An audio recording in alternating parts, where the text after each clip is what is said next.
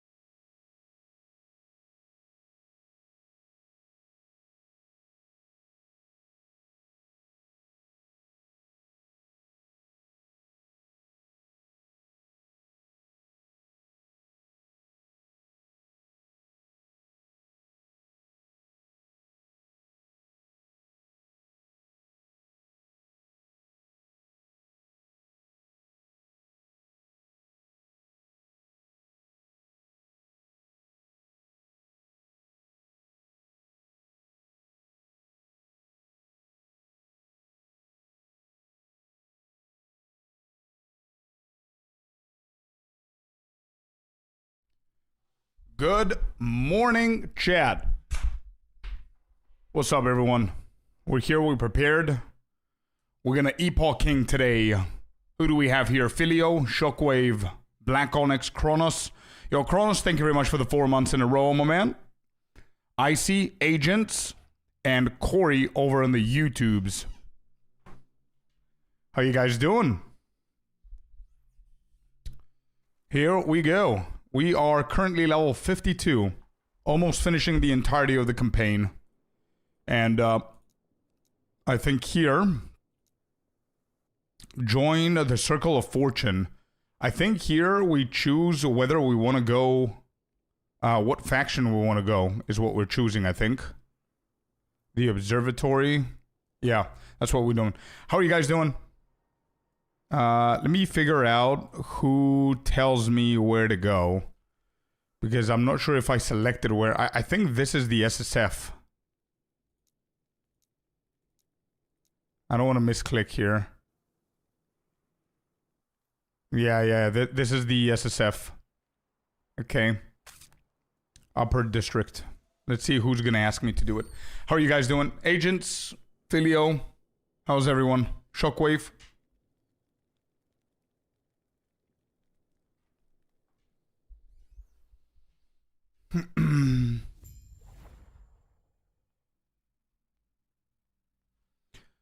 This game isn't particularly interesting to me, but I'm happy to hang out while I'm just painting. Fair enough, man. I really like it so far. I mean, the graphics are not bad. The combat is pretty cool. I really like the fact that there's not a lot of screen cluttering happening, you know? I like that. It's very rewarding in the beginning, which is also pretty cool. They hold your hand for a lot of different stuff, which is also something which is good to, you know, it's good to have with games like these usually. But yeah, haven't seen much of it. After watching some of it, I may like it more. Yeah, maybe that's it, bro. I don't know if you're watching other streams and stuff like that, but I haven't done the majority of the big stuff, you know? Zarek asked me to introduce myself. Alright, is this joining the trading? It is. Where is the option where I have both of the screens? Factions. Here it is. Okay, there it is. Found it. So let's do a little bit of work together, chat. Okay? Just so we can organize ourselves a little bit. Dave, welcome in as well. Just got back from Lapland an hour ago. Nordic Lights were bonkers for 2 weeks straight. Sounds really fun, man. It's pretty much the only one I watch. I like the positive vibes and music. Thank you so much, dude. I appreciate that. That's great feedback to know. Thank you. But yeah, unfortunately, I didn't really do a lot to help you figure out whether you like this or not, if it's worth it. But we're going to start acting a little bit differently now with our Discord and everything. I want to try and help a little bit more You know, people knowing what I'm doing, what we're doing in general as a community. So we had a meeting, a short meeting with Icy this morning, and we renamed the general chat to PoE2 chat general, so we can keep that to PoE2, and then we have another generic one, which is for off topic, and we have other games, and Last Epoch is in here. So I'm gonna do Last Epoch. There you go. Factions will be introduced later in the campaign. And just so you know, you will have to pick between two. There it is. What's the name? Circle of Fortune. Circle of Fortune is kind of like SSF. You will not be allowed to trade with people and buy, sell items. However, you will be able to produce items and buffs that will help you drop better loot. That Circle of Fortune. And Merchants Guild is how you will be able to trade and buy, sell items with others. There is a ranking and reputation system for both. So if you ever want to switch, you can, but you will lose some of the progress you've done with the faction you were. There you go.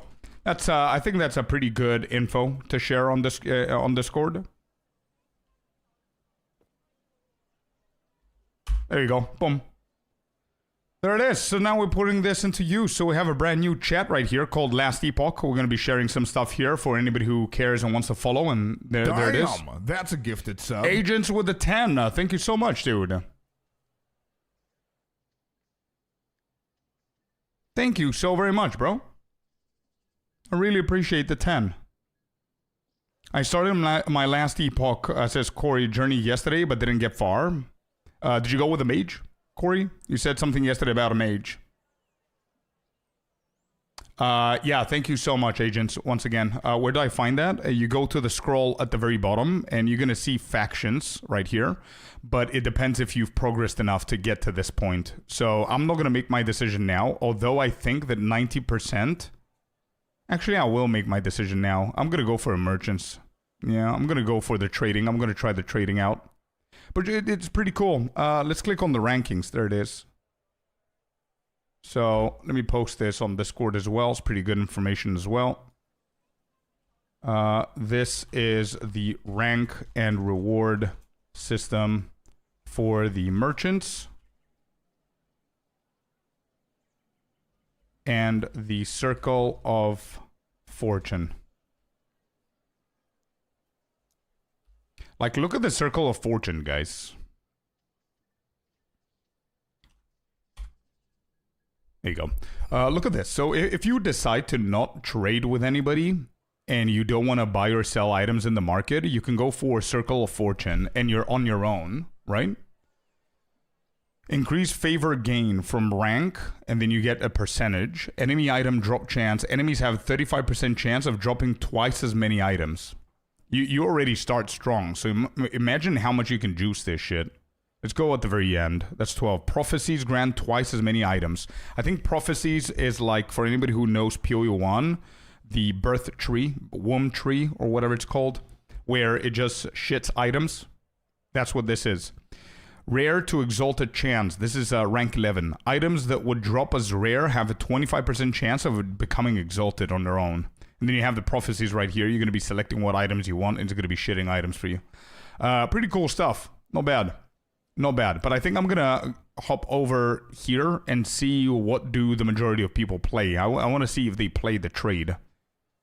I mean, SSF sounds really cool, but yeah, let's try the merchant. I was about to ask, if there's anybody who knows Last Epoch more than us, what do usually people play? Like, you've played COF mostly, okay? Do you think do you know what the majority of people play? Is it so much more worth going for COF? Like, I'm attracted more to COF, to be honest.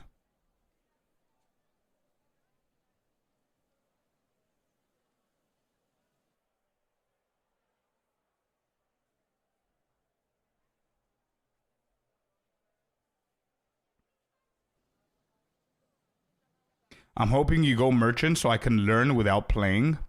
Yeah, but the thing is, apparently people are saying that mercenary is less populated. It's like 70-30. 70% are playing COF. The other 30% are playing the merchants. So I'm wondering if we're going to make the right decision and then grind that. And then if we don't like it, we need to go back, which is going to reduce our progress.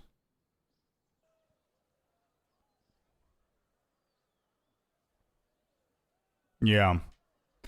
You know what? I'm not going to make the decision now. I'm going to stick to my initial plan. Let's just go and finish up the quest real quick. I'm a hair from 50. I will check it out soon. Yeah. You're very close to me, man. I decided to keep going for the campaign. I'm probably going COF just so I don't have to deal with other humans. Yeah, I'm thinking about not dealing with the merchants, to be honest, Corey. And everybody else was thinking about the merchants. I was also thinking about the merchants. We were talking about it with Icy this morning. Now I'm thinking against the merchant, because how do you know the pricing? How do you know the prices? There's no price checker in the game, I don't think. Would you have access like asynchronizing trade like we have in PoE2 where you can check the prices? See, and this is stuff that I need to learn. Yeah, 100%. Now we're gonna dive deeper into the game and we're gonna learn. Yeah, no worries about that. But oh, this is COF, dude. The game wants me to go COF. I think I really like COF. Let's look into COF a little bit more. Factions, rank and reputation. So, alt show help. Alt show help for what? You gain favor when slaying enemies or completing quests. So the more dudes we kill, the more favor we get. You can spend favor in the observatory to increase your reputation and rank, unlocking rewards. A small amount of reputation is gained while slaying enemies or completing quests. Each rank increases favor gained by 5%. Interesting. Okay.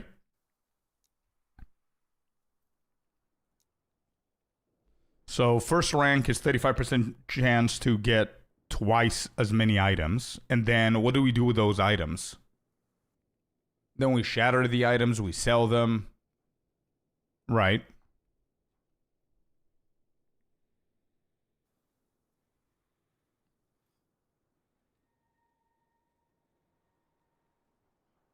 Oh, this is big. But I've been told that sets are not that great. We need to double check for sets in your gear. In your builds, but it says here whenever a set item would drop, the whole set drops instead. Crazy. 35% chance for double rewards from monolith echoes.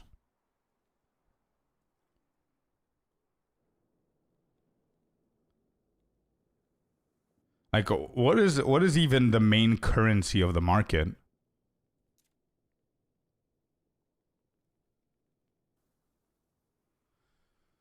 Okay, so it says Circle of Fortune is an item faction that grants powerful benefits towards finding more and better items. You'll be able to align with a Circle of Fortune for the first time during Chapter 9. Unlike the Merchants Guild, items found while aligned with the Circle of Fortune will always be untradeable. They can still be gifted.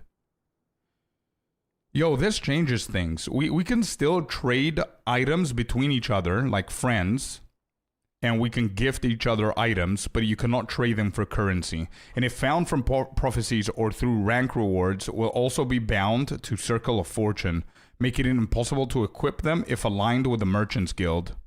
Right, so it's specific. You just buy with gold. You have to go to the bazaar to price check your sales and put them up on the market. If everyone is COF, you can gift and equip gear amongst each other. I think that's what we could go for, chat. Mini Day, welcome in. Mini Ava, how you doing?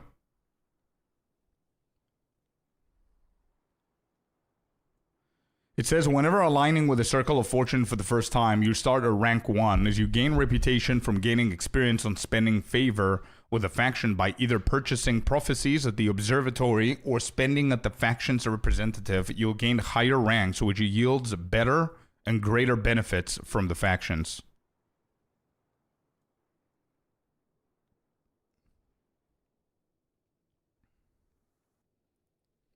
Prophecies. Wait, what does it say? That, bro, I just need to say it before we proceed. I absolutely love the fact that you can find every single information within the game.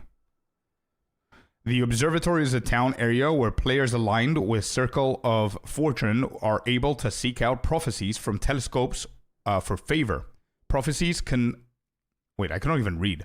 Prophecies cause certain items to drop when completing a specific event. So it's exactly what I said. It's like a tree kind of thing. You choose what reward you want, and then it's going to spurt it out, and you're going to get that.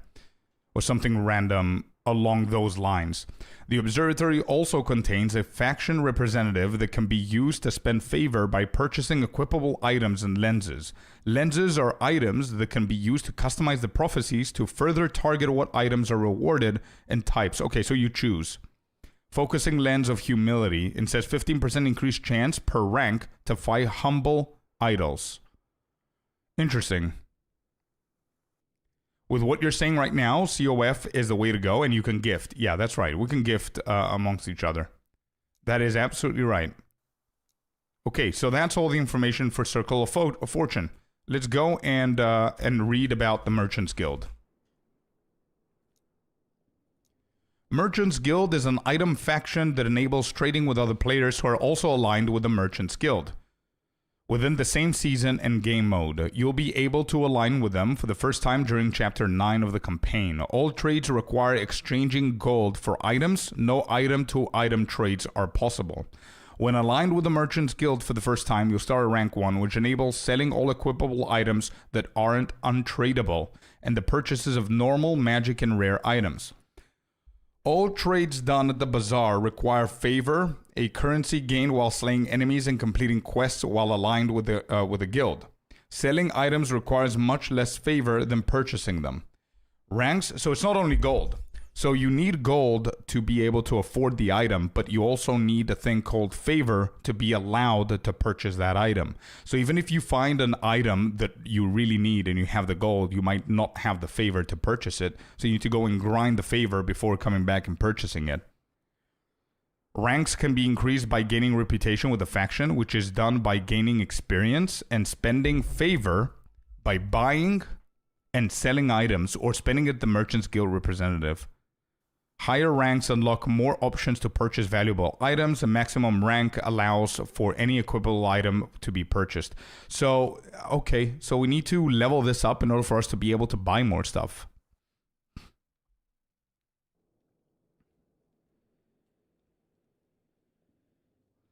While aligned with the guild, 2 different tokens can be found that bypass some trade restrictions. Merchant's token allows the purchase of an item at the bazaar while ignoring the favor cost. There it is, there's a token apparently.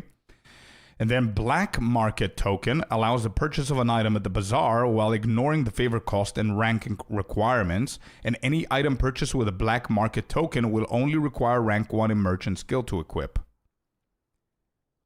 Right, so not only you need gold, not only you need favor, but you need a specific rank in order for you to be able to buy the item and also equip the item. Because you could have potentially the gold and the favor to buy the item, but you might not have the rank to be able to equip that item that you just bought.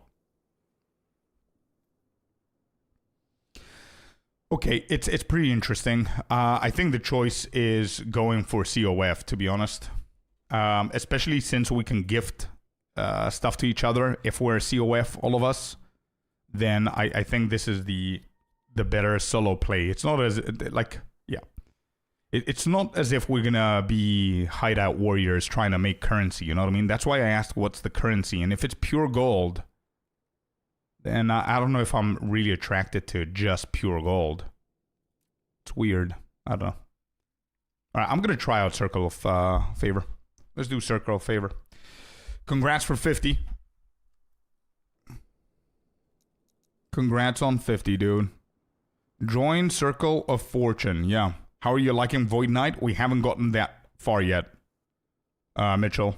I'm almost done with the campaign. All right, here we go. We are COF, Favor and Reputation. While aligned with the COF, you gain favor when slaying enemies or completing quests. Favor can be spent in the Observatory to gain Reputation, which is your experience with a faction. A small amount of Reputation is also gained when slaying enemies or completing quests. As your reputation grows, you gain ranks within the Circle of Fortune. Yep. Okay, beautiful. So there's nothing else to do now. It just says gain 900 reputation to rank up. And we already... Is it? Yeah, we already have 35% chance to get twice the items from killing shit. No, there isn't, Filio. No, it's a little bit too soon. We need to get well into April to get more information out of that. Okay. Oh, here we go. So this is the telescope. And there it is. All right, so we've got multiple different items that we can go for. EOS Telescope Weapon Prophecies. Accessory Prophecies. The Hermit, what is this? Death of Abomination, so we need to kill that. Condition Fall of Outcasts Timeline. There, you sexy beast. David with the 5 months in a row. Really appreciate you, bro. Thank you so much, dude.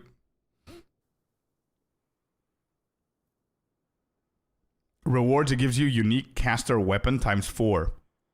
If you choose and do this, but we need favors. Okay. Do you have to be friends to gift? I don't think so. As long as the person is in your party, you should be able to gift. But what you do need is a specific type of currency to gift. I don't remember. Resonance or something like that, I think it was called. What is this one? Armor Prophecy. So we have Idol, Armor, Weapon, and Accessory. And we can reroll with the favors. Turning 40 late May. Hope it doesn't overlap with my trip. It will be out. For sure it will be out. But what they're saying is end of April is going to be the reveal. Early May it's going to be the release. So if you're going to go late May, you're going to be fine. It's still going to be out for sure. Rare Bone Amulet. Okay, can I... Oh, there you go. Wait, so if I hold Alt, show rewards. Yeah, there it is. So these are amulets. This is a ring. This is a unique jewel.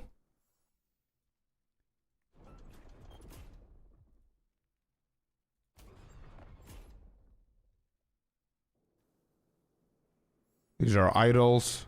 Okay, so I don't need to walk around. Always show reward icons.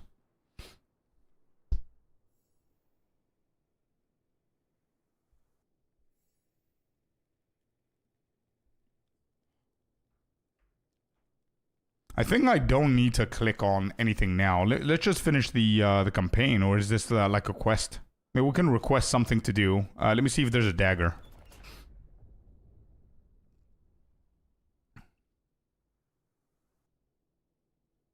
Caster weapons. Two-handed sword. That's 920. Yeah, okay. I'm gonna go and do some questing. And then we're gonna figure it out.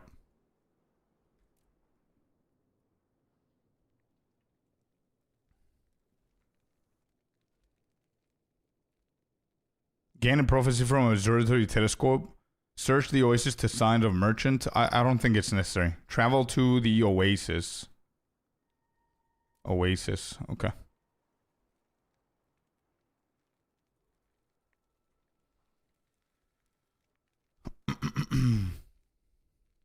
Doing good and still playing WoW Classic. Started a Paladin Twink. Ooh.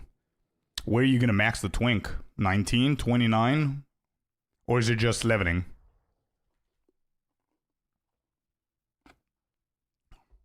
Hold up. Where do I need to go? Oasis. Here.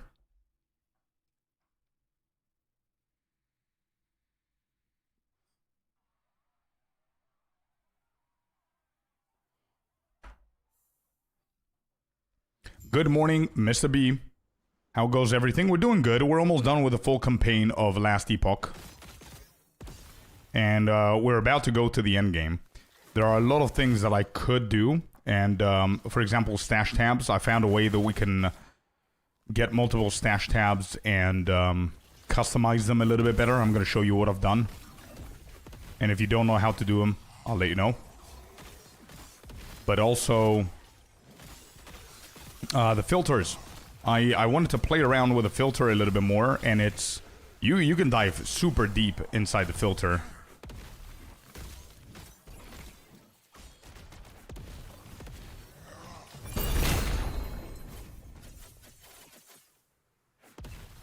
Okay, let's grab all of these.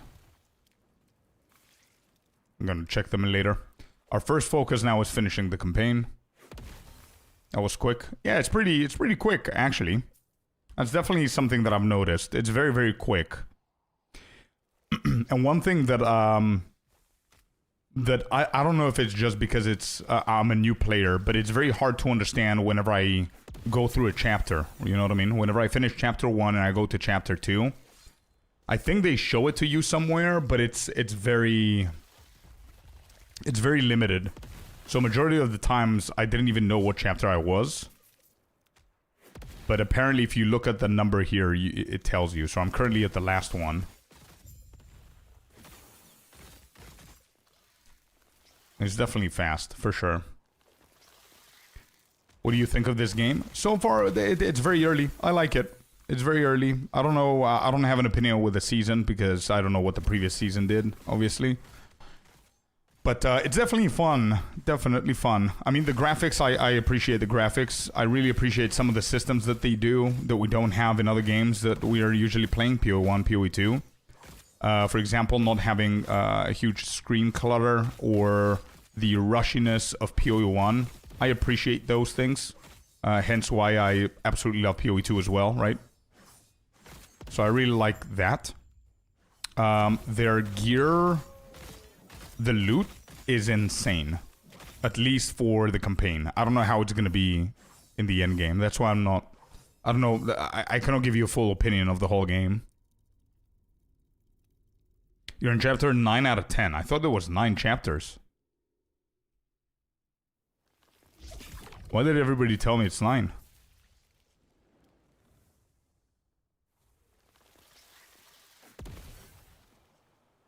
Chapter 10 is new. Oh.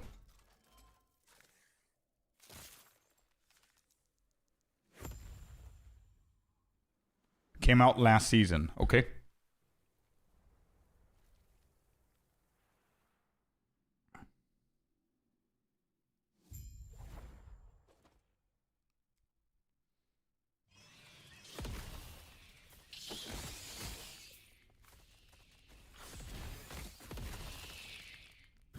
Yeah, so the fact about the game for the campaign is that the loot is a lot. It's really buffy. It's really good. The loot early on. You feel insanely strong with every single item that you find. It doesn't gatekeep you with the loot, that's for sure. The gameplay is pretty chill. It's pretty slow. But you can also just skip everything, you know what I mean? You've got that option too.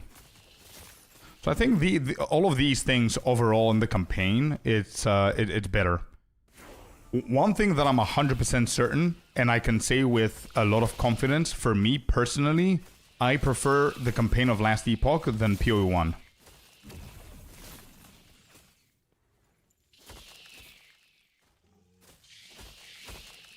Mostly because of the new season theme, the corrupted items. Maybe. Yeah, maybe.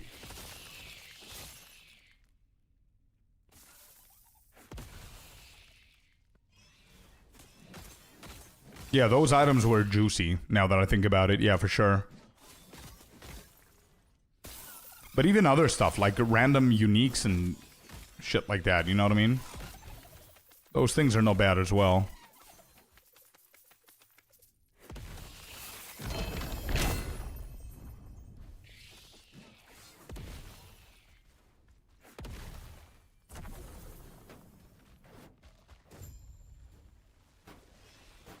Doesn't feel that it's overpowered in terms of a lot going on in the screen. No, it's not.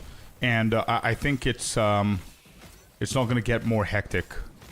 A lot more hectic, at least in the end game. Like, I've seen a couple of guide videos and everything in the end game, and it didn't feel overwhelming. Plus a lot of other quality of life features, like sorting the inventory. If you have it messed up, it's going to automatically sort it in a way that it's going to save you some space, you know what I mean? Which is pretty cool. What build are you going to play? Voidknight. What is it? Warpath? Something like that? Spin to win, I think it's what I'm going to go for. I really preferred that build whenever I saw it. Alright, let me double check if these are good.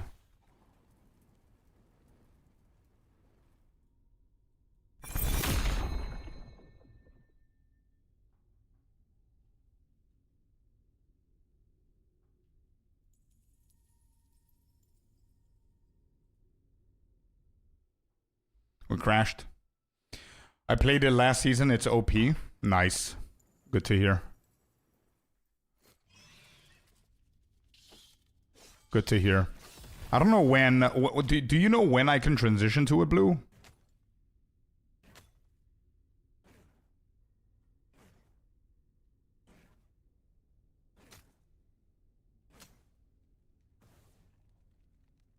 I probably am going to need some specific uniques.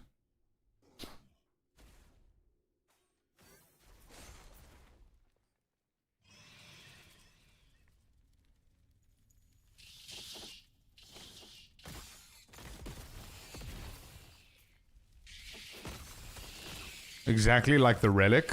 Right.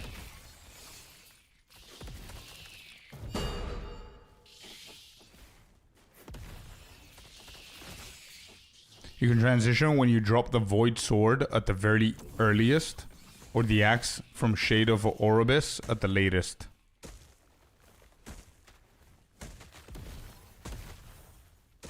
Well, to be completely honest, I would love to transition the earliest that I possibly can. Like, if there's an item that is a lot shittier than the second item, but it will allow me still to transition, I want to do that.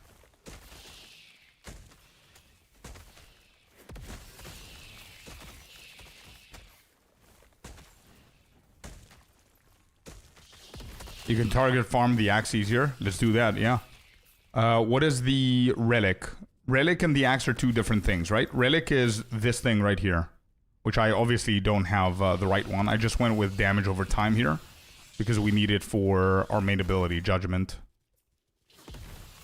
Oh boy, wait, I need to go down again.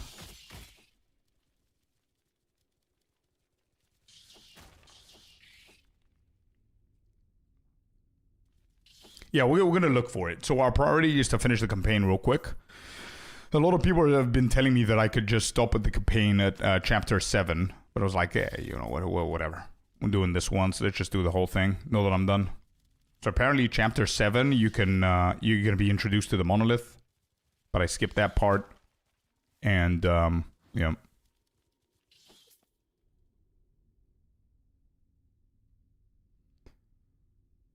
Oh, you think so, Blue? Take your time and find the items. So if I don't know if I can target farm the relic, but if I farm the relic and I farm the axe and I got those two, can I just transition? What's this game? Last Epoch. Last Epoch Season 4. It's very new player friendly. I have to say, it's very new player friendly. There's literally a tutorial and a full-on explanation of absolutely everything within the game, Yusuf. Is it possible to make your kinetic build Hierophant an Inquisitor? I really want to try another Ascendancy. What do you think? If you want to try another Ascendancy with the kinetic blast of clustering, Garcia, I would 1,000% guarantee you can have more fun with the new Ascendancy. Necromancer. I've seen so many people, I haven't tried it myself, but I've seen videos on it. And I've seen a lot of people doing that. And I think Spicy Sushi should have a guide for it.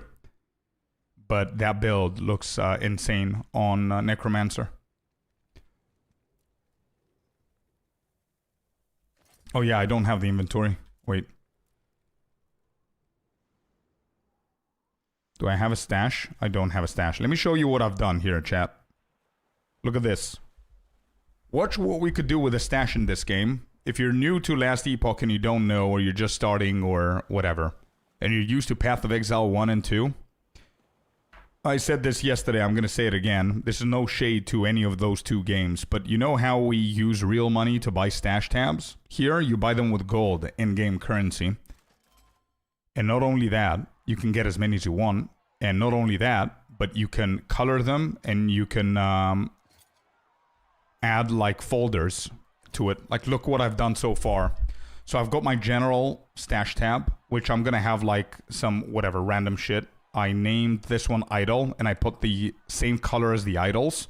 So now I'm not gonna look at the idols because I'm in the campaign. I'm just gonna throw them in here like this. Okay.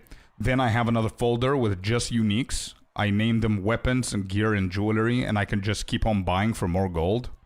Then I have a third one for legendaries, and I'm gonna keep on going. Put every single one that I need, and I'm gonna add them here. I don't know how many of these tabs I'm gonna need, but I'm just playing around for now. For example, this one, I could potentially call this set and put it green. Select category, general is fine. So now set is gonna be here. We're taking away this set, and we're putting it into here, and that's that. And you also have like a sort function as well. Pretty good stuff, man. You can configure it as well. Tab priority, colors, icons, or whatnot. So it's not bad.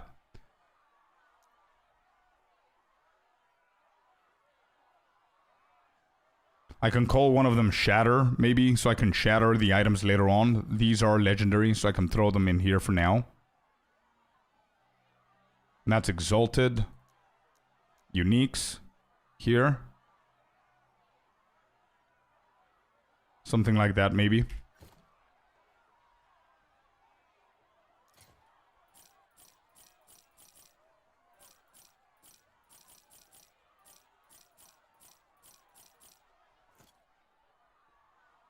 Not bad, man. Not bad. I really like that feature.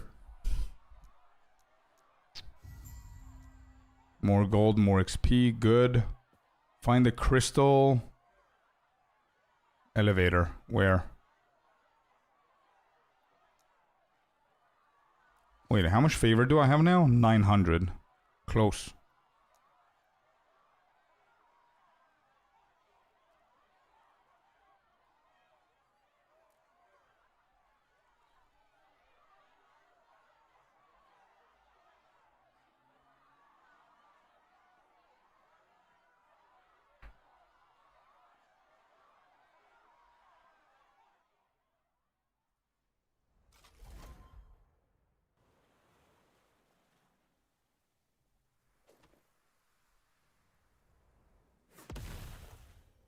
Wait, where do I need to go? Oasis, into the mines, into the area. Okay.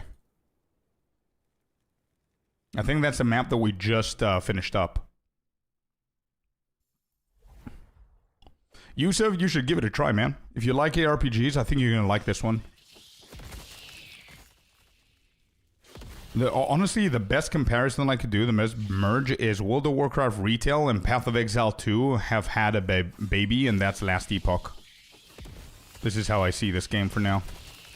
Again, it's too early for me to judge, but...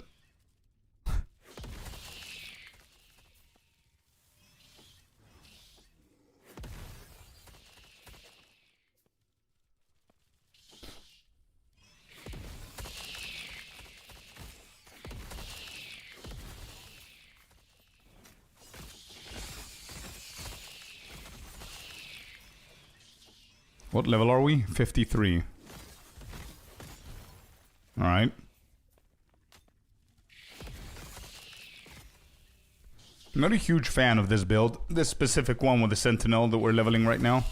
That's why I'm looking blue. I'm looking to change soon. But if you're saying this is going to be tough, it's probably going to be pain in the ass, then I'm not going to risk it. Of course, I don't want to brick it, but you know what I mean.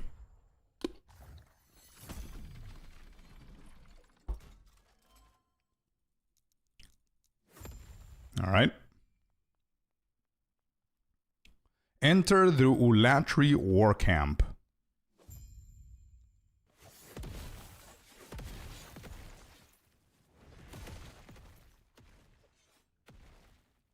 These guys are level 55, I'm 53, so I'm allowed to skip a few. We don't want to over-level them by 5, that's for sure.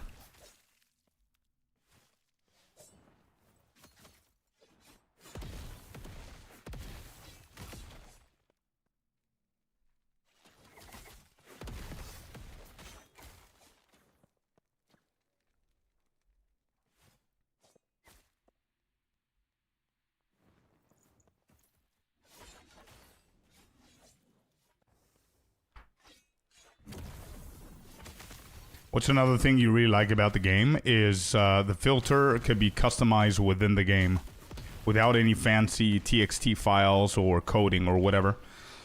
Like the whole function is within the game. So if I press Shift F, I already uploaded a filter. Let me just kill this guy. I already uploaded a filter, but if you select plus here, create new filter, it's then gonna give you options that you follow. And it's very well made. It's intentional. You know what I mean? It's not like something that they just slapped in and called it a day. They definitely put some effort in there. I need to go back to basics on this game. Oh yeah, for sure. For sure. Yeah, I was doing some... Wow. What a map. Hold up. Let's appreciate what's happening here. I'm literally on a bird. That's the map.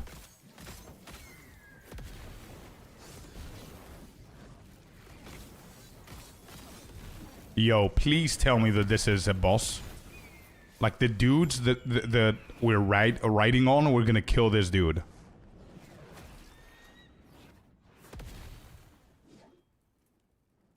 Never mind. Yeah, I was about to say that what Corey asked for the basics. I was reading... Oh, we crashed? Oh shit. I was reading some stuff like basic, and then I found myself going deeper into the wormhole.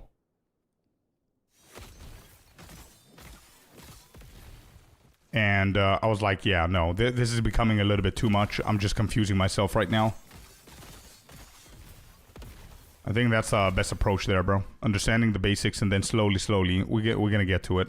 That's why I'm trying to avoid any... any major changes or any major discussions and opinions and stuff like that until I get to the end game and I go a little bit deeper in. Because I read somewhere that the monolith, the normal monolith, is just like a tutorial of the end game, and then the empowered is where the real grind starts.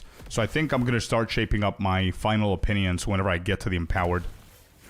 I don't know what going corruptions are. Like somebody said they did 1,000 corruption. I have no idea what that is, but I'm just speculating that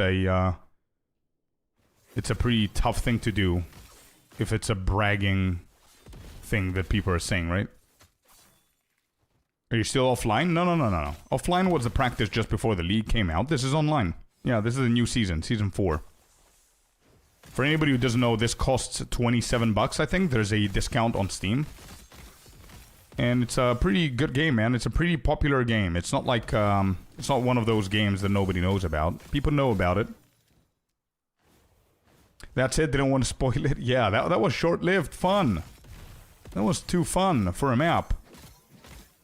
I don't know if it's hard to regulate such a map. But that's so unique, man. I haven't seen it anywhere in any game being that pretty. You know what I mean? We have it in PoE 2 where you're in a caravan that's moving and shit, but it didn't look that good.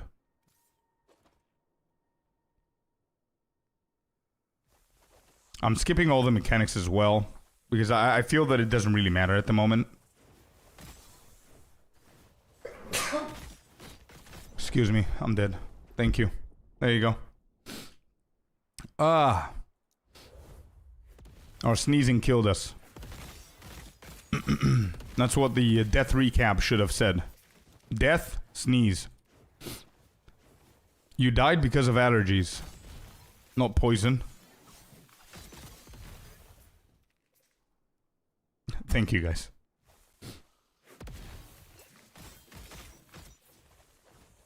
Yeah, apparently I'm starting to be allergic to dust. It's been a couple of months now. It's a pain in the ass, dude. Sprays and whatnot. Death recap. You're dead. You took 69% damage. Cause of death? Dust. Poison equals allergies, yeah. Am I supposed to do something here? I don't see an exit.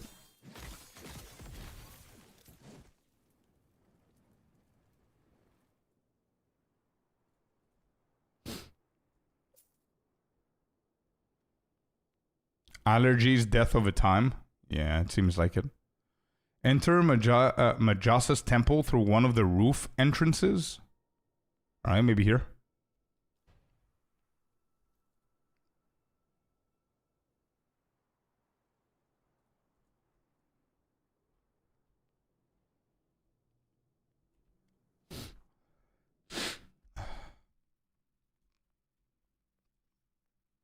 Hey, Fumble. What's up, man?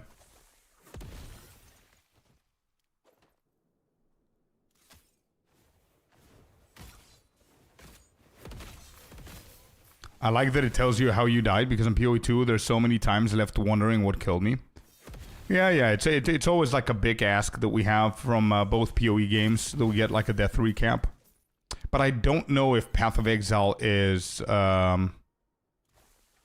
suited for such a death recap, to be honest. I don't know if they have the I don't know if it's the piece of technology, I would say. I'm not sure. To be able to tell within a millisecond the way that you died with everything that's happening on the screen. Maybe in PoE2, yeah. I don't think in PoE2, no shot. Like, even here, they only tell you the cause of death being poison. Which is all the information you need if you think about it. So if I check my poison, yeah, look at that. 25%. You see? 25% is my lowest resistance, which is also my cause of death. They want everything to be mysterious? Yeah. Surprise, you're dead. You won't find out. Try again.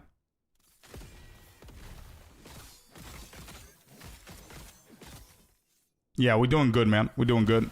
I saw your message, though. I don't think I'm gonna need anything, but thank you. How are you deciding what gear to explode into shards versus sell? So, in the beginning... like yesterday, if you remember, on stream as well, and last night and this morning, I was shattering almost every piece of gear that I found good modifiers. And then I started thinking about it more, and I clicked. We don't have a lot of gold, and the shattering omens or shards or whatever it's called, it's sold by the vendors, and it sometimes is 2k a piece. So I stopped buying them, and I thought that it's going to be more of an endgame thing to do, where you just look at your build and what you're going to need later on, or right now, and you just consume and shatter the gear pieces of the shards that you might need now or in the future. That's how I do it from now on. So, giving you an example, if I need physical reduction, and I need melee damage, and I need spell damage or whatever, then any item that has those three modifiers, I'm gonna keep them to shatter. Everything else goes to the bin.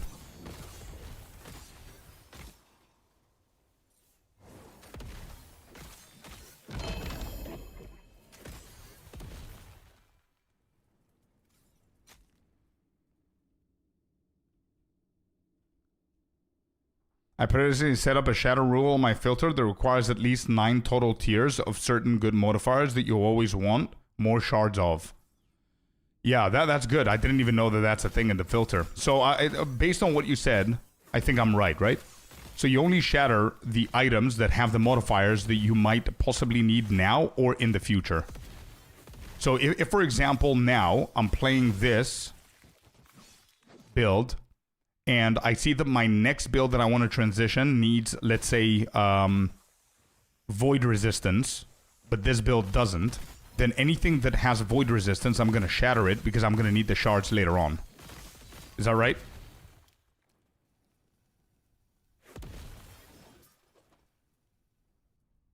Yeah, fumble, I answered already, bud.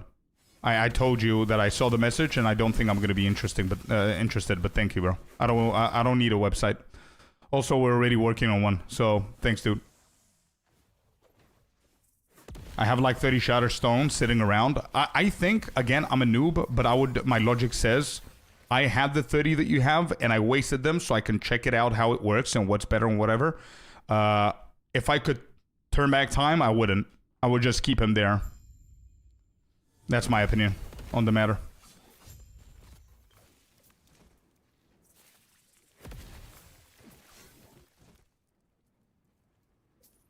Why do I think so? You're asking me why I'm rejecting your sales offer? You messaged me on Twitch telling me that you want me to buy a website or build a website. I'm telling you I'm not interested.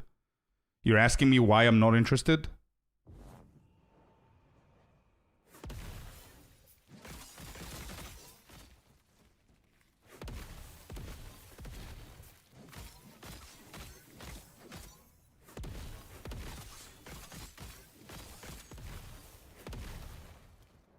So is this still 9? This is still 9.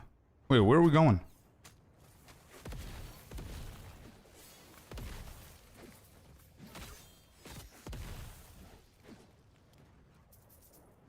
Oh, we just survived the minions. Never mind. I'm blind. Who knew? Chad, did you know? In games like these, you gotta read stuff. Did you know that?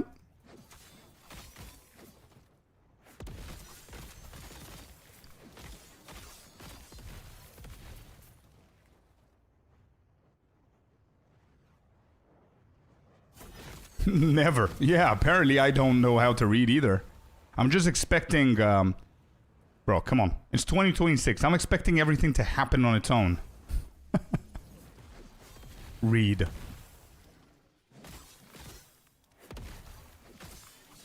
I was like, I was complaining about, wait, how am I chapter 3? How would I know? Why doesn't the game tell me what chapter I'm in? And then somebody says, dude, read. You see where the quest is? Uh-huh. Do you see the number? Uh-huh. Do you know what that is? Roman numerals? Yeah, convert that. It says 6. Act 6. Read. I was like, yeah, okay. Yep. There it is. Well, chill, man. It will make your stream look professional, and viewers and other streamers will love to watch your stream. Okay, cool.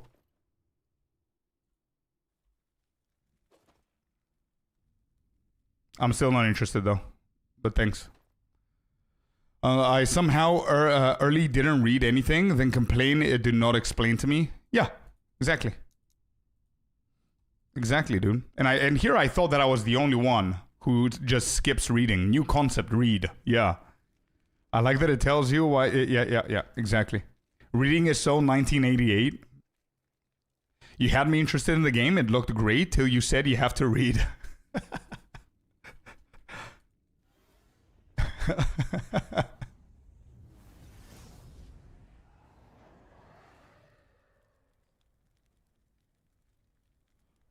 By the way, all jokes aside,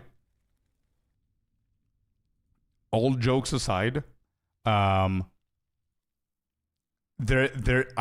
think there is a single thing in the game that is not actually explained within their tutorial section. I don't think there's a single thing in the game. So if we ever catch ourselves complaining, we just know that we're spoiled, dude. That's all I'm saying.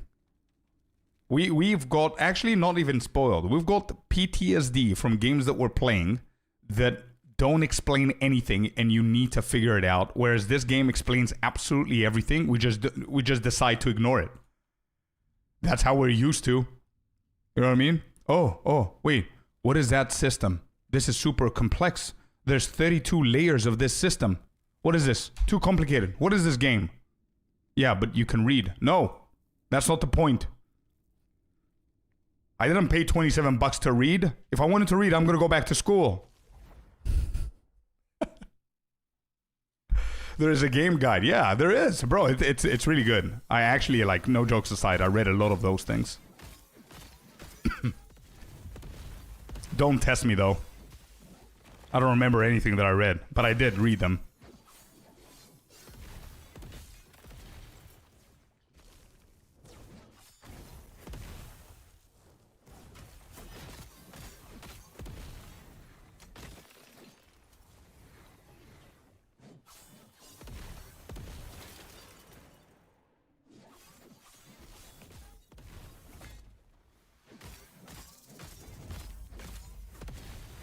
Is this a final boss of IX? We're gonna speak in Roman numerals from now on, chat. No more 6-7s. Okay? It's gonna be IV V or whatever it is. No, V is 5. IV. No, VI is 6. VII. 6-7 is VI VII. Okay? That's what we'll do. That's what that's what we're gonna do. Good morning, Fabs. I haven't played this game in a long time and re-downloaded it yesterday. Got to level 12. Forgot how fun it is, actually. Last time I played, they didn't have the WSD, so that's a huge bonus for me. Spoiled from PoE 2. Yep. Same here. I was already convinced I'm going to play the game. It looks really cool. A lot of people told me a lot about it. I've tried it in the past very, very briefly. And the second I logged in, I saw WSD. I said, oh boy, here we go. That's a plus. Did you fix the movement speed? I did. Yes. Yes, yes, yes.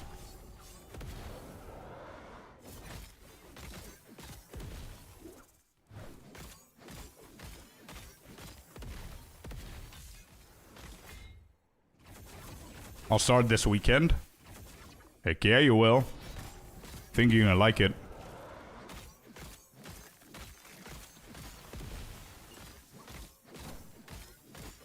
Oh boy. Well, would you look at that?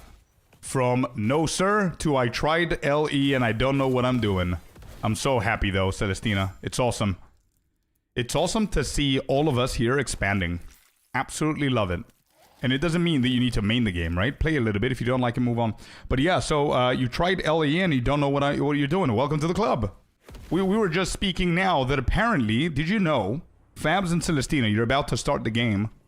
Did you know that you can read in this game? And actually, this game provides you with every single piece of information that you might ever need about the game.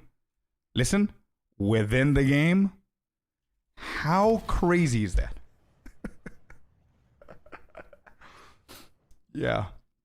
Insane, yeah. Everything is in here, chat. I'm not even kidding. Like, all jokes aside, look at this. Let me try and find it. Boom. G on keyboard. Press G on keyboard. Here you go. Everything that you might ever need about the game. Look at this. Basic stuff, yeah? If you're confused about basic shit, like, look at how many things you guys can actually skip because we know them from PoE 2.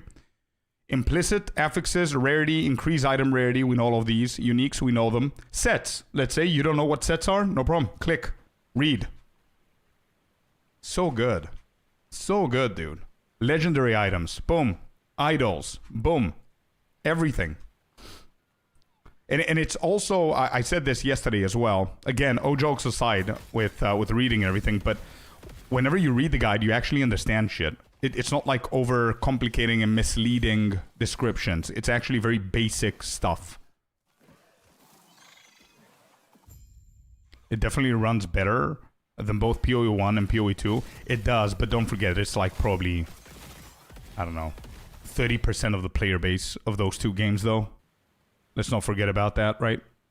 Pick a build guide on max roll and just follow. Even my old ass has figured out how the chapter 8 already, almost 9. Yeah. Now, max roll, I definitely need to give it to max roll. I think max roll is officially partnered with Last Epoch. So every single guide is in there. Firstly, I learned more about the basics and the more advanced systems of Last Epoch from max roll. If you go to max roll and you click on Last Epoch, at the very top, there's something like beginner guides or something like that. Get started. And you can literally learn everything within there. And there's a tier list as well. You can pick your build. You can pick a leveling build. And that's that. Yeah, no, it's really good. It's really good, Celestina, for sure.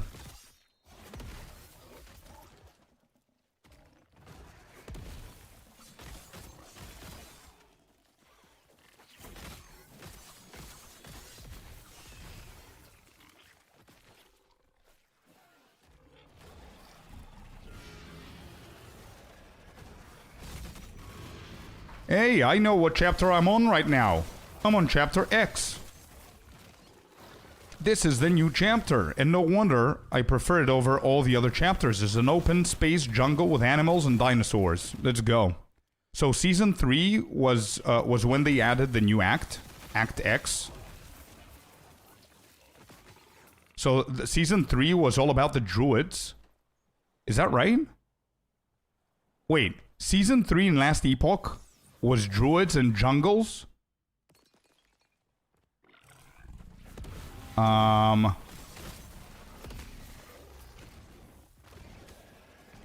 It was about beasts? Ah, okay, okay. Awfully close to the third edict. But we love it. We love it. I really like areas like these. I prefer them over the grim, dawn, dark, necrotic, and voidy and shadowy realms that every second region has become in every single game that you play, if you think about it. Have you guys ever thought about that? What happened to creative zones? And I don't know if it's a thing that people think about, but something that I'm thinking about when I shower. What about you guys? Every zone has a hint of corrupted blood or bleeding or poison or void or dark energy. Usually purple is the color. And, yeah. And we don't have a lot of, like, naturey, water, calmness, beasts, dinosaurs kind of vibe, you know? Am I alone on this thought? The Rift Beasts and was more Beastmaster Shaman related. Gotcha. It looks really good though.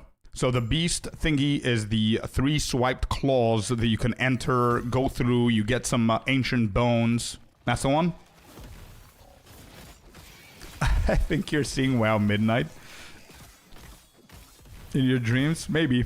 But from yesterday when I started in Act 1 until a little bit ago, almost every single zone was identical. It was desert, sand, necrotic vibe, undead, dark places, void stuff, you know? This is the only one that I see.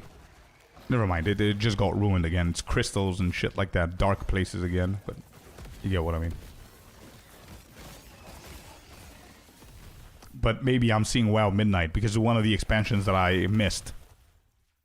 There's not a lot of... bro, WoW existed for 25 years. For 22 years, sorry. I think Midnight is one of the few expansions that I've ever missed in my life. So, yeah. Probably I dreamt of it. I don't even remember it. It's in my subconscious.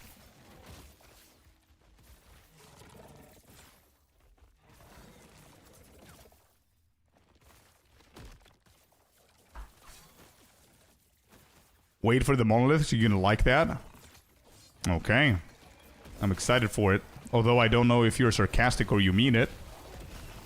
Because a name like Monolith doesn't scream tigers and jungles. But no, all seriousness, I really like the graphics of this game. It's very different than PoE, Diablo, and stuff like that. But I really like them. And I would love to hear the opinion of people who have not played World of Warcraft retail. You mean it? Okay, good, good. Now I'm a little bit more excited for it.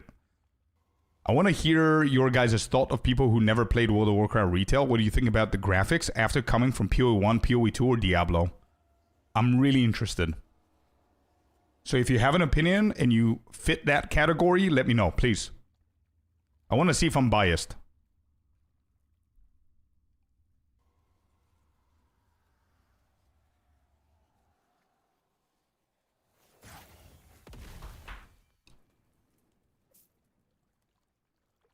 You found it? What is this? Unicorns?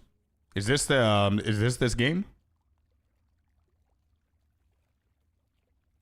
Diablo 3? Why are you showing me Diablo 3 stuff? Oh, is it unicorns in Diablo 3? Wait, you're a cow? In your stinking bag of flesh with no fur.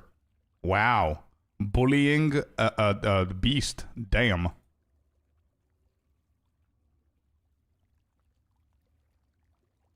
Oh, yeah. Yeah. I remember something like that. Cool. I'm really getting tired of being deleted off the zone.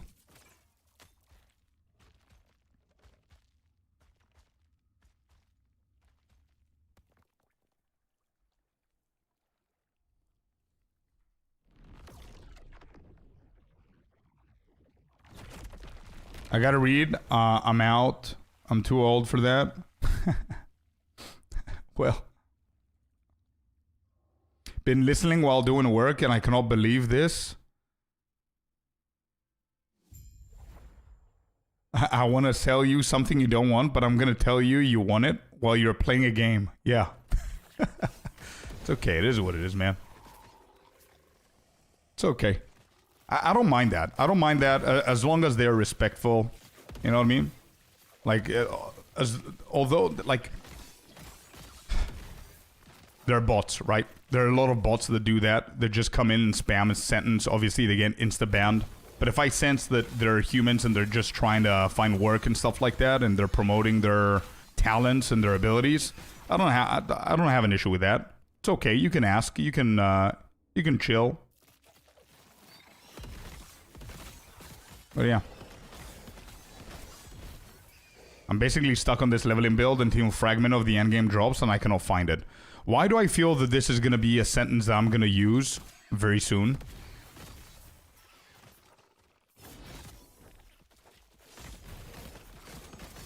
I feel that we're going to finish the campaign, we're going to go into the endgame, and the games are going to be like, ha! Gotcha. Now you're invested, you had fun in the campaign, get ready to suffer.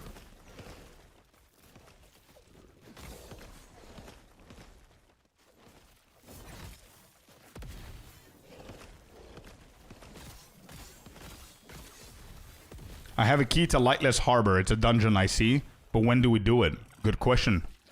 Could you, maybe if you have some time, since I'm killing beasts here, can you check the guide? Maybe they say something about dungeons. Actually, let me check it myself. Wait, I'm interested as well. Let's see if they tell us in the game. Let's say somebody has a question about a dungeon. What is a dungeon? Explain yourself, game. Dungeons. There you go. You can't read, okay. Dungeons are special challenges throughout the game with a special mechanic, a boss, and unique rewards for each one. Entering a dungeon requires a specific key to that dungeon, and there are 4 tiers for each dungeon with increasing difficulty and reward. Pretty basic so far. Keys for each dungeon start dropping at a higher level than the tier 1 level of the dungeons, so you're likely to come back to them later for the rewards, or use them on subsequent characters. Right-click a dungeon key will show its location on the world map. There you go. That's the first thing that you could do. And I think I have one myself. Let me double check. I think I have a key.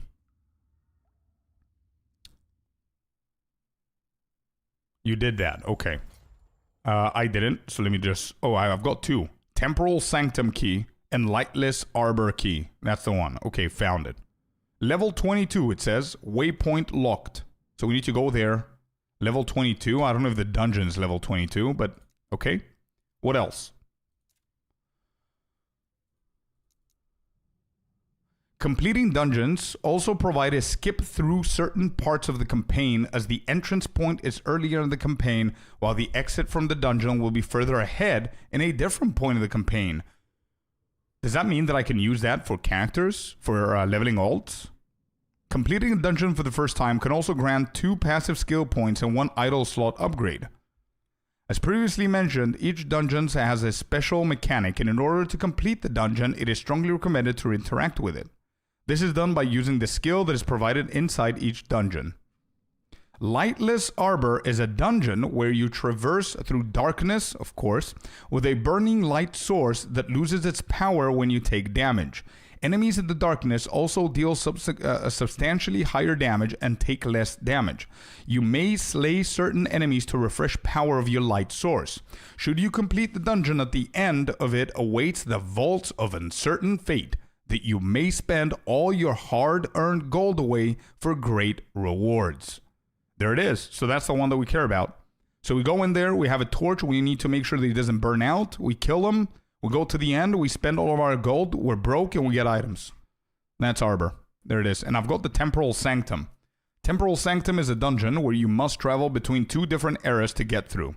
And at the end of it, you'll have the option to use the Eternity Cache to create a legendary item by combining an exalted and unique item with legendary potential. Whoop, I see a mistake. Devs, I found a mistake. You misspelled legendary. I found a mistake. Grammar police is here. There it is. Bro, I bet it's been 4 seasons the game's out. Yeah. Fuck this game, dude. Nah. What is this? That's LE slang? Bro, listen. There's 4 seasons of this game. I bet nobody has seen this mistake to give the feedback to the devs to fix it. You know why? Because nobody reads. Scorp is here in the game to read.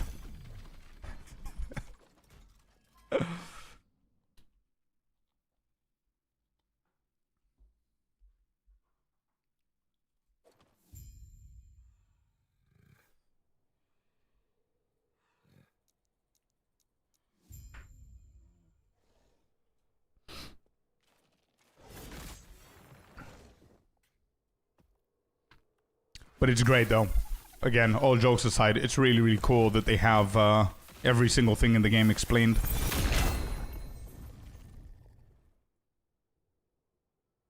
Oh, hello there.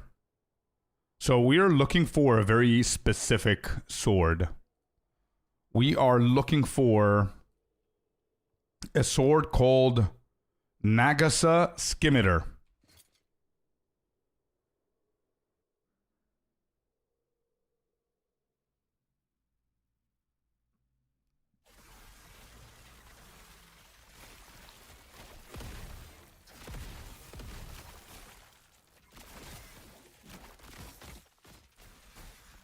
They did their own take on the loot goblin of Diablo. Yeah. Yeah, those guys are pretty cool. By the way, from now on, also, don't forget that my loot is going to be empowered by my choice of the faction, because we have 35% chance of getting double, twice as many items or whatever it was.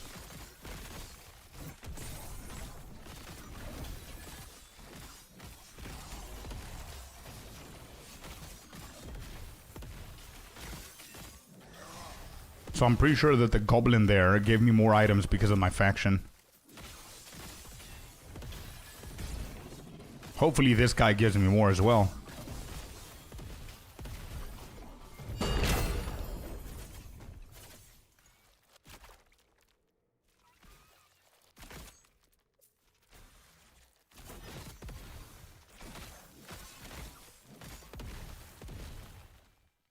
Okay, let's see what we got here. Mage body armor. Fortunately, I cannot give you guys this. Freeze rate multiplier, cold resistance, nothing that is useful for us. Is there anything good here that I can shatter? What do I need in the future? Physical resistance, endurance.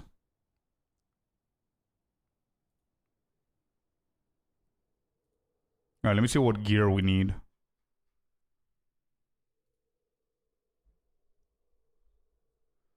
Mana, reduced channel cost, increased health.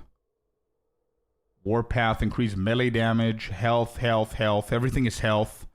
Melee attack speed. Slayer's Odachi of Acid. Two-handed longsword. Like this one right here. Odachi of Glory. Yeah, this is very similar to the one that I need. This is actually not bad for the one that I need. Void penetration. Anchor of Oblivion. Wait, the starter build for the Void, you guys, doesn't have a two-handed. I mean the unique that you guys told me.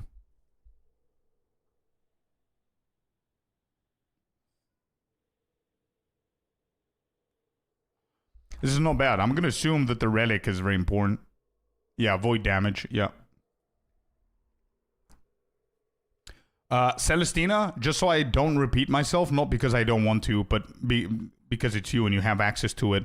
Can you double check on Discord? We created with IC a Last Epoch channel, and I literally posted about the trading system in there just now.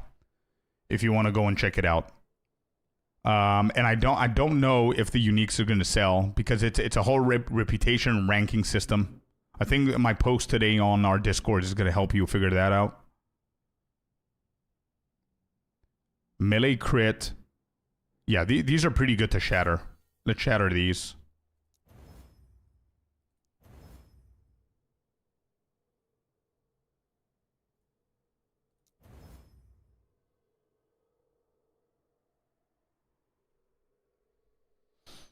What are the gloves that we need? Increase melee attack speed. Health, shred armor on hit, and mana. Health, this is pretty good. We're going to need the shattering here. Sentinel's Champion Regalia of the Ox. What is this? Plate of the Turtle. Increase melee damage, armor, dodge rate. This might be better than mine.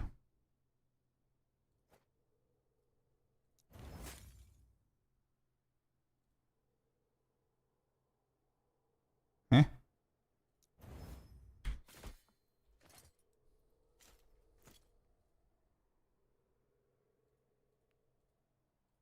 Okay, let's move.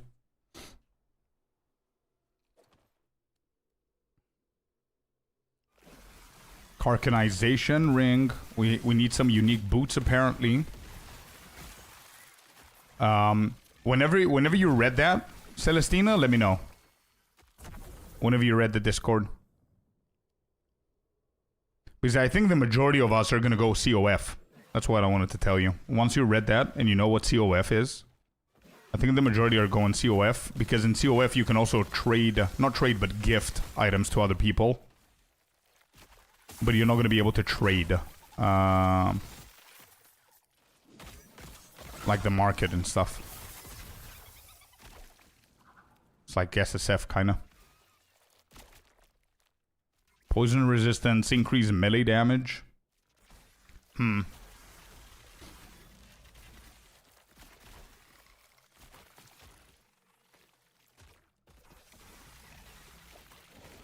Oh wait, I need levels. This area is 59, I'm 55.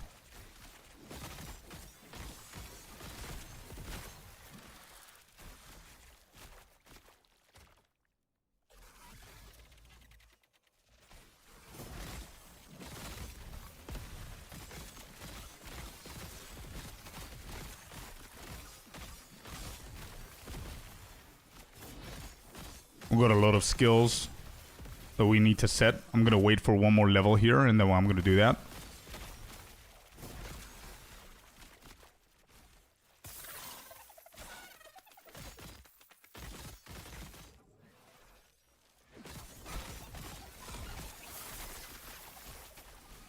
Damn. Very interesting, right? Very interesting, very unique. And I read everything about the merchants. I wanted initially to go for the Merchants Guild so I can trade online. But after reading and speaking with people and everything, I decided against it, because the things that I didn't like about it is A, the main currency in this game is gold. So like I'm not really interested in potentially finding good items so I can get more gold. You know what I mean?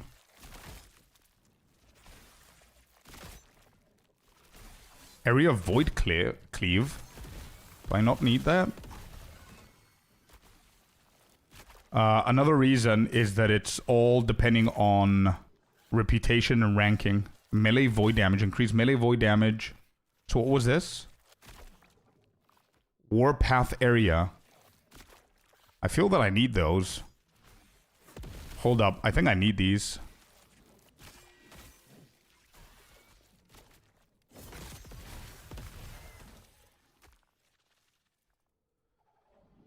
Yeah, so as I was saying, the Merchants Guild is pretty interesting, but it depends on the rank, your reputation, and the favor that you have. You might be able to purchase the item that you want. You might not be able to purchase the item that you want, depending on those things. So it's a little bit meh. I prefer going COF, which is going to help me understand the game a little bit more. And I think you can still gift items to your friends and stuff like that, so it's not bad. Alright, I'm gonna shatter this.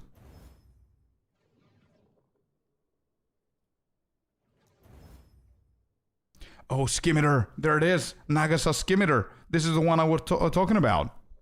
But it increases cold damage. Increase damage over time. Oh boy. Minion melee damage. Minion spell damage. I don't need any of those. But this is really, really good. Yep. This is really great. Good stuff. Let me get the 2 idols. Does not fit to the inventory, really? Let's sort it out.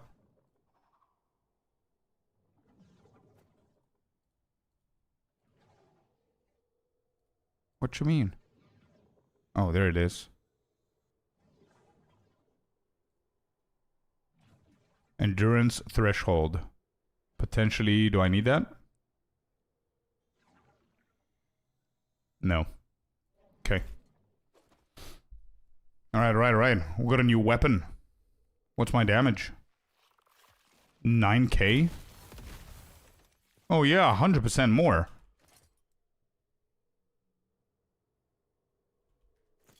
Interesting.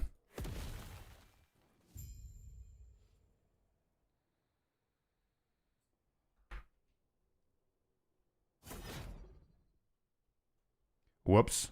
I completely forgot to do this. Can I do this quick? No, I can't.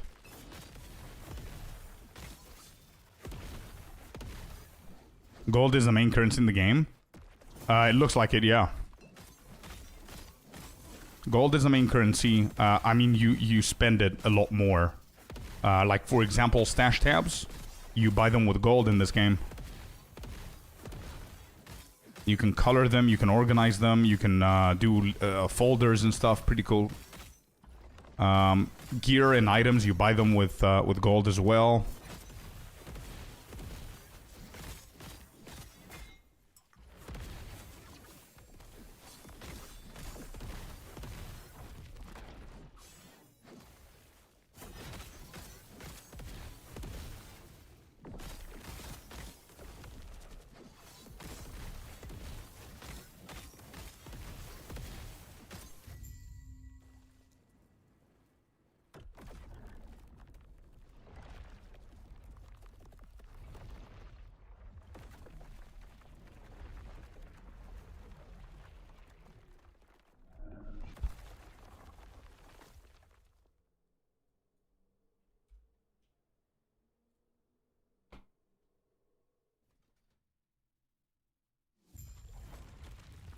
Oh, wow. Right, so Paladin, we've got 5 unspent points.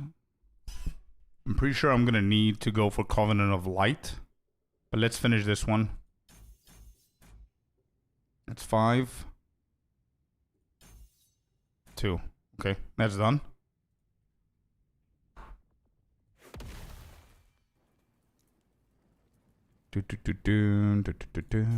That's done.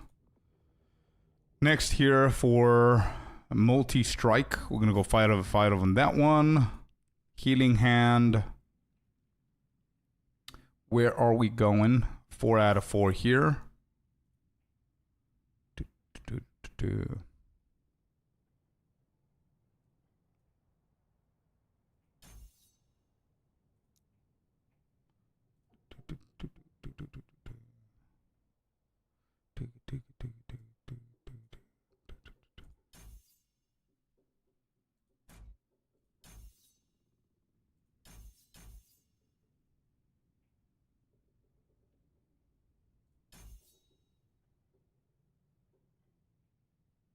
Where's the other points?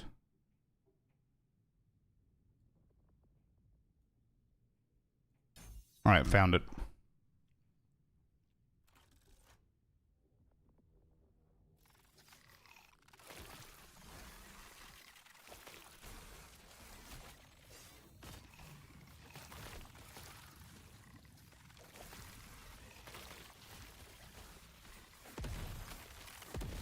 That skimitar that dropped from the new mechanic of this season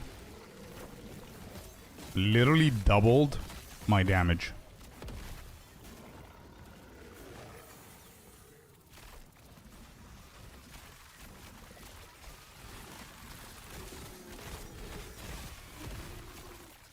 Dude, I need a stash.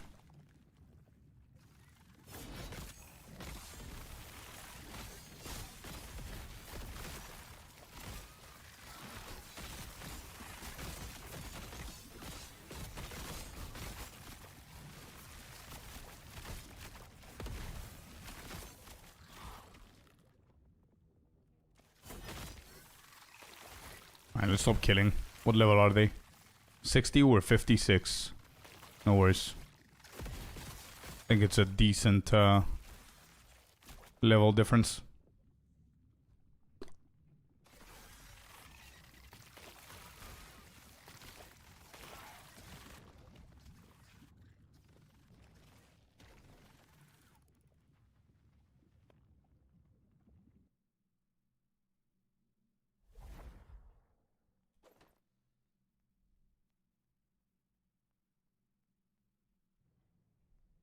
Oh wow, look at this.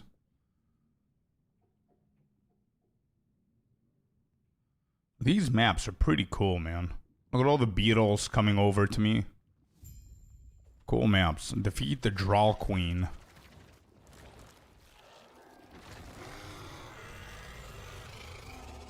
Oh shit. Massive boss.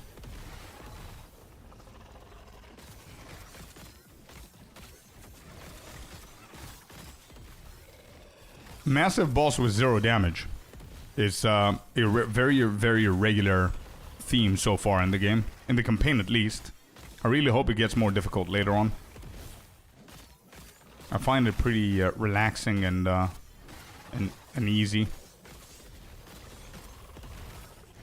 Like, I can literally... I feel that I can face tank anything.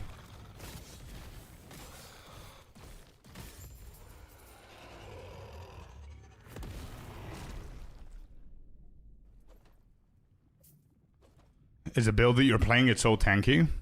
Because of physical reduction? I don't even have it capped. Yeah, it's perfect for me. Nah, you can do harder content, bro. Come on. You're underestimating yourself. You're super fast with leveling, bro, in every single game that you played. What do you mean? Oh, there it is. This is a zone that I like. This is more my type.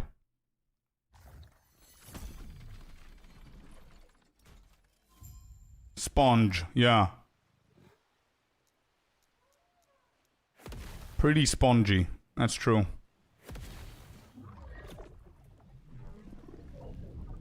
Face tank with the Warlock, love it. Bro, I have a feeling that I'm right with what I said before, that the game is holding your hand at the campaign, and it's like petting you and saying, here you go, enjoy the game, get hyped up for the game, and then you go to the end game and like, ha, fuck you, bitch, ah, psh, psh, psh. Get wrecked. Psych. That's how I feel it's gonna be. Yo. Oh shit, I thought I had to... Okay, he's gone.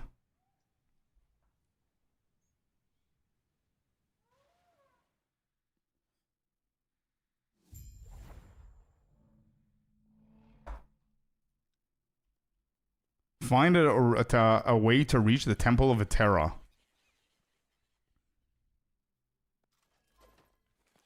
Oh, there you go. We've got a stash.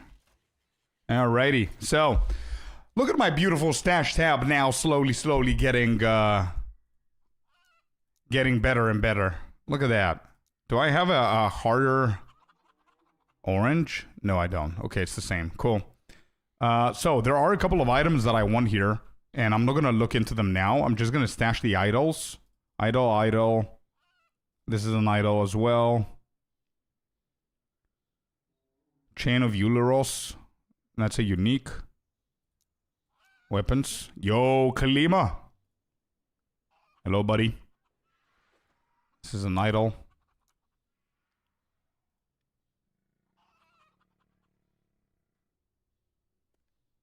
Should I set up one more for relics?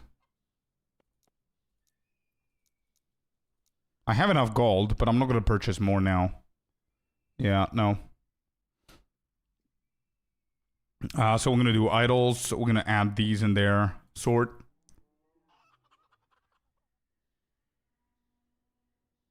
I'm going to sell.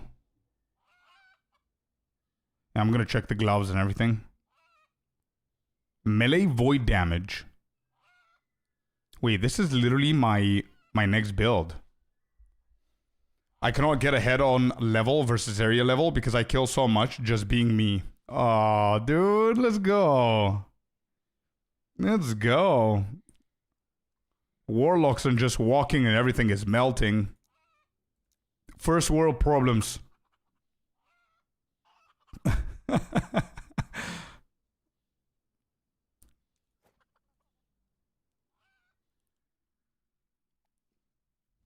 Alright, so let's go and sell real quick. So is there something that we care about? Increase melee damage. That is something that we're going to need later on as well, right? Increase melee damage.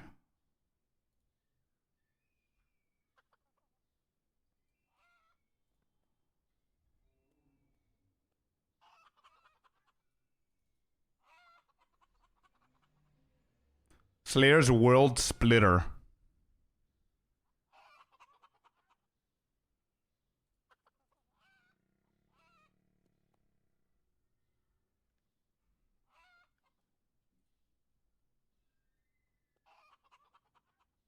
Okay.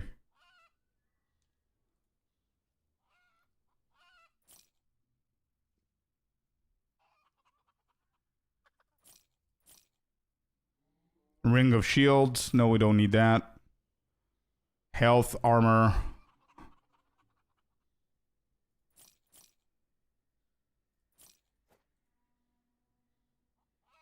Void resistance.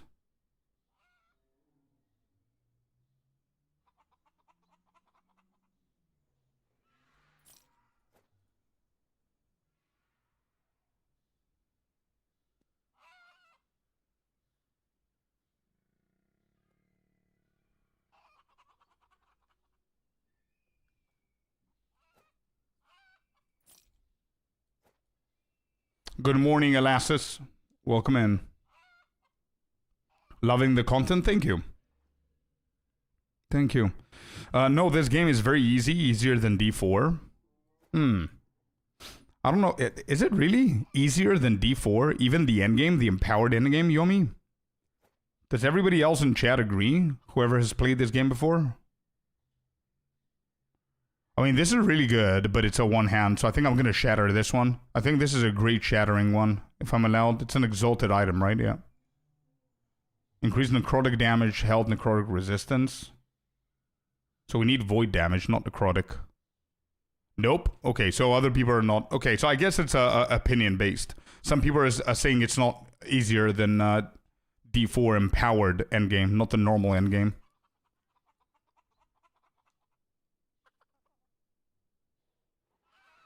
Critical strike multiplier, mana, health, elemental resistance. This has a lot of spell damage.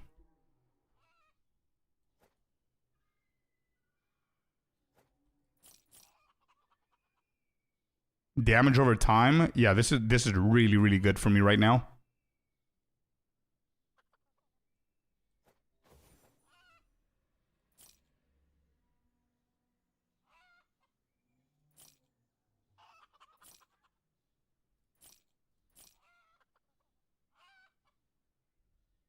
Damage over time. This ain't bad. Actually, it's not bad for now, so I'm just gonna sell. It's okay.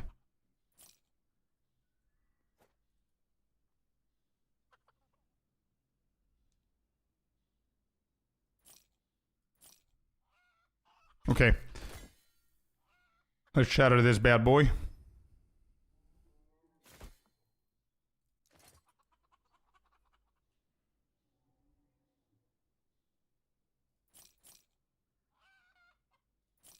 Okay. Done. Next.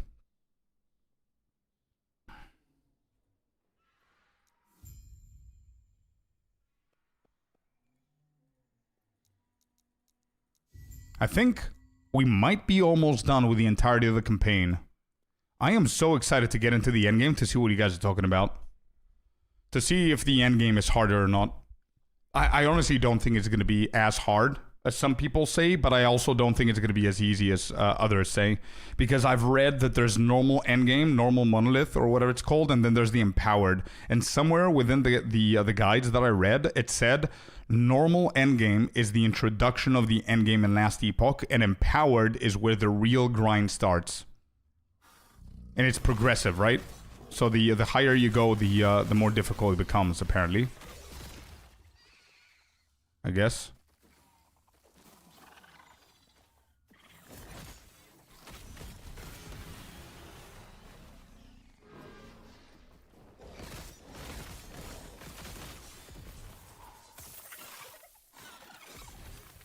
Is that a legendary? A unique, sorry.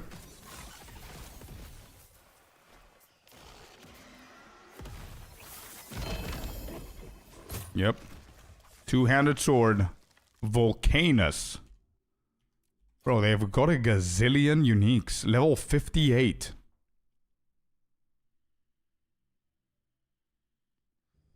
Nice. Nice. So, I've got a question to the LE vets or people that are a little bit more experienced, chat, if anybody knows. Is the COF, is it going to be easier to fish and farm the weapons and the gear that I need if I use the prophecies or whatever it's called, where I can just try and fish for items? Is that the whole point for that? Where I could just try and get myself enough favors or whatever it's called, and then I go into the prophecy, and then I choose that specific type, and we prage that it's going to drop the exact one that I need? Is that something that people do?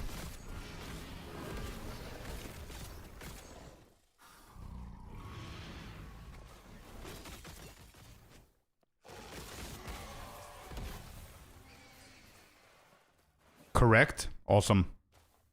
Think you do. Depends on which uniques your target farming. Some uniques drop from specific bosses. Yeah, fair. Fair.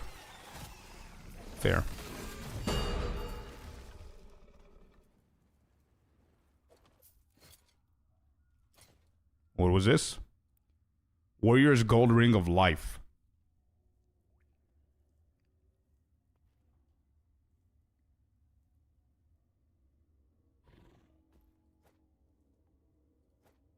Yeah, that's better than mine. But yeah, the prophecies are OP. Okay, I'm happy that we went to OFC. Along with a Weaver tree. Oh, I don't know what a Weaver tree is. Guess what?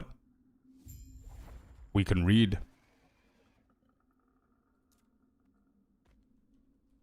Weaver. Weaver will and Weaver tree. The woven. There's too many Weaver shits going on here. What is Weaver wheel? No, it's will, not wheel. Weaver's will is a special mechanic on certain unique items representing the amount of total affix tiers the unique item will gain at maximum when turned to a legendary item. So you get a normal item, turn it to a legendary item, or a legendary item could also be weavered, or Weaver's will could be in there, which adds more affixes, I guess. Instead of combining items in the Eternity Cache, Weaver's Will uniques gain additional stats when slaying enemies and gaining experience while having it equipped. Oh, these are the items that whenever you have them equipped and you go and kill shit, they level up with you or they improve. Oh, wow. When Weaver's Wheel unique gains a stat, it can either add a new tier 1 affix or upgrade an existing one, limited to tier 7. So tier 7 is the highest. Weaver's Will item with 28 Weaver's Will would eventually become a legendary version of that unique with 4 tier 7 affixes.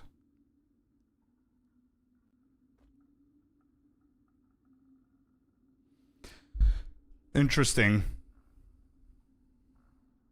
And then the Weaver tree. Oh boy. There's an Atlas tree here.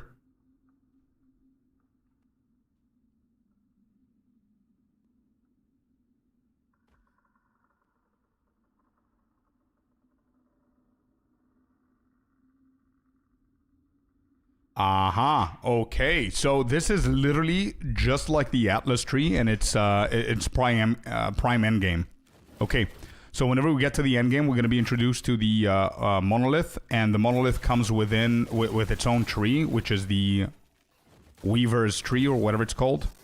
And you have different factions and reputations with the Woven Echoes, or the Woven faction, or whatever it is.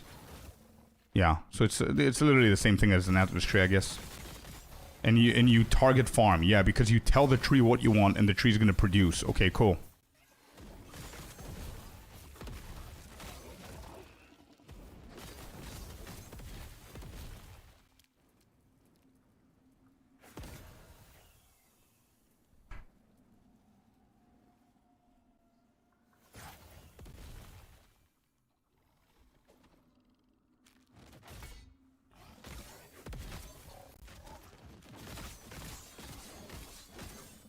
I think I'm gonna start skipping these guys.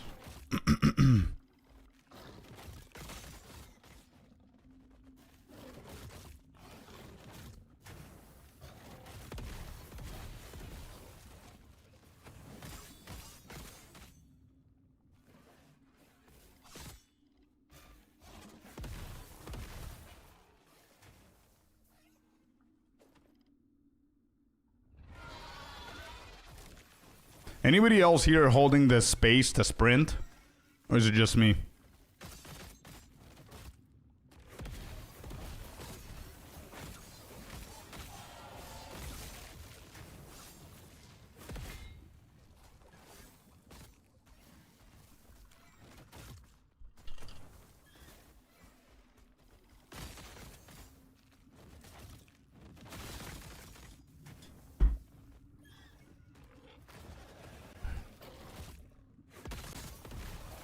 Weaver tree system is one of the complicated systems in the game, or maybe because I don't read. Yeah, that's fine. There's not a lot of complicated stuff that I found in this game, which is fine. I mean, crafting is always going to be complex in every game that has it. Some games are going to be a little bit more, some are going to be less, but it's okay, it's fair enough. If the end game is a little bit complex, it's fine. We're going to figure it out. But it sounds pretty straightforward. You get a tree, you get like points by doing a few things like killing mobs or bosses or progressing through the end game. You spend those points, obviously there's going to be different nodes that are going to give you, let's say, more items or more this or more that, and that's it, I guess. I mashed buttons yesterday like I was playing Diablo and was like, well, there goes all my potions. I did the same, Brent. I did the same because I'm used to having like multiple different ticks in my potion, and I was low health and I just gone. I don't have a single one left. And by the way, the first click got me to 100%. I still mashed them all though.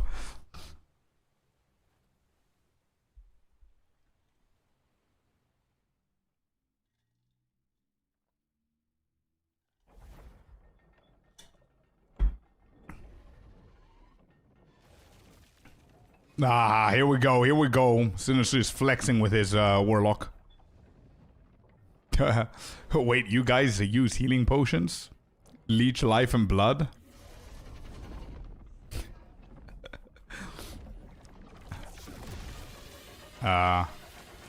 Ascend the sky chain. Nice. Good animations.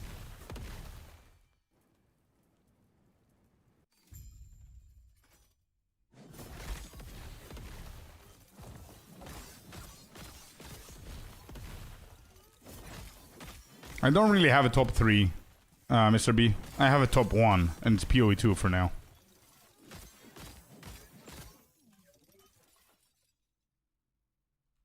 Use them to get ward. When one is on the ground, I drink one and pick up a new one. Yeah, fair enough. That's nice.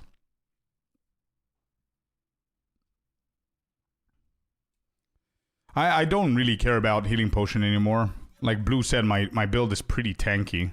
Sentinel in this regard, so it's very, and I've got like ward because of my healings and stuff. Yo, tabletop, welcome in, bud. How you doing?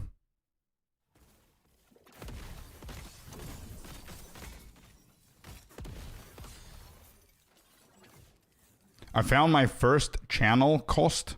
Got T2. I just need to find a T7 base to try have it. Nice. Good luck, dude. So what is the mod that you found?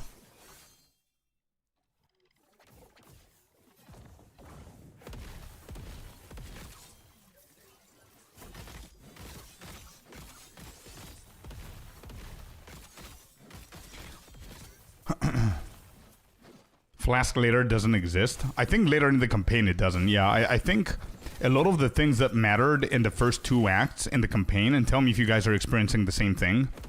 The first 2 acts or 3 acts, you feel, and I don't know if that's the game making you feel that way, or it's because we're new and we feel that way automatically.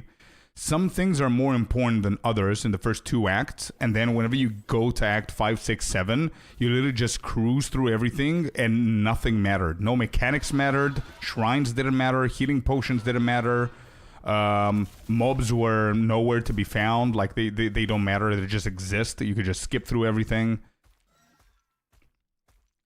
I don't know if you guys are feeling the same way here, but at least I did with this build.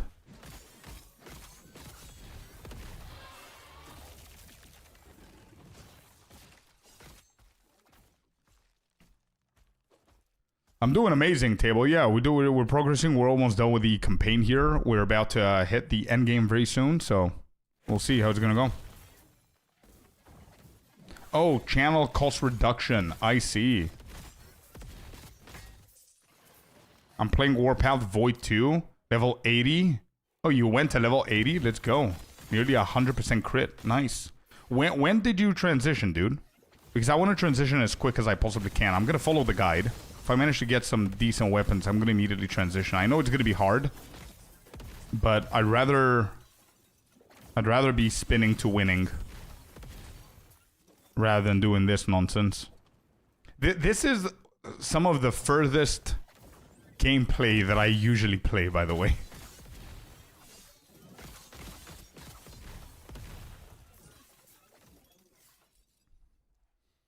When did you transition, Profound?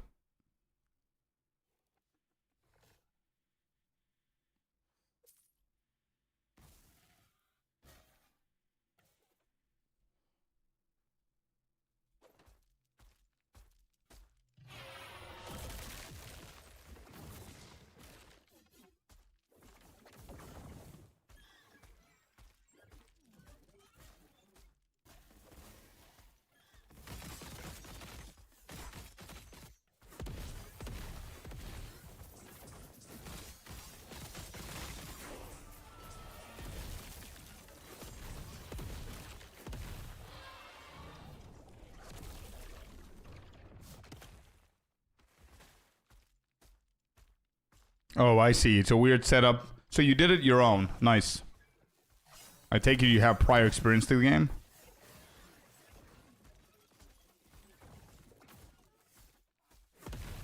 Alright, I'm just gonna follow the guide that I'm looking at. No reason to overcomplicate it for myself. I'll see. We're gonna read. We're gonna enter the endgame and see.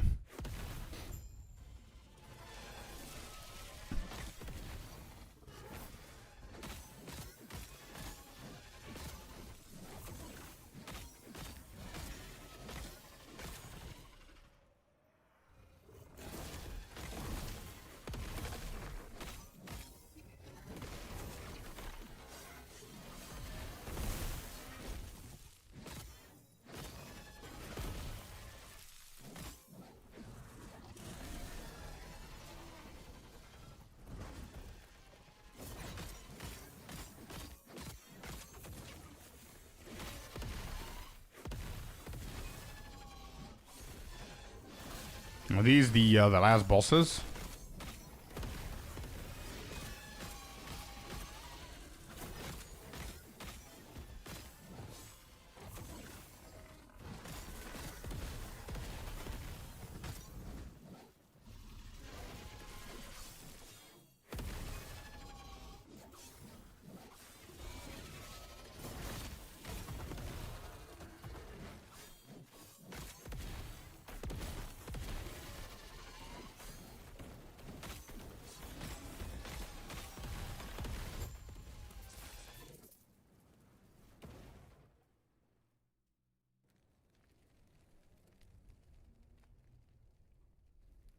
Ah, okay, I see, bro. Gotcha, okay. How are you liking everything so far? Yeah, we're doing good, Cynical, and good morning, man. Welcome in. I didn't play much this morning, so we're just finishing up the campaign now. I'm excited to get to the end game, and I'm excited to switch my build. But I don't know how late that's going to be. But I definitely do want to educate myself with this build, because if any of you guys like it, I would like to know how to help you get to that point and also understand what I'm doing with the build. But not this one, obviously. This looks nothing like the main build that we're going to go for. How much more do I have from this chapter? I mean, this is the last chapter.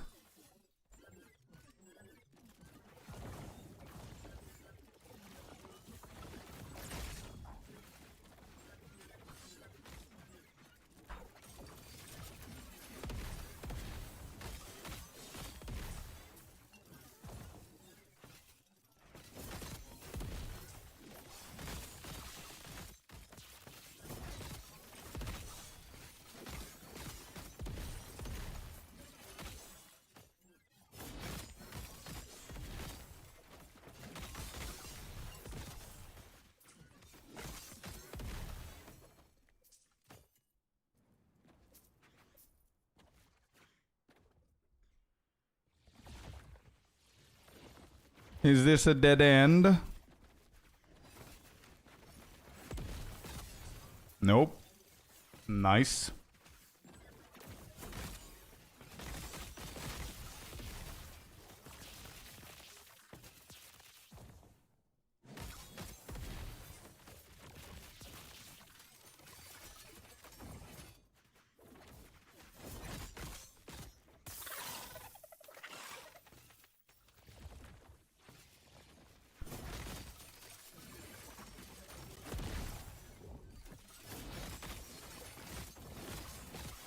Actually, I'm gonna go and do the mechanic.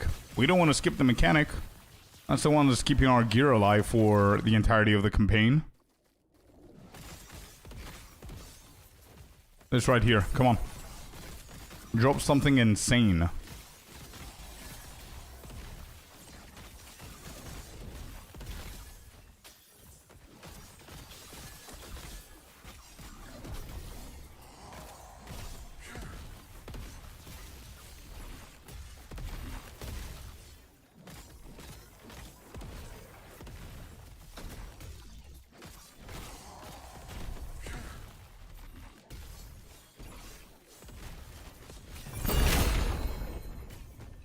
Okay.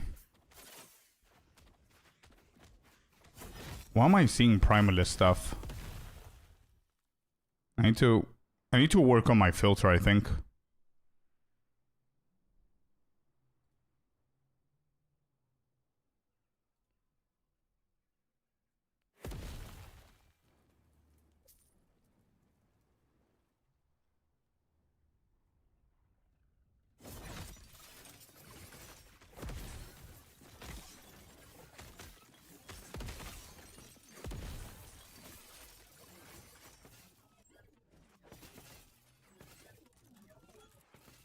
Cynical, where you at in the campaign, man? How you doing with the game? Do you like it more or less than before when you played? A lot of people are telling me that they improved a ton of things. Kuro, welcome in.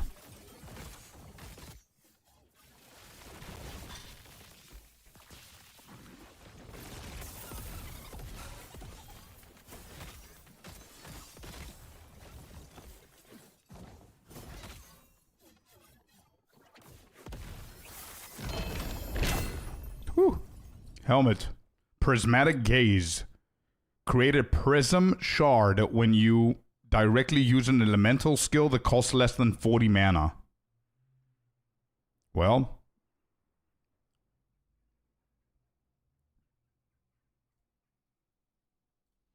Doesn't fit.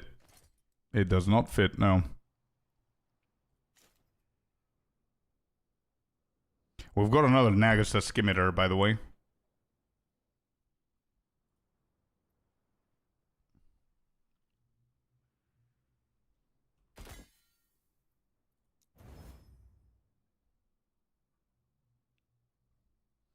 Alright, what are the idols that we care about here? Idols. Mana, increase mana regen, health, and mana again. Everything is mana based. Melee void damage. Alright, what about the leveling build? Has no idols. Okay. So our main build needs mana.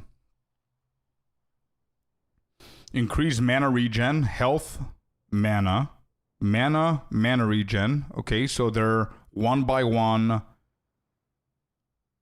mana idols. Then we have 4 by 1 vitality. Increase melee void damage, critical strike, movement speed, increase damage.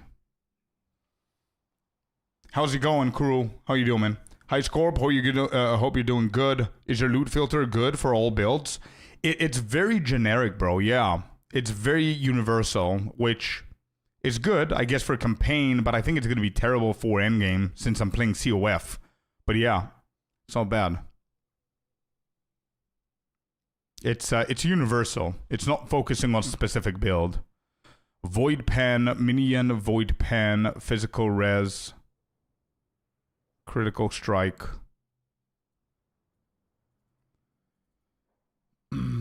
I need to figure out how to give you this actually.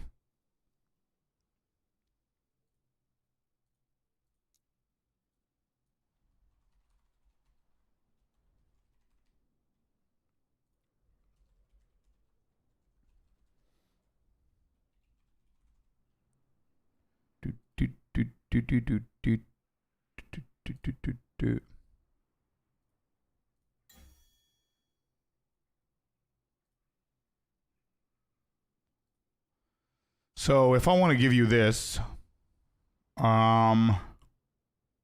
export filter,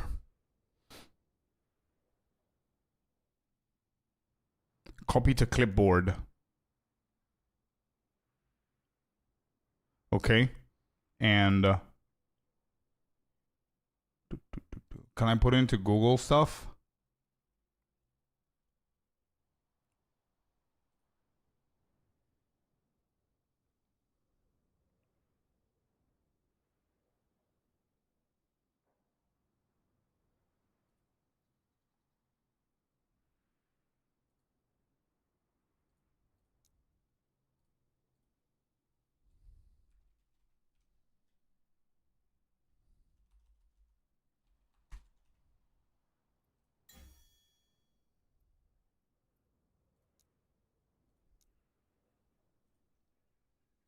Okay, so if I paste it here.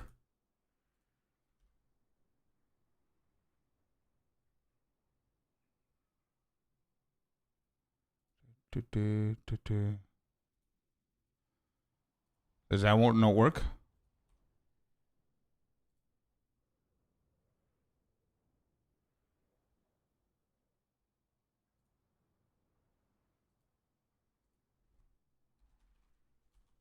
Universal LE filter campaign by Rax. Okay, and then can I open it in here? New doc file open.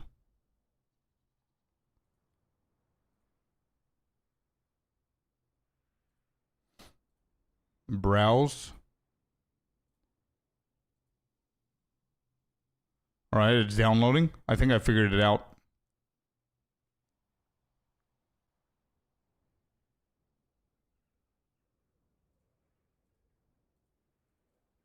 All right, there it is. I figured it out. Yo, happy welcome in. I'm glad you're streaming different games. Yeah, I'm glad as well, man. We're having fun. So this is a filter for anybody who wants it. I'm going to show you how you could... This is not made by me, by the way. This is definitely not made by me. It's by Rax. That's why I wanted to rename this. And I'm going to give you guys access to this. Share. Anyone with a link. Copy link. All right. Let me change the chats here. The command. And I'm going to show you how to do it for anybody who wants this filter. Filter, filter, filter, filter.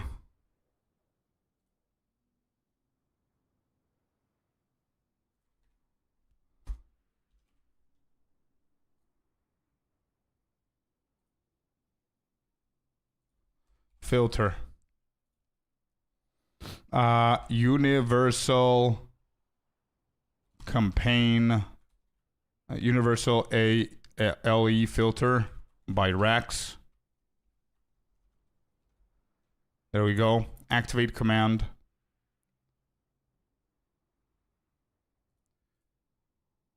Almost done, chat.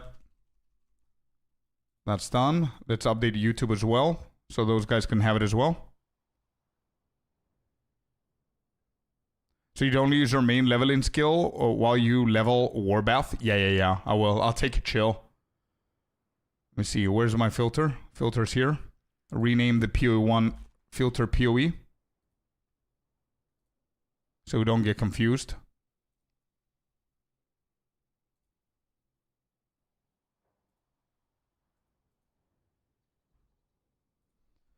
Name this filter and save that. Activate command, and there it is. Okay.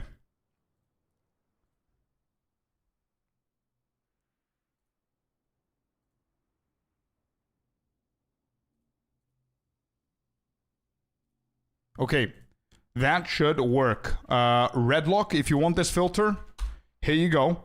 There it is. Here's how you do it. For anybody who wants the filter, you see the link in chat? I'm going to show it over on YouTube as well. There's the link in chat. Okay, here's what you do.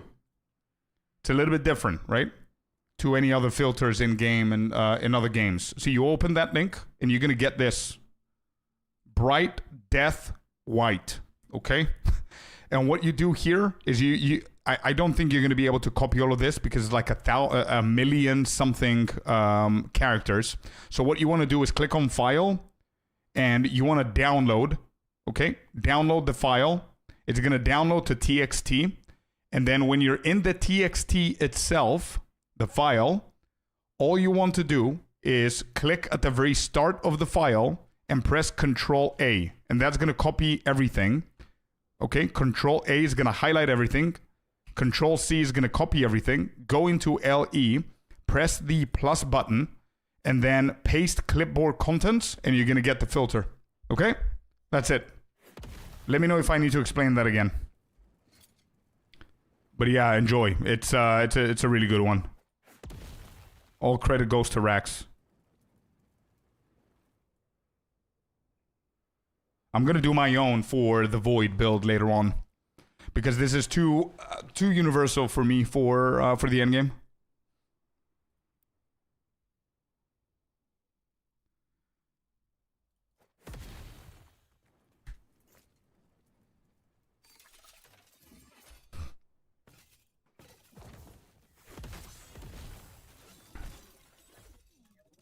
I see what you mean, Pro. Yeah, I see what you mean.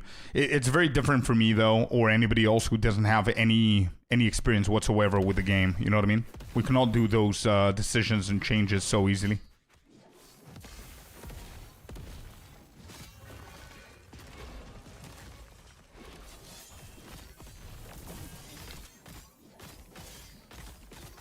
Yeah, that's true, Sinister. But yeah, I'm gonna try that to see.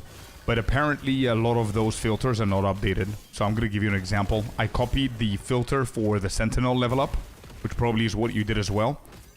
And there are a lot of new items that I'm not seeing with that filter, which is why I went to the universal one that I just linked.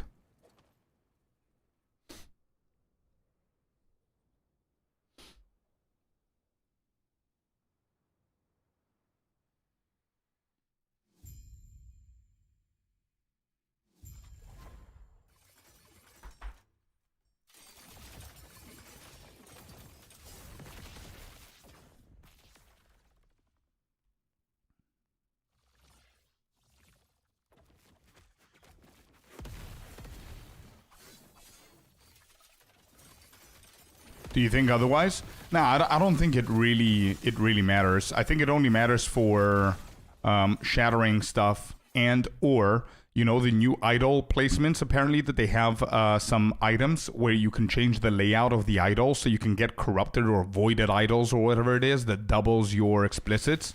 Some of those are hidden and they might be pretty good. Also, another thing that I was thinking about that I don't want to miss is uniques that later on you might want to pair apparently with the legendaries or something else to create another item. Allergies. Am I gonna die again? Every time I sneeze, I die. Killed by allergies.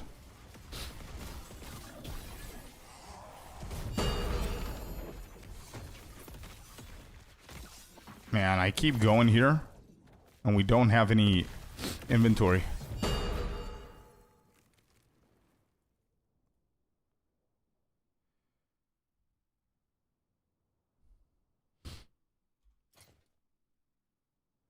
Wait, this amulet has melee attack speed, damage over time, dodge rate, no. These guys, amplifying lunar altar. Let me see if the other one is gonna show me this item. Sentinel. Look at this. Look at how many things the max roll guide is hiding. Yeah, it's hiding the new items. Hello, Dracaris.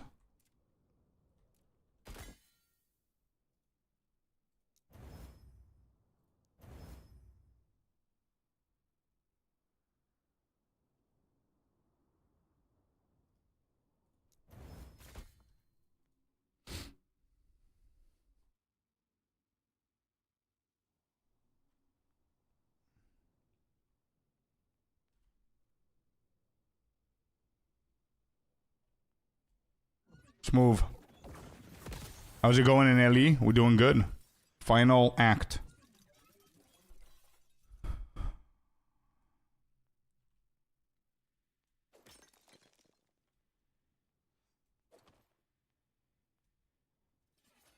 We're 1 foot in the endgame.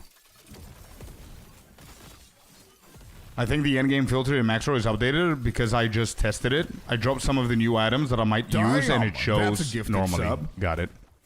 Let's go, Klima. Thank you so much, dude, for the 5. Oh, look at the filter. The alerts. Damn. Thank you, Klima. I appreciate you, bud.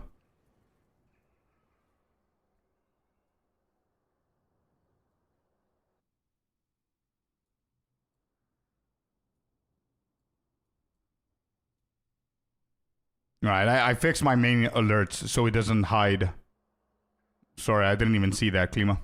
Your name didn't fully appear. Thank you for the 5, though. Appreciate you, man.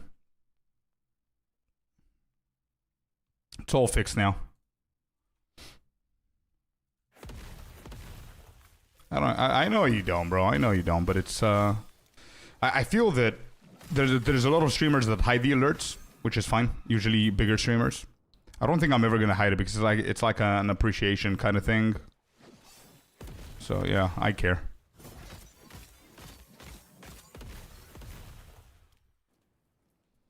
Also, I gotta remove my voice from that, bro. I think I've had enough from listening to myself saying, "Damn, that's a gifted sub."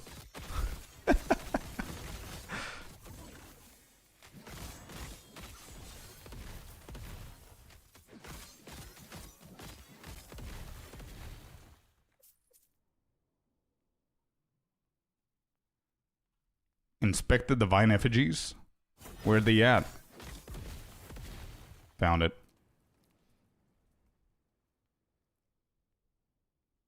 First playthrough should be with a guide so you can get your baseline. Sure. Sure.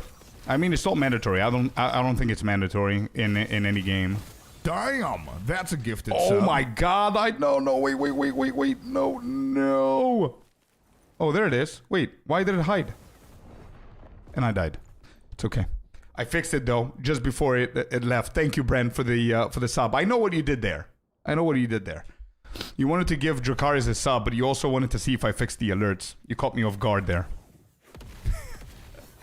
It's weird because OBS allows you to create a sub death. I'm okay with that. It allows you to create a folder, and my folder, the main thing for the folder is my face, the camera, the face cam, right? And that's cropped, so I don't... let me show you what I mean. And there's no pause in this game, which is a little bit weird.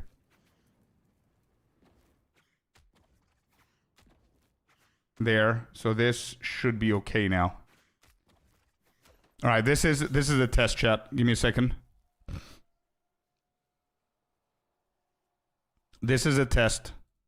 I want to replay the activity of Brent. This is not new. This is just test. Yeah, there you go. That's a gifted sub. Okay, there it is. I fixed it.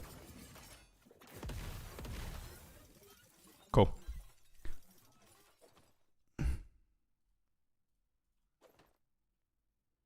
Wait, where was I? It's all the way up there. Damn.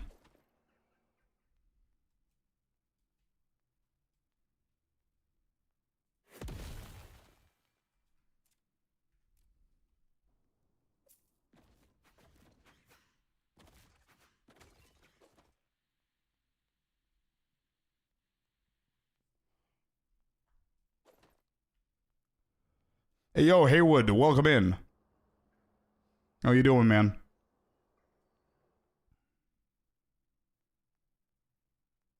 Wait, the math in this game is less arcane, though, about what is additive versus multiplicative. So it's easier to make your own tweaks or builds. I was about to say that I don't find this game to be fully mandatory to following a guide. Obviously, a guide is going to help you. It's going to be easier if you're a new player. But I feel that you can pick this game up and, without watching anything, just choose, read, and choose whatever abilities you want. And I think you're still going to be able to complete the campaign.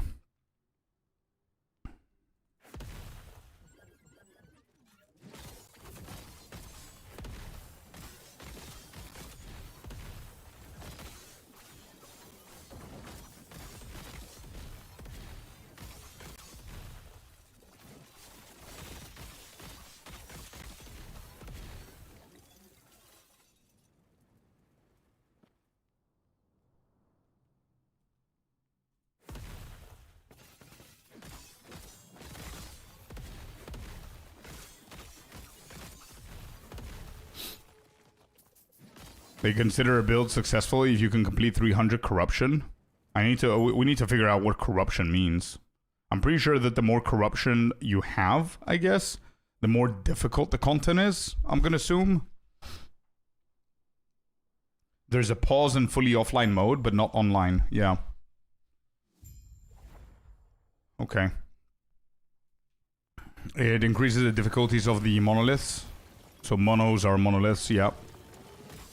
Okay. What's the maximum corruption you can go? 1,000?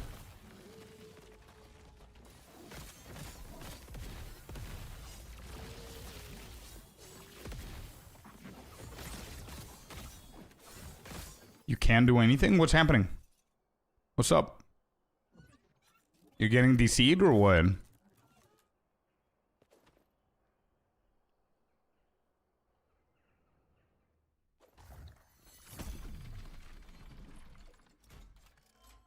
DC on zoning. Weird. I haven't had... I don't know if it's EU servers.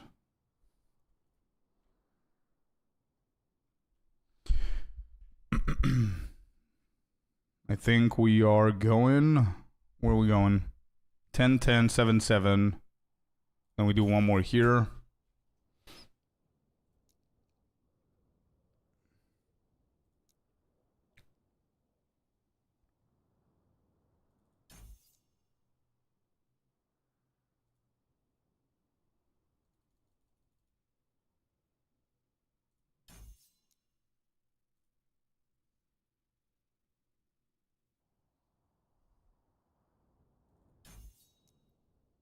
Okay. Here we go. That's maxed out already. We don't need this one maxed out. 3 out of 5 is good here. Where do we go? Should we get meditation? Symbols now only affect you, but provide twice as much health regen. Yeah. So group play is definitely a thing if you want it to be a thing. Because not only you can just go with friends, but you can also spec as a healer or a supporter or a buffer or anything like that within a group.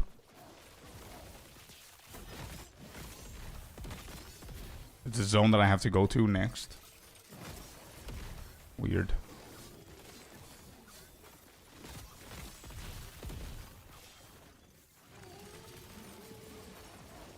Fourth server worked. You can go infinite corruption, I see. Yeah, it's a sleeper.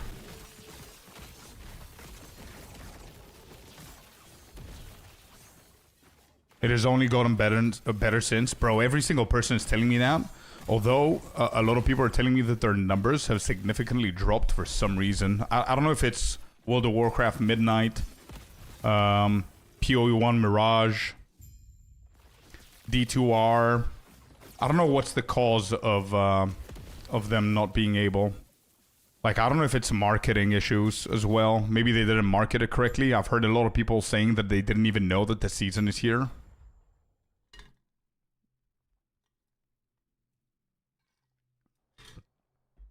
I think some people are worried about the company that bought them. What is it, GHC? Was it? Who bought them? I hope you guys enjoyed. Yeah, we're having fun so far. It was just campaign, right? In a few minutes, we're going to go to the end game. We're going to see what that's all about. And how progression works. It does indeed, Fab, yeah.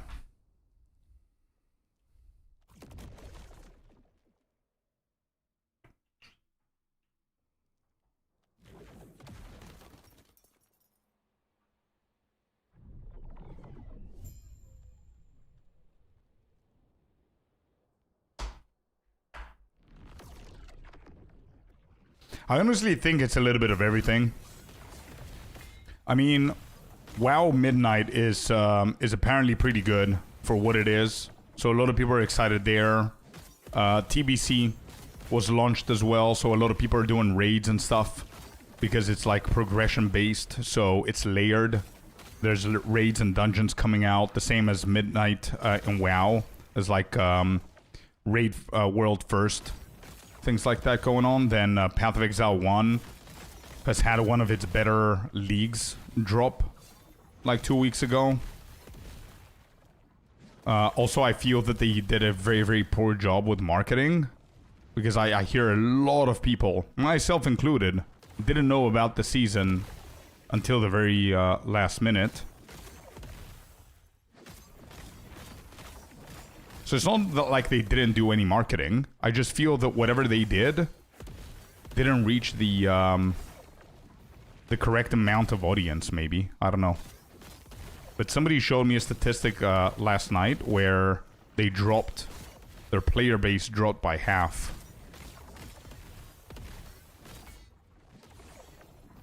I don't know if that's like newer players not wanting to play it or whatever, but I expected it to get more traction now that PoE 2 is delayed.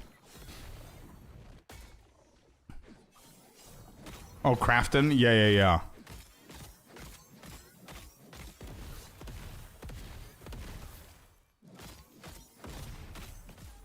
Okay. So a lot of people are not happy with Crafton then. Yeah. So Crafton bought them? Whoa.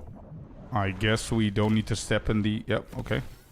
Yo, this has to be the final boss of Chapter X.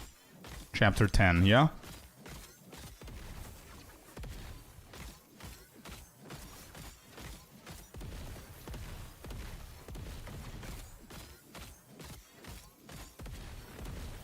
I feel that the boss is blind and he doesn't even see me to target me. Like, nothing's hitting me here. You okay, dude? Easy mechanic to skip here. I got hit.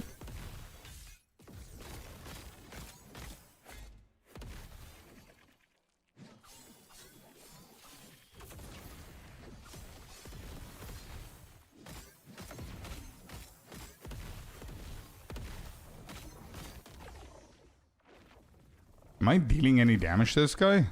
Or is the shield... Should it go on its own or what?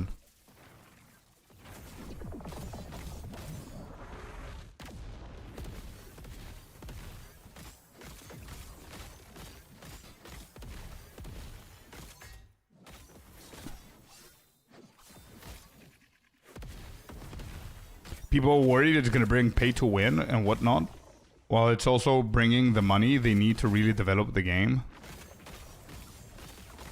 Yeah, but wait, people are worried that they're gonna bring pay to win because Crafton bought them. So people are choosing not to play the game now that it doesn't have pay to win. It's kind of weird, no?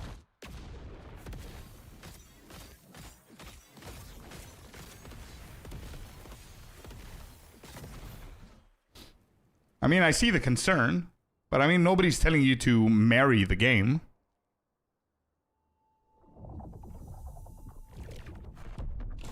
Oh yeah, remember, didn't somebody tell us that there's gonna be a an introduced class in 2027 whenever they launch to console, where they're gonna charge you for that class?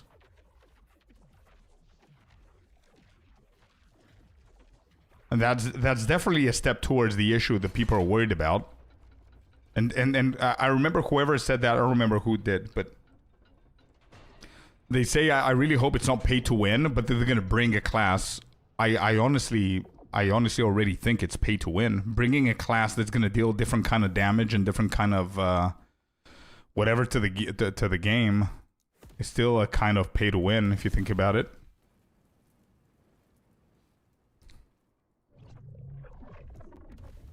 Same as Diablo, yeah.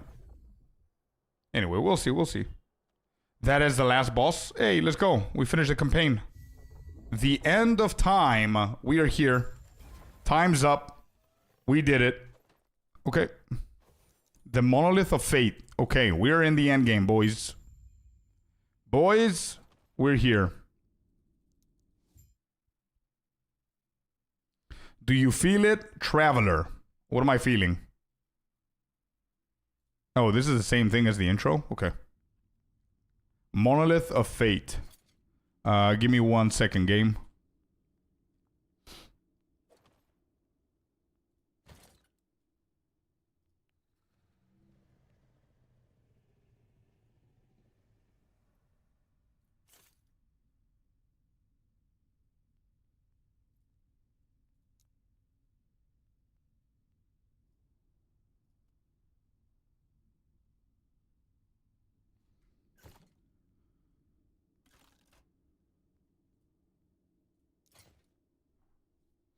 Primalist helmet, we don't need that, we sell. These boots, let me double check what the guide wants me to do now. So since we got into the end game, let me see how close, I don't think we are close, but let's see. To changing.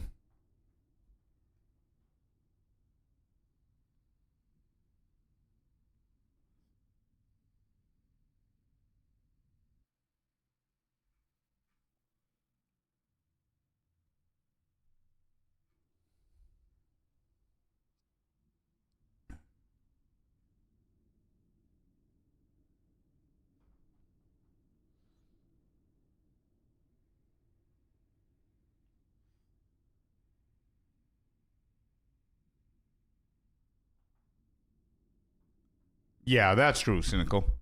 That's true. But I mean, worry about an issue that's not already in the game and deciding not to play the game is weird. Yeah, they did. They did, Profound. Yeah, they did. Both of them.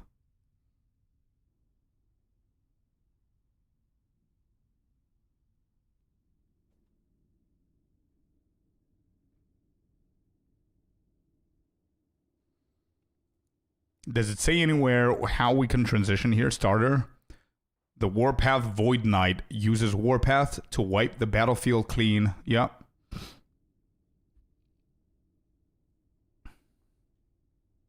Passive is mandatory. The Void Well.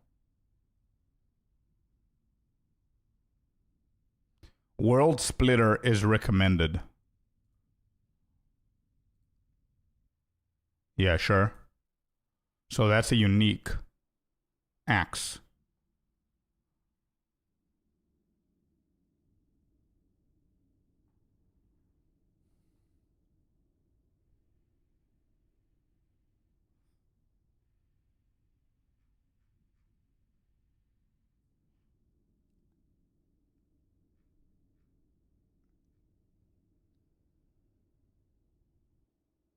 I want to see if there's somewhere where they say, okay, if you just finish the end game, this is what you got to do before you transition. You know what I mean?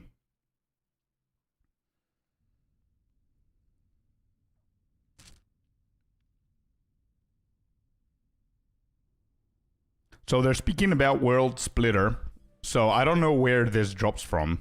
Effective level for legendary potential drops from Harbinger of Hatred in the Black Sun timeline. There it is. It tells us exactly where we can farm this axe from. Drops from Harbinger of Hatred in the Black Sun timeline. Another little small but very significant plus and positive for this game is that the items themselves, the uniques or the good items, tell you exactly where you can find them. You don't see the 80% or 90% of the information here, and then you need to go somewhere else to see the rest. We like that. So offensive stats, we need to follow flat void melee damage is our prime. Increase attack speed, vitality, strength.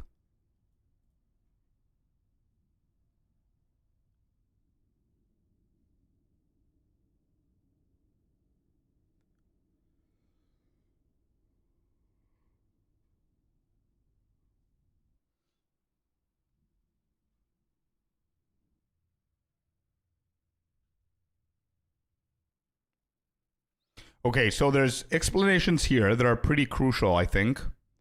So I guess you guys should have it in your builds as well. Like questions like, how do I find the reduced channel cost affix? And it says this affix is rare and random drop. Use Rune of Removal or Rune of Shattering on all helmets that drop with this affix to get it as a shard.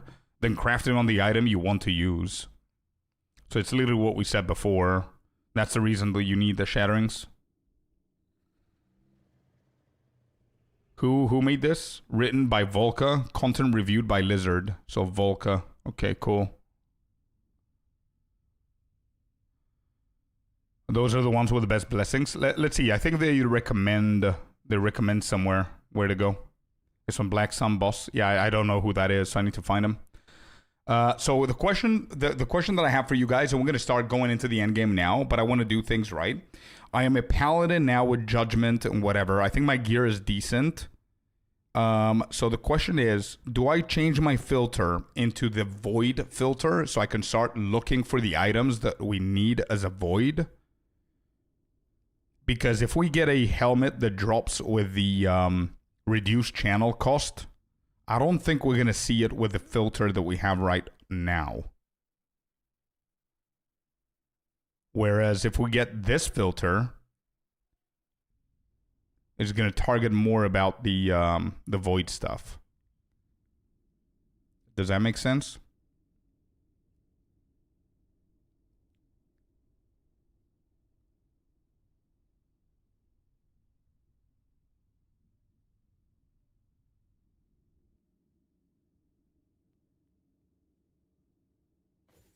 I would change to the void filter. Okay, so you agree with that logic. Okay, yeah, I find it logical as well.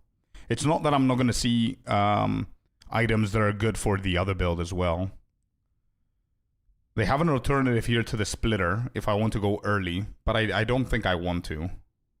Like, I'm going to try and get mana and stuff like that, reduce channel cost and whatever. I'm leveling the same as your leveling build. I change my filter to the endgame Warpath build, and with the leveling build, I can do Monolith. Oh, okay. So I think I'm just overthinking then, Blue. And I think you're just confirming that. That's fine. Beautiful. Okay, so let's do... All right, let's do this. Let's get the filter.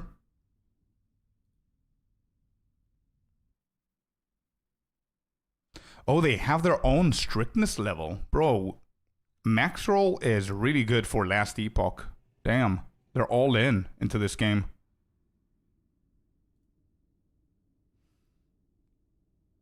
Bina's regular recommended filter strictness for leveling season starters.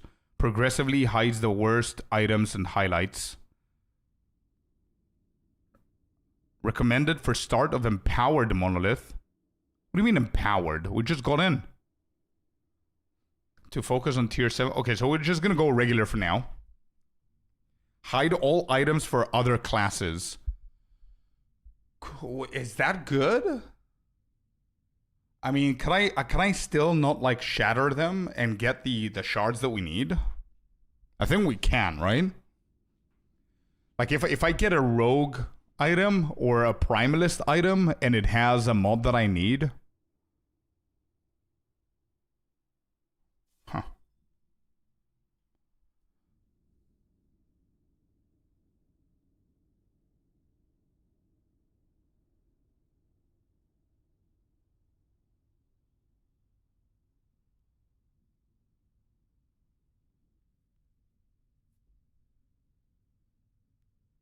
Yeah, I'm going to play with the filters later on for fun, for sure. I just want to go into the endgame now.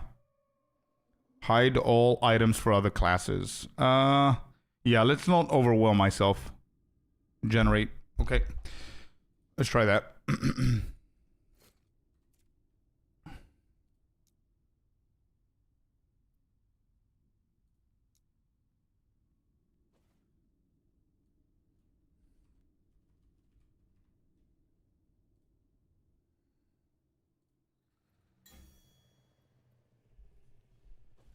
All right, so hide all items. Show. Okay, so I can easily change it from here. It doesn't matter what I do in max roll.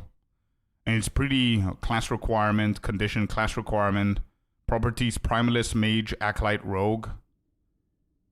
For other classes, I'm a sentinel, so obviously we don't tick that. And this is show. Capitalize labels, recolor labels. So if I can color it, what are the other ones? If I do this color, so a darker color is gonna indicate that. Okay, update.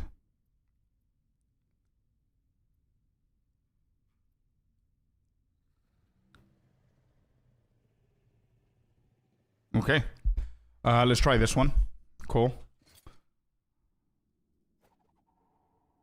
See, now all of these are not even visible. Wait, none of them are visible.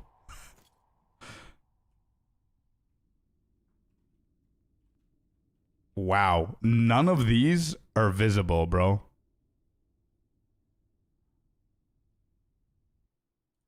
Is that even... Does that even make sense?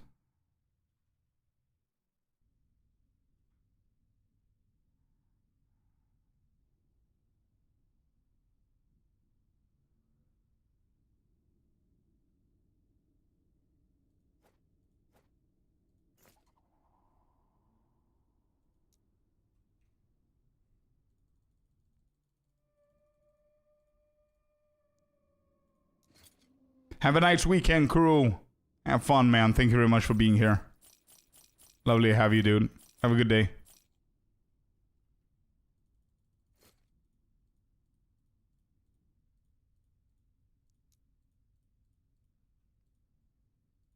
All right, let's not worry about this too much, yeah? Let's just go here. I don't think it's going to be the end of the world, even though we're in the end of time.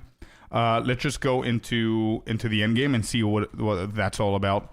But before we do that, let me see which path. Cynical is set on the right side. I just want to confirm that they're talking about the same thing here.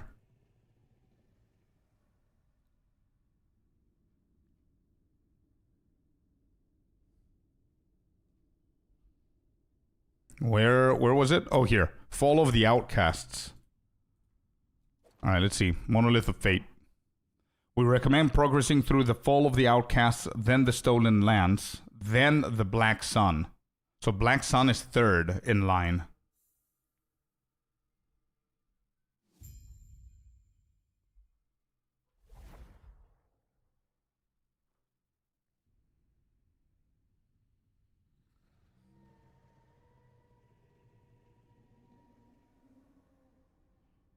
I see, Profund. I think hiding or not hiding, it doesn't really matter to me right now. Although I think I am showing all the items, and I want to see how overwhelming it's going to be, and then we can always fix it.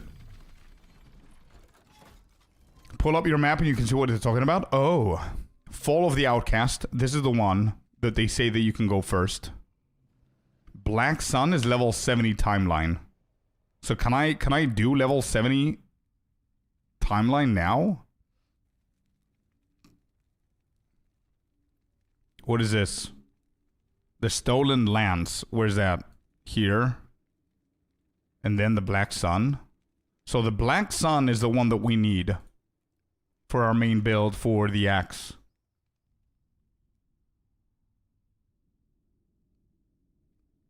Okay. They have revamped that a lot.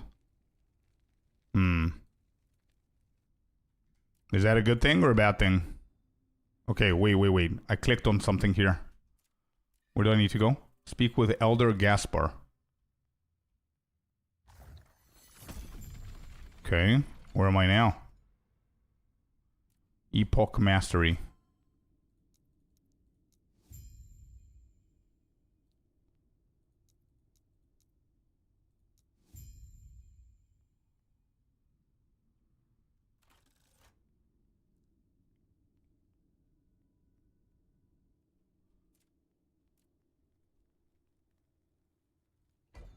Okay. Timeline instability. Fall of the Outcasts game guide.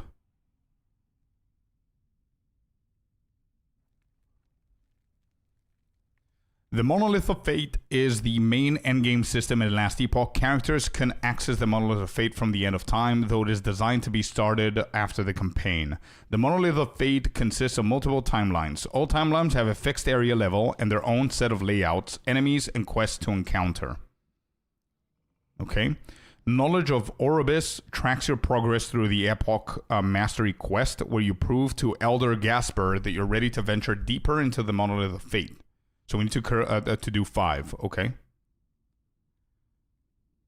The progress can be obtained by completing the final chapters of the campaign or by conquering unlocked timelines. Okay.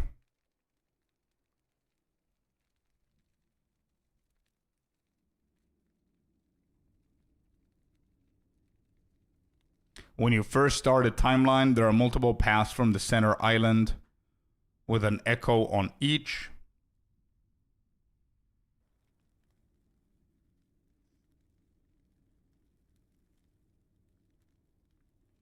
What are the echoes?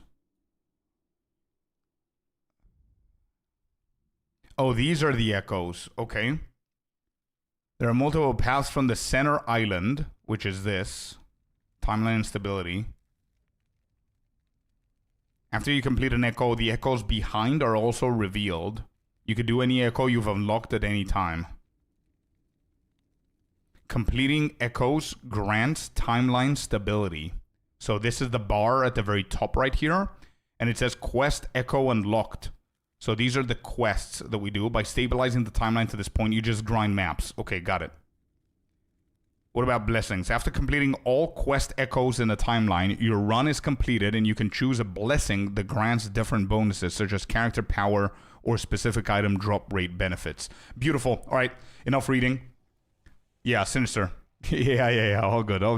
Right, so what do we have here? We've got 2, 4, 6 different echoes. Desert Canyons. Let's read the first one, and we're going to get the point of everything. Echo rewards. What are we getting, first of all? 10 timeline stability, up to 22 bonus timeline stability, and affix shards. Player modifiers, 15% increased item rarity, and 10% increased experience gained.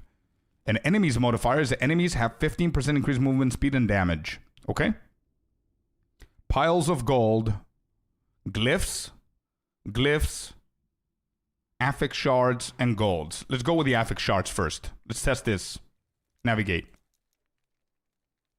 All right, can I go there? Oh, I can't. They're locked. Okay, so only these guys, and then you go into the path. Aha.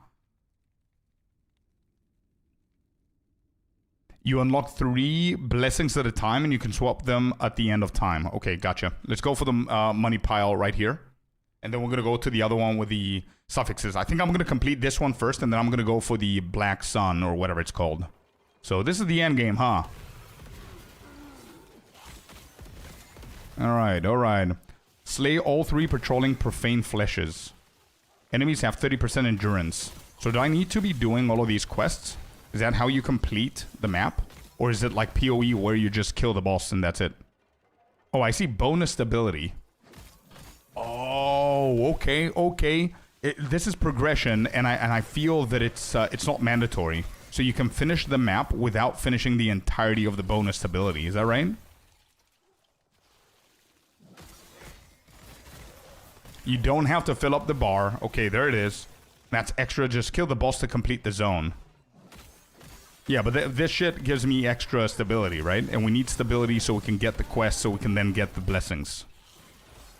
But the reason why we would choose not to do it is because maybe the blessings of this map or this universe or whatever it is not something that we need. Is that right?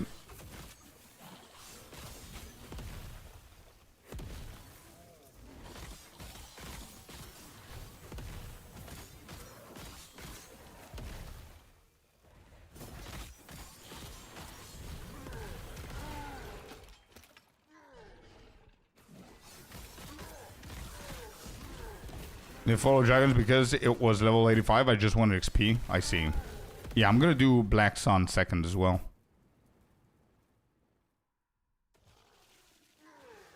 I need to learn all of the modifiers of my build so I can, so it's easier for me to tell which items I need. You can clear them pretty quickly. Yeah, okay.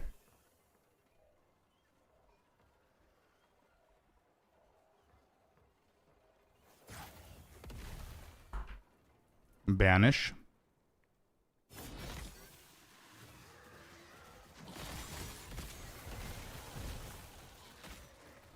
Yeah, okay, I'm not gonna do all of them. If it naturally comes, it's fine.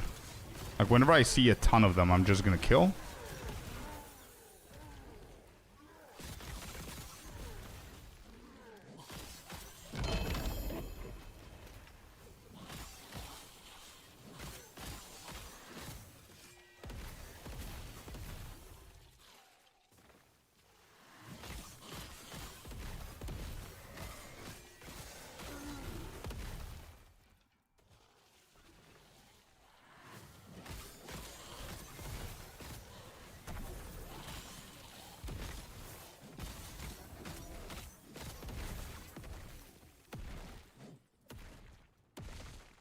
These are rogue bows.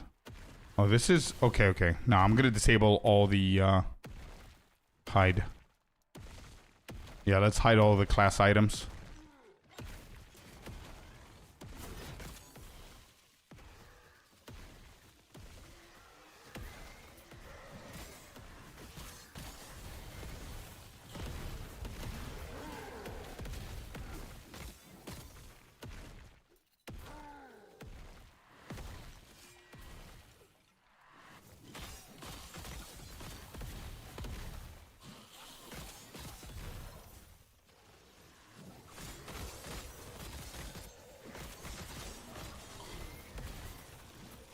It's good XP, though.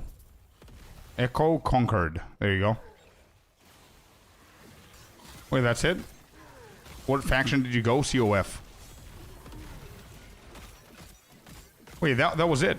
I don't think I killed the boss. I just did this. Gain from slaying enemies.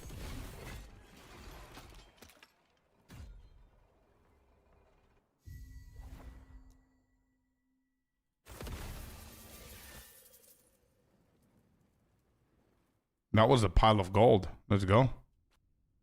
Oh, look at that. And you have your stash tab and the cellar in here.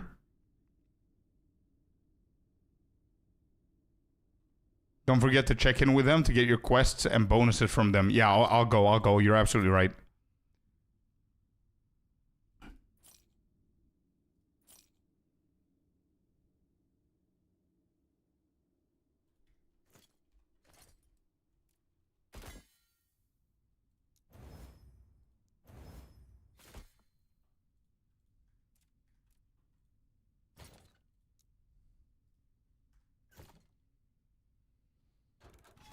Okay, so how do I go there? So we did 2 out of 5. Chapter 9 and 10 quests are done. Monolith timelines full of the outcast. So we need to do all of these. Okay, good. We have a side quest somewhere here. What is this? Circle of Fortune initiation. Good. Where? Show me.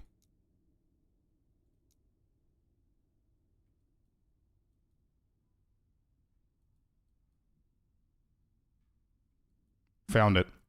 All right, let's go. Let's go to the prophecies and see if we can get something decent there. I don't know if there's anything that we need from the prophecies. Let me check the gear.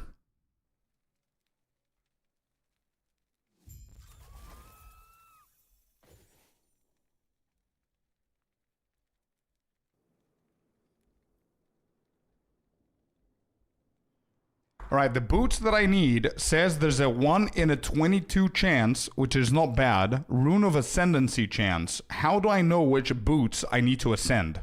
Because apparently, when I read previously, Ascendancy runes is Orb of Chance in PoE 2, right? Does it say anywhere here? Wait, let me see.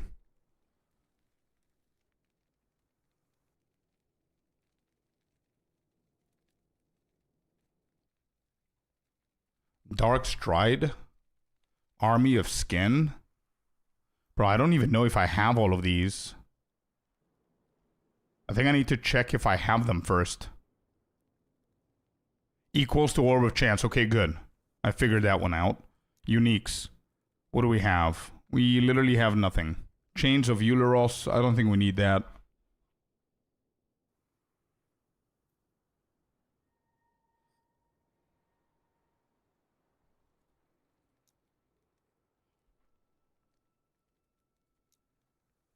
Yeah, I don't think we have anything here. Okay.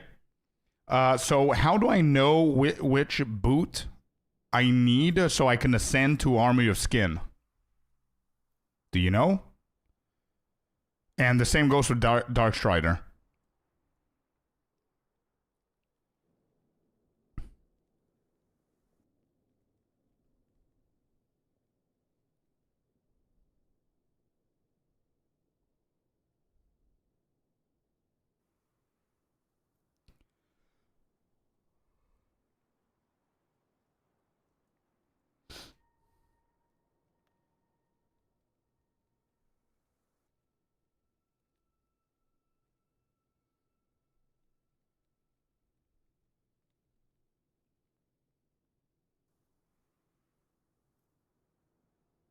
Oh, I see, Profan. So you skip the 3 last chapters. Okay.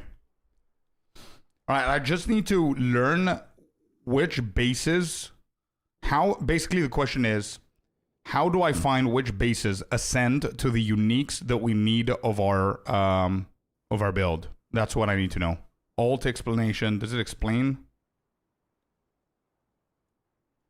No.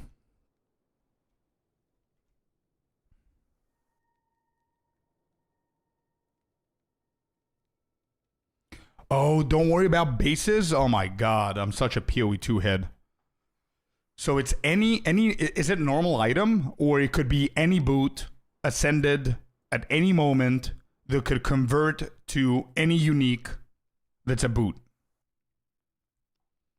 I found a set piece. Nice. Same here. Yeah, I found one. I just stashed it. I don't remember what it was. Let me just double check it. It might be something decent. What do I have? The last Bear's Fury. Yeah, I'm not going to use this. But we might need this to break it. It's a bear head. Hey! If we combine that, we almost have a half a bear. So, just confirm that, Profund. Just so I know. So you're saying any kind of boots, if I get any kind of boots, I can just slap them with an ascend, and it has a chance of giving me that. Okay. Well, that changes shit, bro. That's pretty good. So any boot can become any boot. Unique.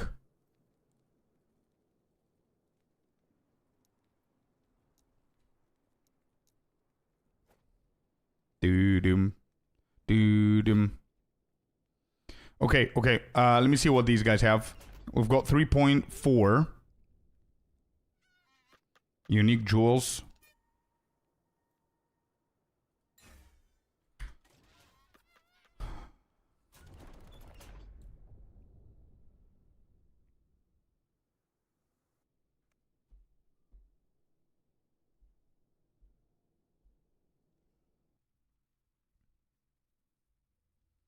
I don't think... Can I get, like, the one that we need? From here? I don't think so, right? Do.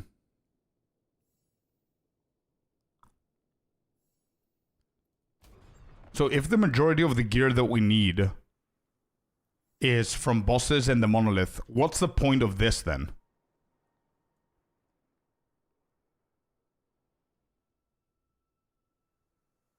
What's the point of the prophecies?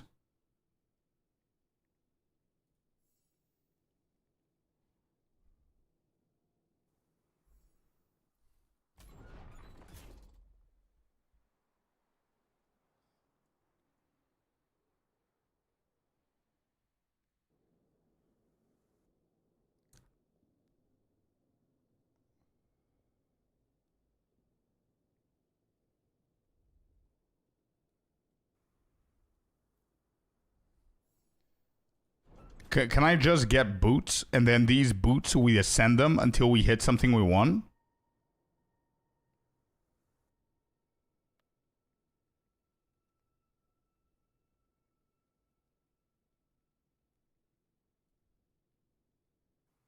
Right, okay. Let's do that.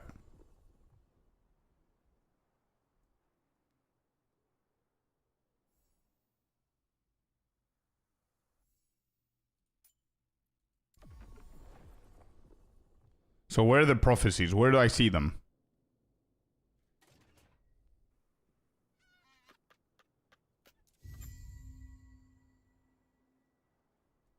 Oh, set boots.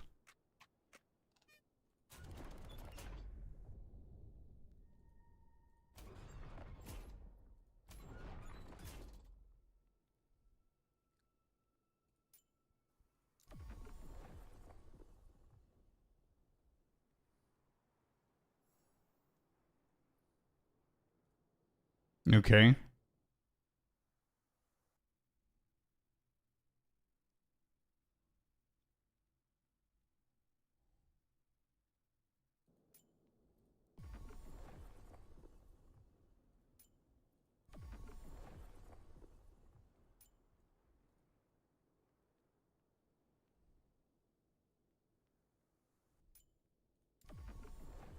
Okay, done.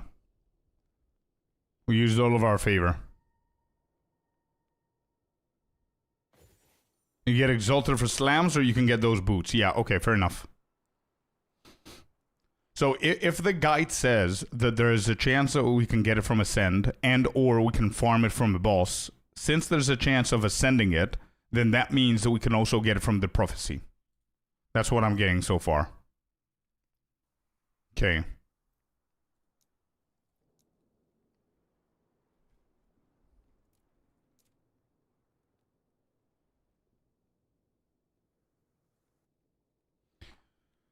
So for instance, if you got Army of Skin, you'd want 1 LP for a slam.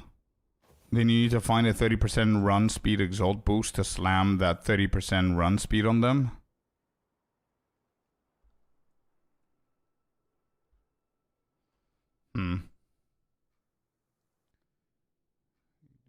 Did.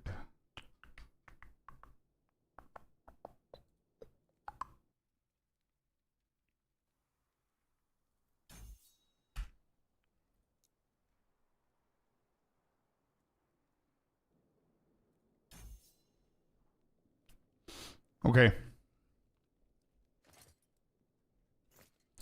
Let's move on. Let's go again to the end game. We're done with this quest. End of time.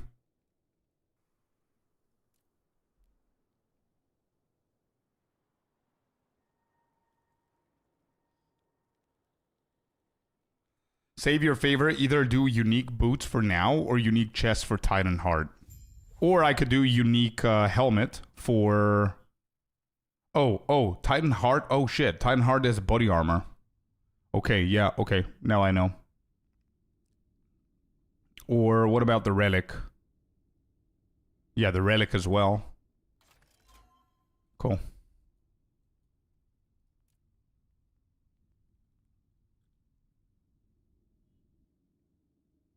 Kinda boring. What's the Naruto? Over leveled. You need to, apparently the guide says, Celestina, you need to stay around 5 levels of the zones. The stone lance? No, I'm in the wrong one.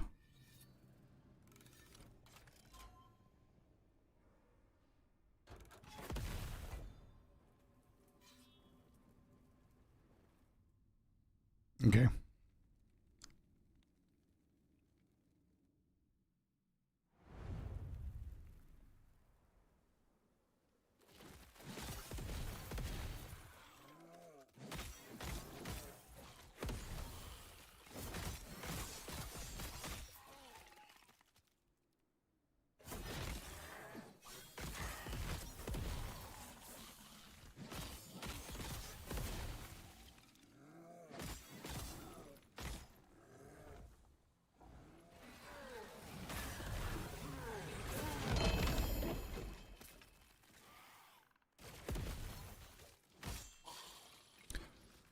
Yo, hold up. This is the ring that I need for my build. Wait, this is it. Evade is replaced by Summon Crab. You have Swiftness. Minion Armor, is that the same?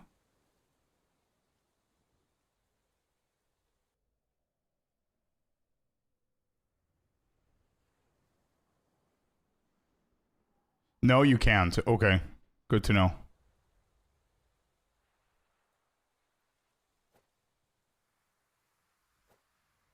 Okay, what is Swiftness? Do-do-do-doom. Movement speed by 10%. 0.1% per character level. Okay. And then this summons a crab. Okay.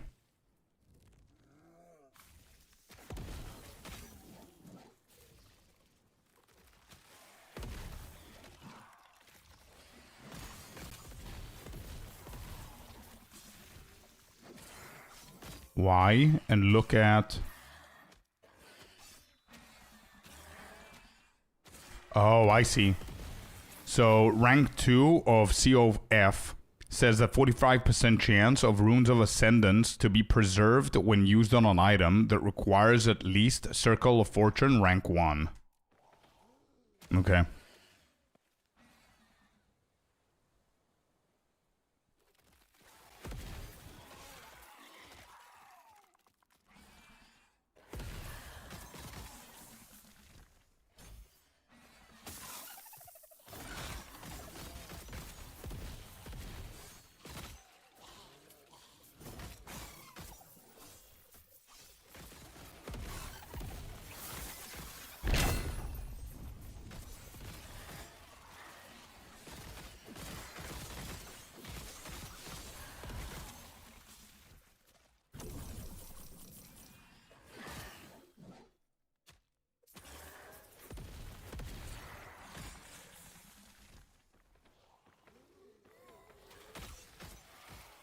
Crab zoom.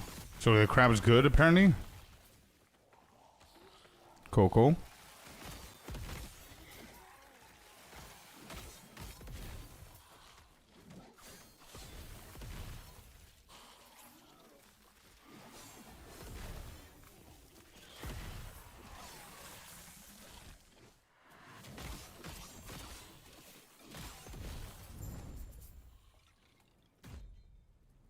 Echo has been conquered. Awesome. Next. When do we complete this? Nightbloom Forest. How do you complete the Fall of the Outcast? Is it by finishing the stability at the top? Is that how?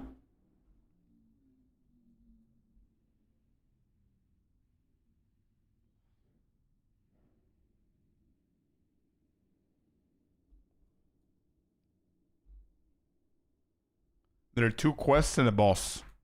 2 quests. Oh, this? Is this the boss? Yep, this looks like a boss icon. Okay, so I just need to keep on going.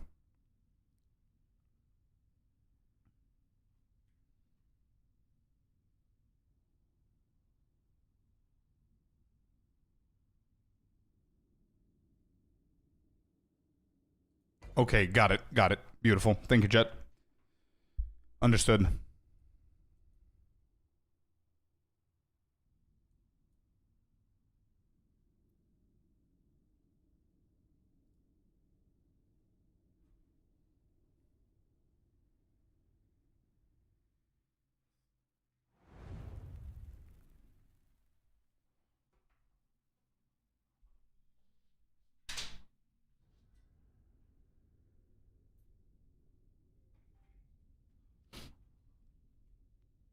All right, here we go.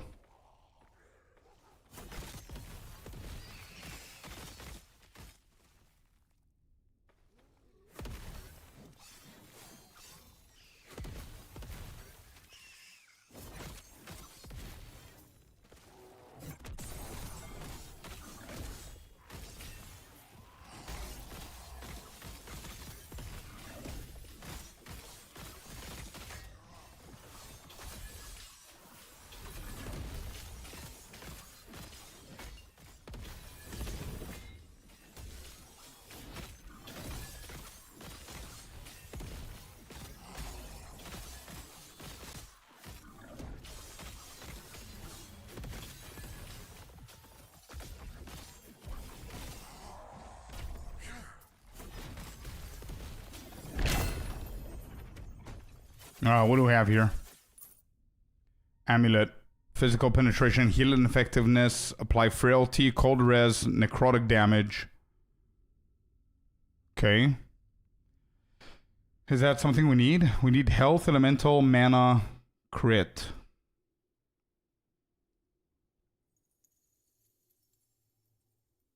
So we need a shit ton of mana, so this has nothing to do with that.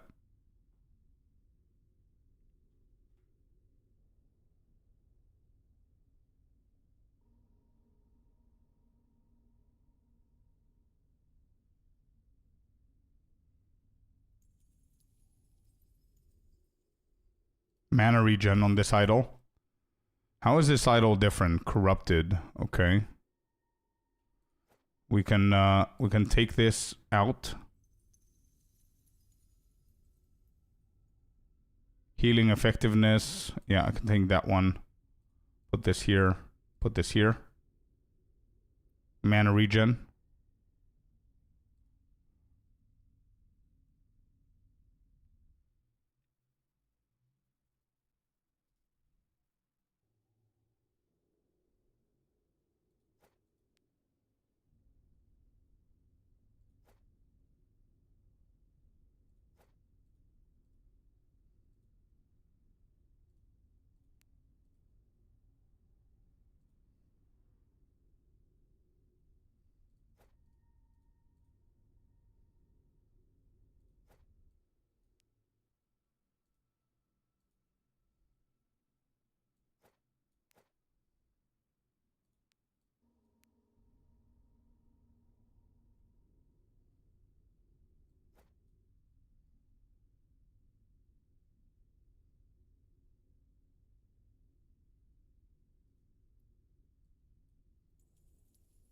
There we go.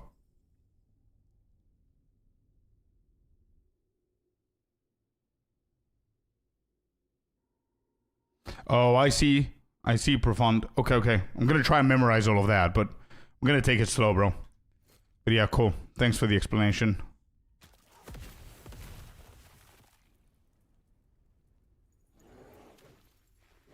Slay enemies to locate the storm gate. Seal the storm gate. Okay, we found it.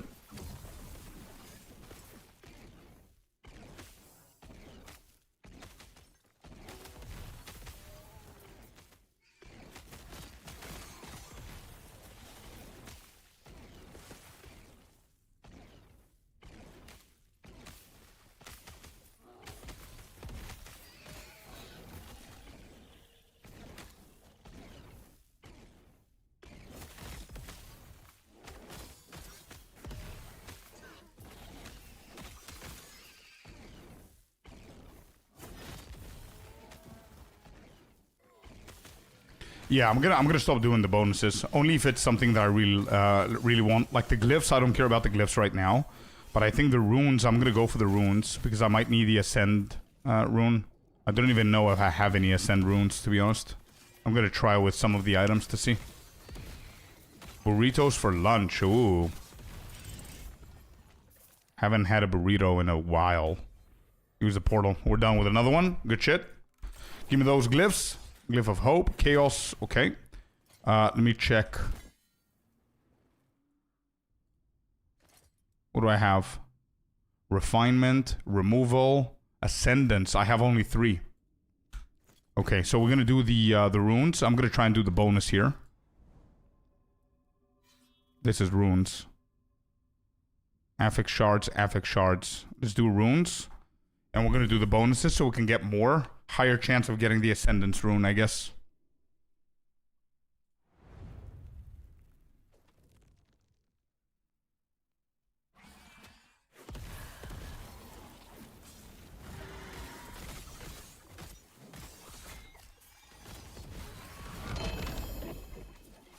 Prophecy fulfilled. Look at this. We got a full set because we went for Circle of Fortune. 2-handed staff. Belt.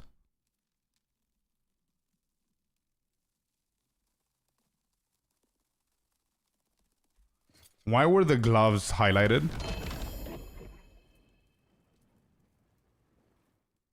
Increased damage over time.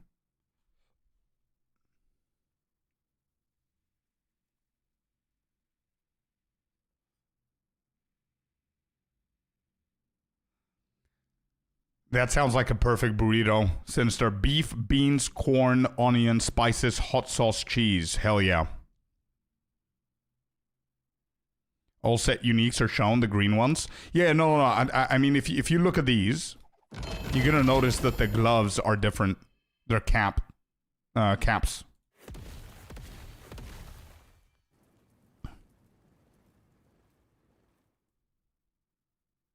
So these, can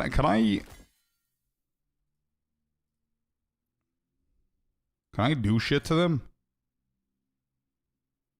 Yeah, I can. Is there a reason to save the sets? Potions no longer heal you, but instead grant 54 necrotic damage to melee and throw in attacks and mark you for death for 4 seconds. No, this is not good. So I can ascend this.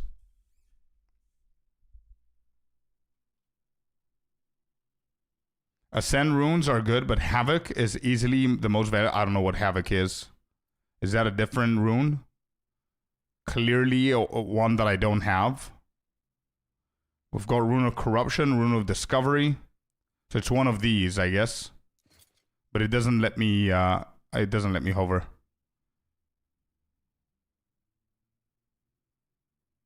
I've never seen good builds with set items. So I can literally shatter this, ascend this, right?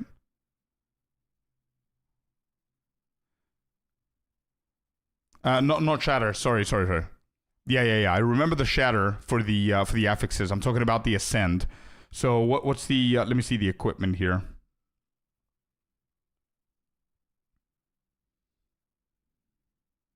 Oh, it's not on the gloves, so we don't need to do it on the gloves. Never mind. Actually, we could. Swaddling of the Erased. This one right here.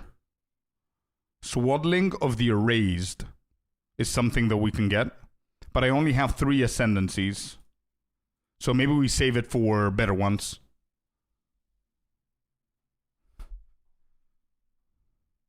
Oh, I see. You use Havoc to get the tier 7. Okay. Okay, so maybe not the gloves, so we can get the boots. And maybe ascend these.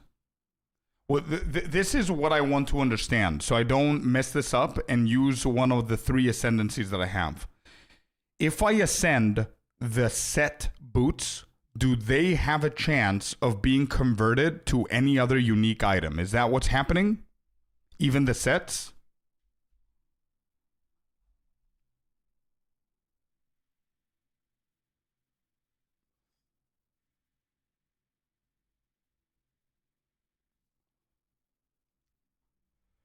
Oh, you can turn it to a unique or another set item, it says here.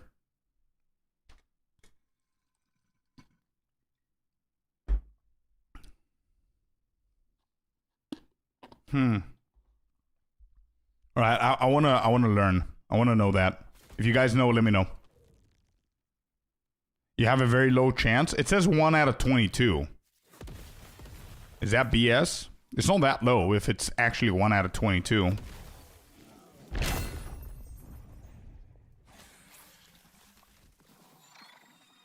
Target farming the unique is faster than this? Yeah, but I've got like 6 or 7 uniques that I can target farm. I cannot do that, right? I don't think I'm gonna be that lucky. But anyway, yeah, I get the point.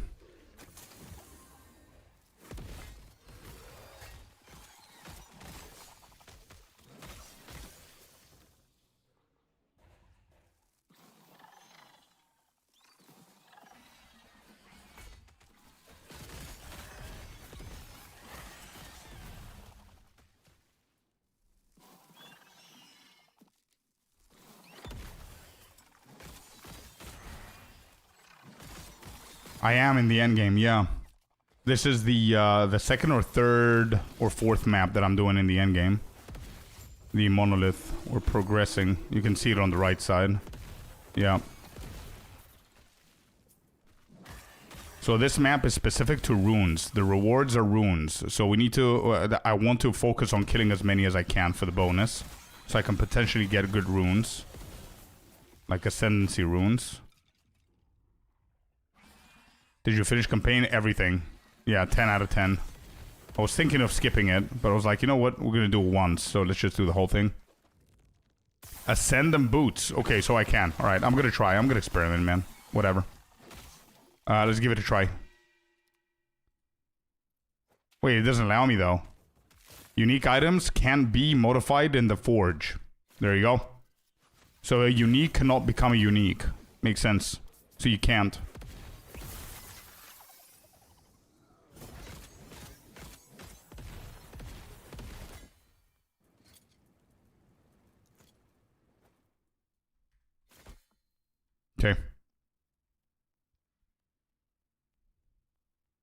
Okay. Okay. I can use them on any other base. What are the chances of uniques dropping? I have no idea, but I'm going with this. Look at this, Icy. If you go into your guide, every single item tells you where you can find it. So this one, I need to kill the Black Sun boss and farm it from him. But the boots that I need, it doesn't show like this. So I need to, what do I need to do? Here. You see? At the very bottom, it says it's an Echo reward drop chance. Or Rune of Ascendancy chance, 1 in 22. 1 in 22 is not bad. I mean, in PoE 2, we're hitting shit that's 1 to 1,000, bros. We're gonna eventually get that. If that number is true, we're gonna get it.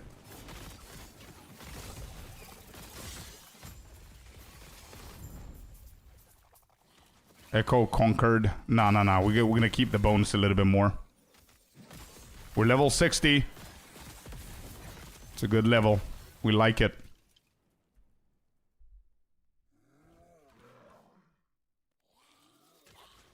One in 22 to get those boots, but decent chance of getting Dark Striders. Yeah. It's really good. It's really good chance. It's not bad.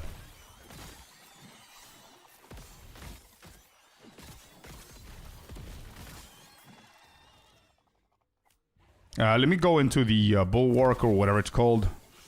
What is this banishable thing called again? Nemesis. That's the one. Yep. Pearls of the Swine.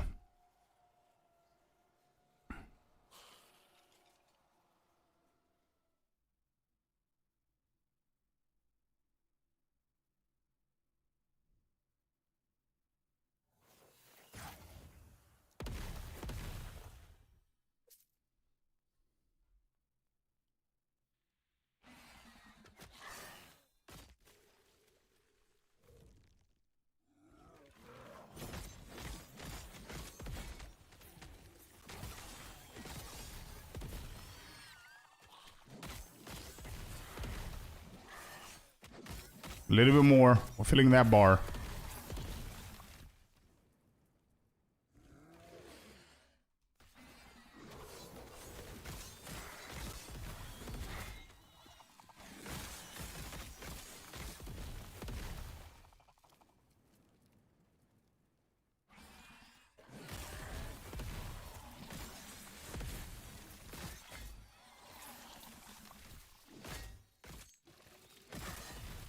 So it's time 3. If I go all the way to the right, does that mean that I get times 3? Or am I getting times 3 because I did the other 3 checkpoints? Am I ready to leave here, or do I need to go all the way to the right? Oh, it says bonus stability 20 out of 22. With those who play, I'm not sure if there's a clan or a guild or something like that, no. What confused me is that the Merchants Guild is called Merchants Guild, so I don't know if they have another guild or a clan or something.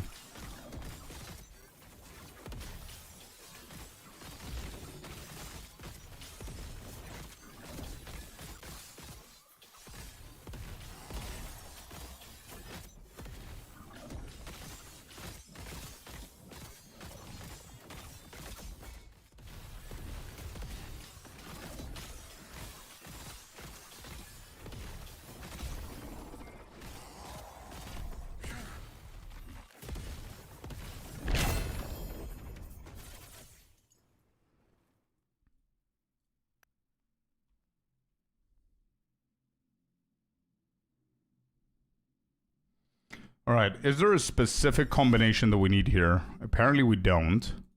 Okay, so it's up to me to decide. Reduce bonus damage taken from critical strikes per equipped heretical idol. I'm going to keep the one that I have. Enchanted Grand Iron Omen Idol of Withering. Lightning damage with hammer throw. 48% block effectiveness. Yeah, this is pretty bad, but we're done with this. Good. Let's go and get ourselves the runes. Gimme.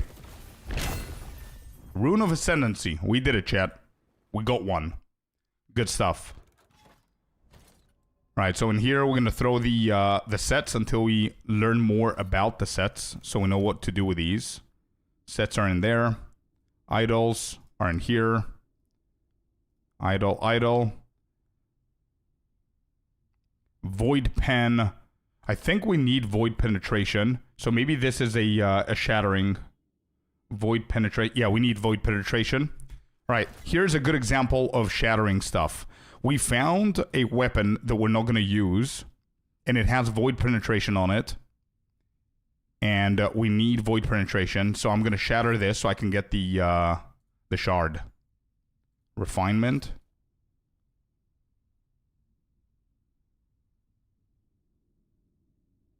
Shattering.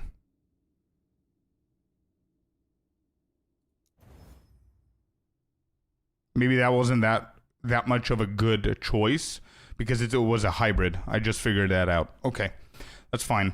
What else do we have here?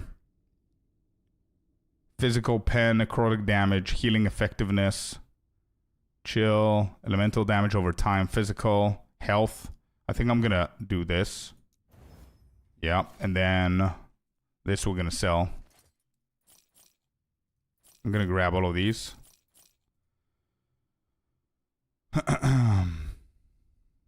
Okay. We go here.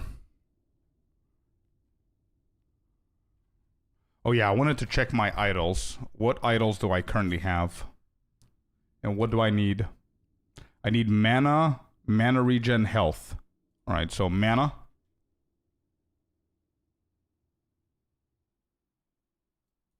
Health. Armor, health. Vitality, void resistance. So it's only... Okay.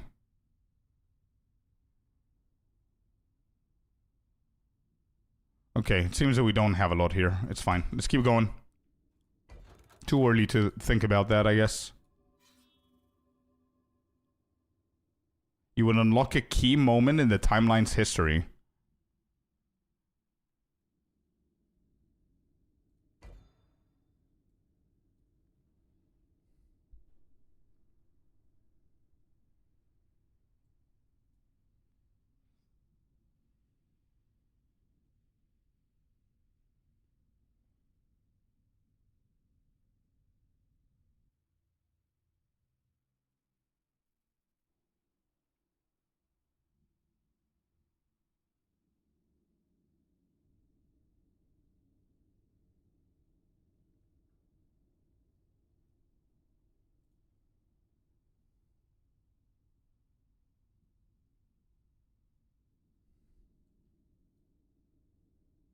You can do the first ability quest now if you want. How? That's what I was looking for. Oh, quest echo. I'm blind. Chat, did you know that you can read in the game? If you just read in the game is easier. Did you know that?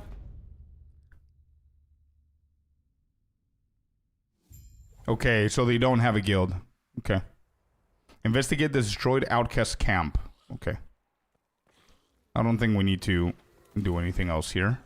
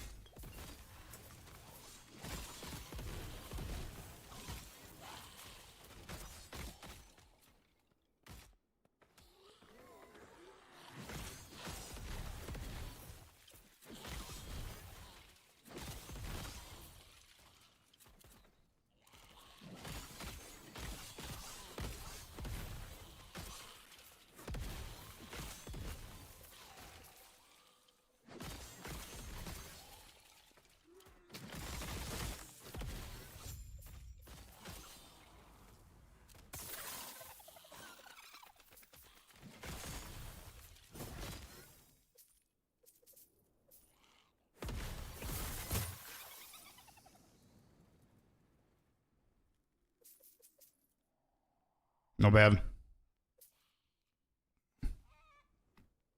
They want to add guilds or clans, but it's a low priority. Yeah, it should be. It's okay.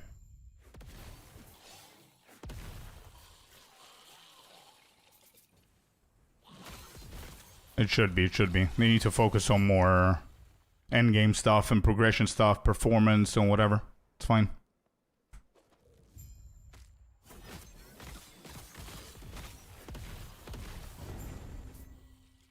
Conquest conquered. And done. Cool. Off we go. What is this bleed? Increase critical strike, void penetration, chance to blind on hit. I think we shatter that for the chance of blinding. Oh, void penetration. Never mind. We need this. Yep. We shatter. Cool.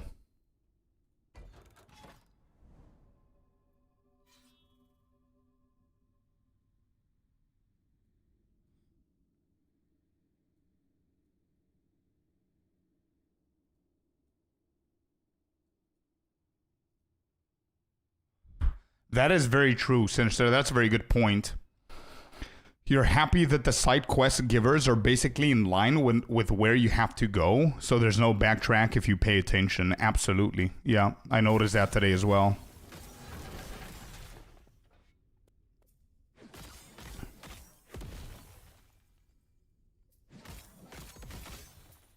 And I even think that their campaign map with the quests on the left side, and whenever you click on the quest, it automatically takes you there. It's such a good feature as well.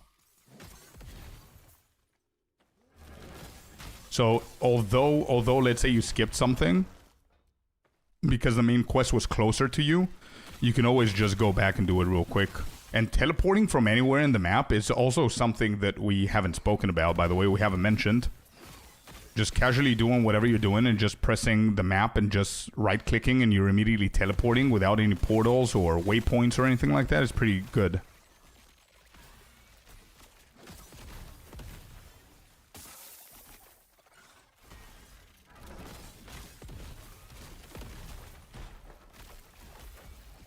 What is this?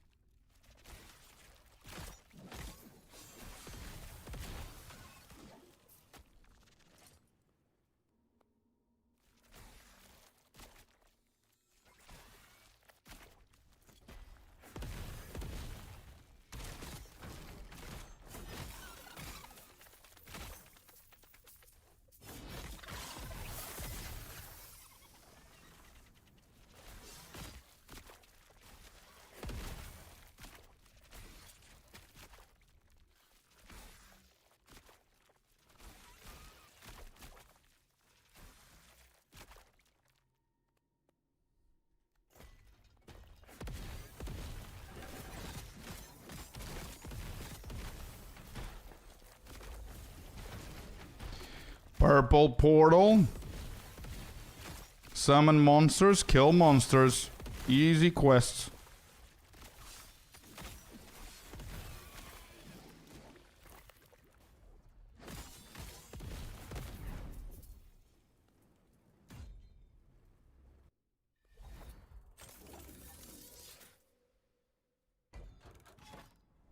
I'm gonna go down this path. And actually, there's another path on the top that says something about weavers. I don't remember the name, but something with weavers. Some spider-looking shit.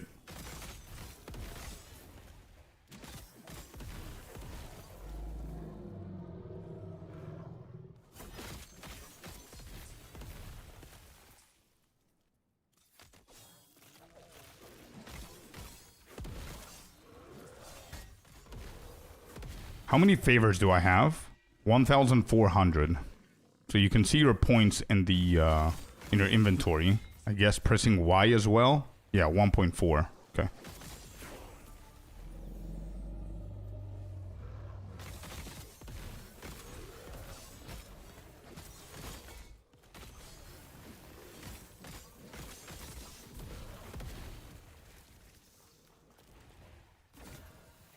What do we have? Mana increase, mana regen, physical pen, void resistance.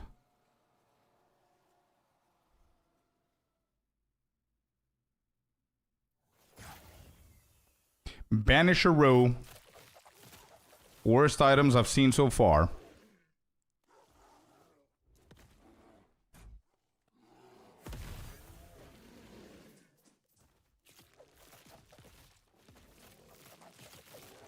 Alright, I'm gonna skip all of them here. Just kill a lot of packs. Whenever we skip, just go and finish these.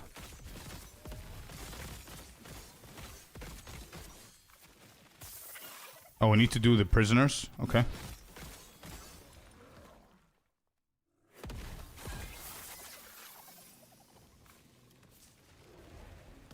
Oh. Wow. What was that? You have been slain by a crushing blow from a profane flesh. Killing blow, damage type, physical and necrotic. Killing blow, 829 crit. 157 overkill damage. Wait, did I lose it? And I need to do it again?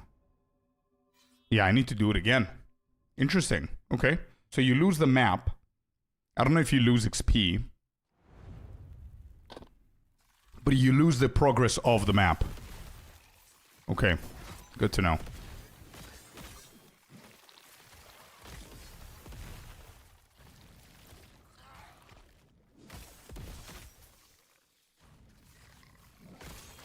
One life, apparently, yeah. But I mean, it's not like you're not losing anything if you think about it. You're just losing the progress that you've done. You haven't juiced the map, you didn't spend money on it, you know what I mean? So it's not... Yeah. You just lost the effort that you did until you died.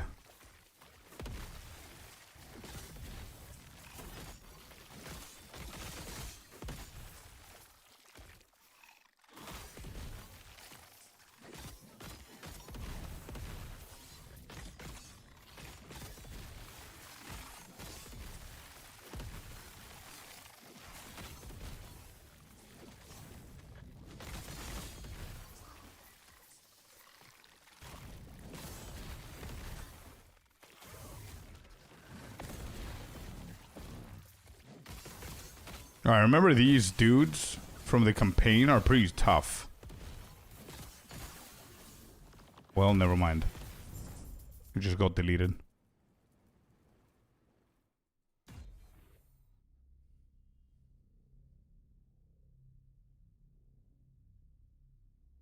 Some echoes have unique items, rewards, if you finish it, so you need to be careful there. Oh, wait. I didn't get the rewards from this. So if you die... Oh, now I know. So you don't get the rewards from the echo if you die. Okay, so it's pretty punishing. What is this? Continue echo chain. Omen window 2 out of 3. What is this?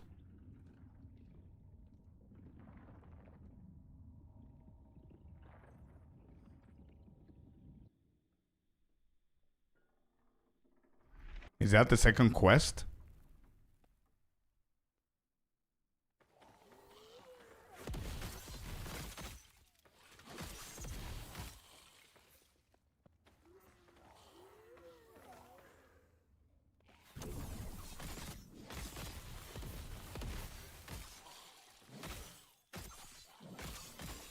Oh yeah, has to do something with Spideys. I can see the spider icon.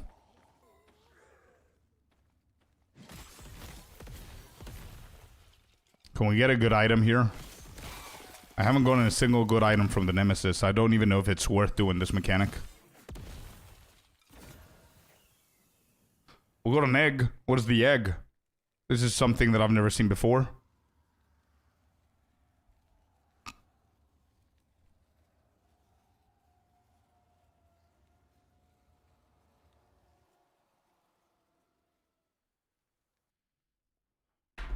Alright, we're gonna empower then.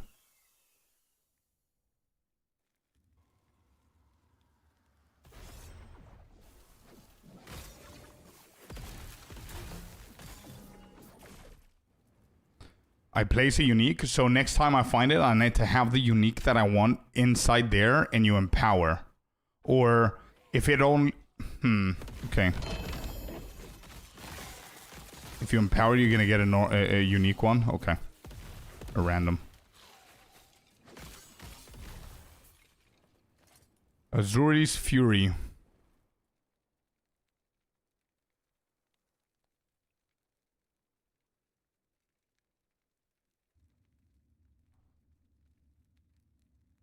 No. Tomb entrance. Well, hello.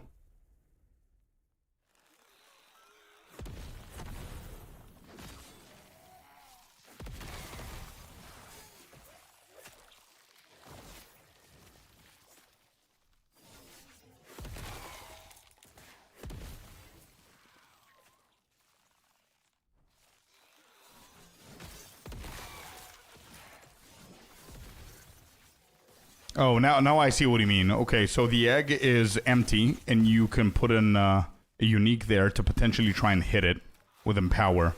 But if you don't put in unique and you empower the egg, it's going to give you a random unique next time. Okay.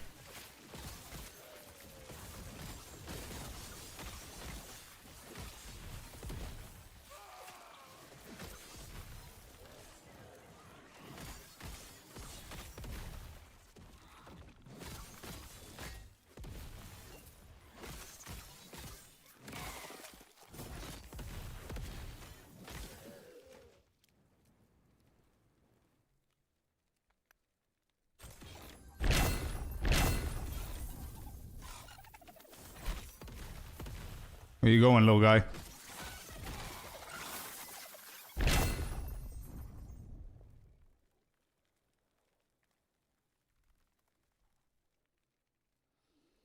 This will make target farming later on easier. Eventually, you get a rune that allows you to destroy items for stability, and you don't have to constantly complete echoes.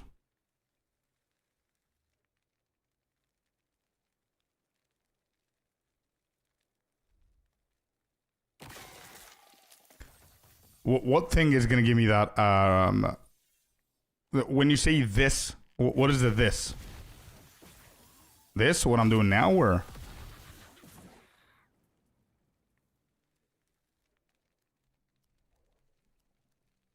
Or the egg?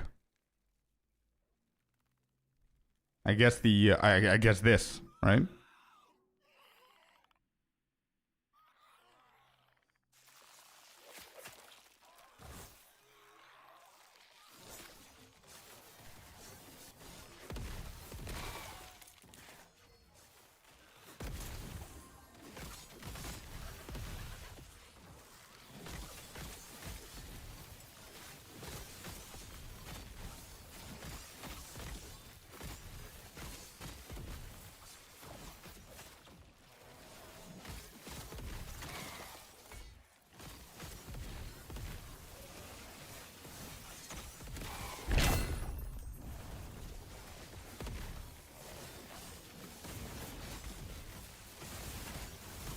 This is the most mobs that I've ever seen in this game.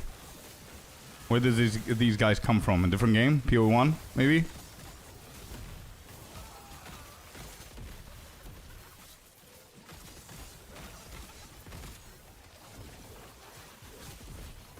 This build is so weird. I don't like it at all. I really want to transition to the spin to win. It's gonna do for now.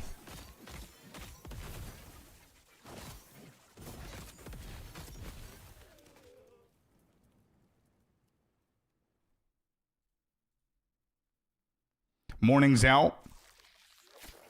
It will fill your stability bar without completing the... Oh, I see. So the Tomb of the Erased, we can always have that in, maybe. And that's going to be faster completion of the maps. So quicker rewards. Okay.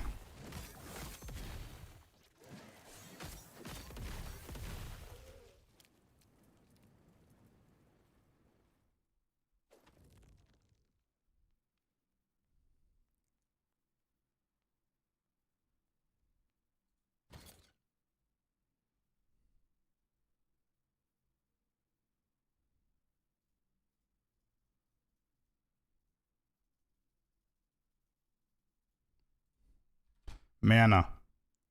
Do we have any mana anywhere? Okay, regen.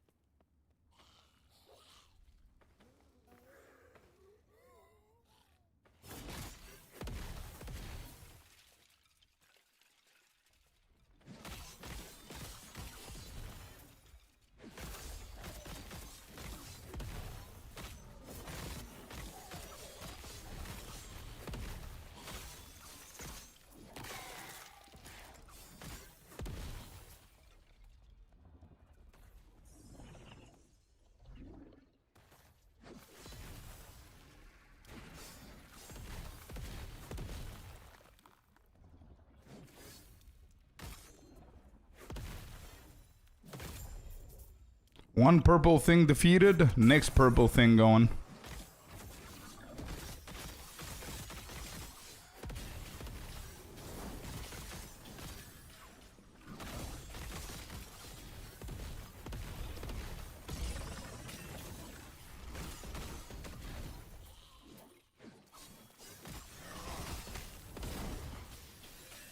Can't move.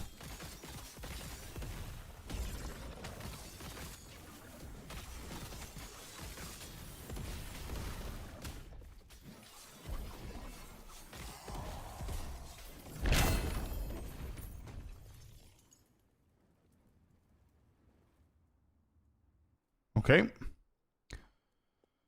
And we have one more rift and we're done with this. And then I think the quest, the Echo quest is ready to be completed.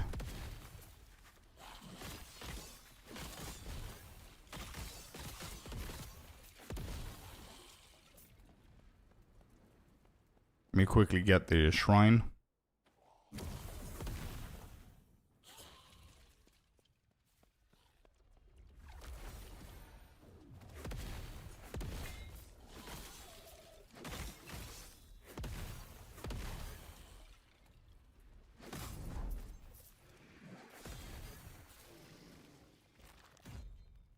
Okay.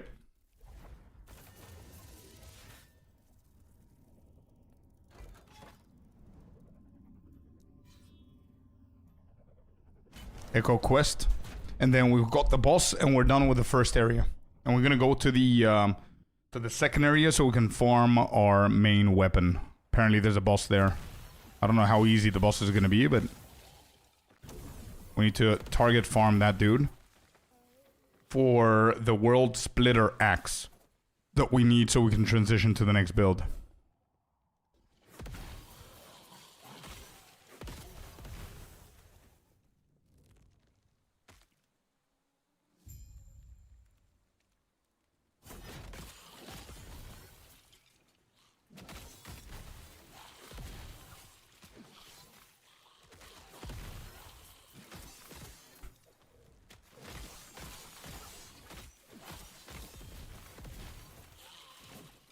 Are we dinging here? 63 or 62?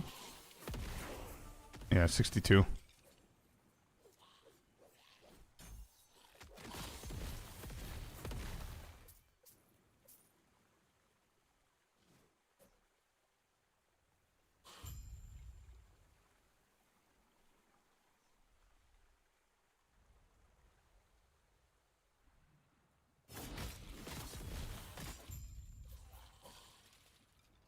Take the upper square and defend it while the survivors flee. Is this the upper square? I would imagine.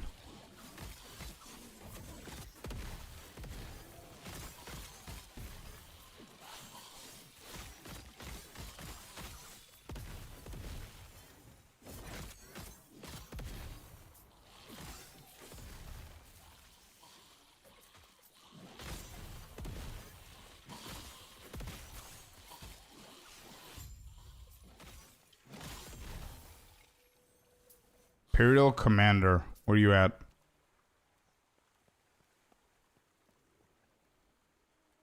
Where you at, brother? Found you. Okay. And we need a little bit more Boss Echo. Wait, I want me to go... Hold up. We've got a few things here. Cemetery of the Erased.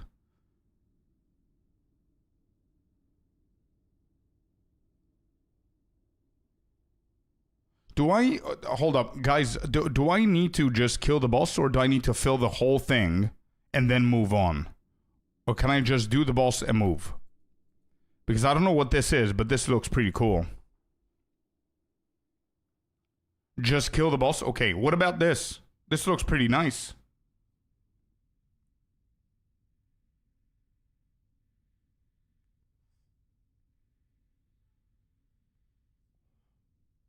You can do it if you want. Nah, if it's really good, then I'm gonna do it. It's just impressive that it's the only one that looks like this. It looks like something special, you know what I mean? Tier 1 Omen Echo Chain.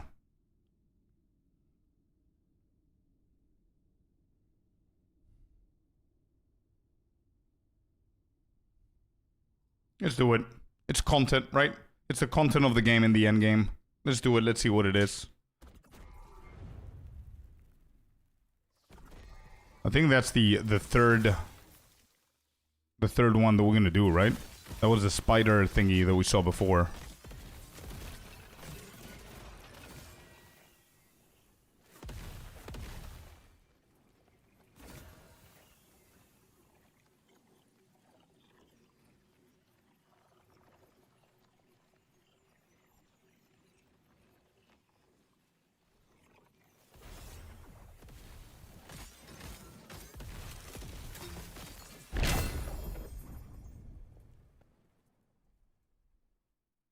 The Echo has harder mods. Okay.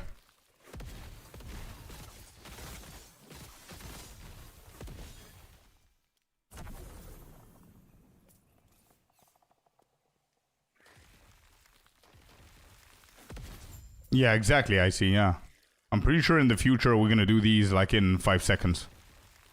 Or maybe even skip them.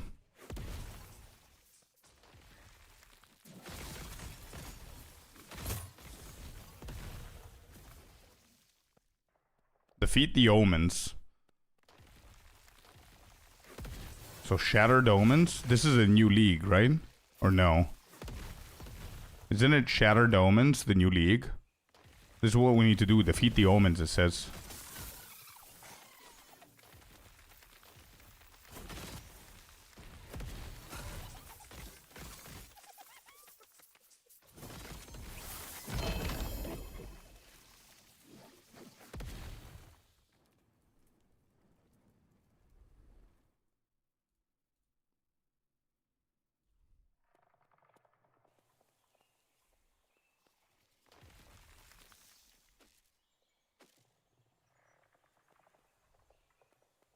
Alright, this is it. This guy's gonna drop something insane. Come on. You got it, bro. Maybe he's gonna drop me instead. I don't know. There's more and more mobs in here. I need to buff up. Holy minions.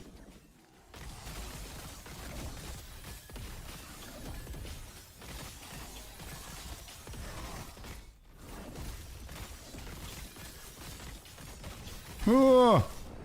Yeah, he dropped me instead. Type physical overkill by 16. So we lost the whole thing, huh? Yeah, okay. Well, let's do the boss. I'm pretty sure we're gonna encounter that shit again. Let's do the boss. Our first endgame boss. Oh, it's just a boss map? Oh yeah, dude, let's go. Abomination.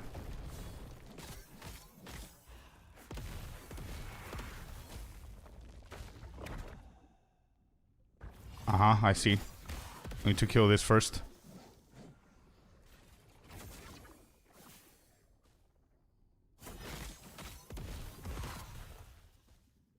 Oh, he's just gonna be running around?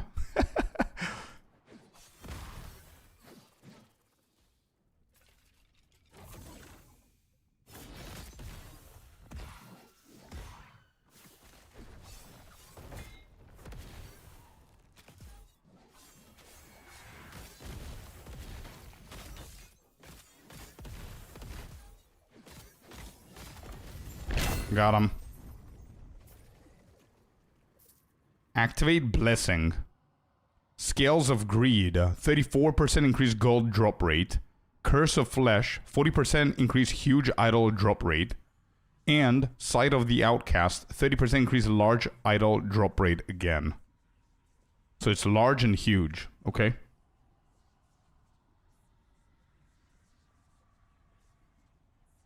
So now it's whatever, right?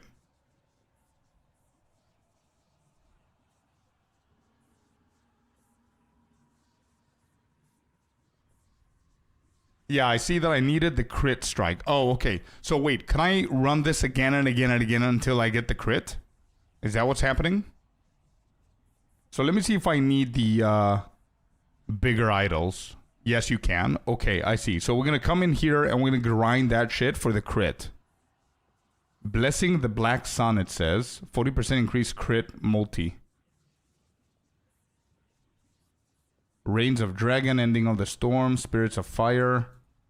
I don't know what those names are.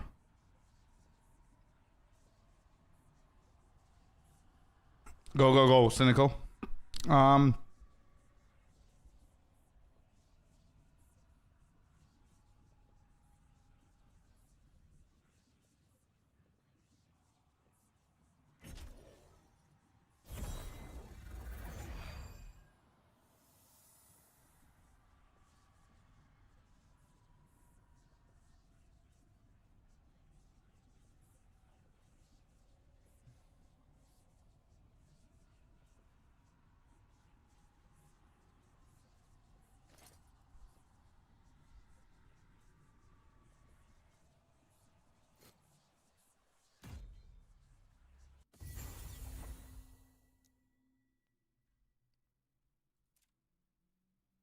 Conquered Timeline. Beautiful. There it is. So now we're going to go to Black Sun. It's level 70. We're currently 62.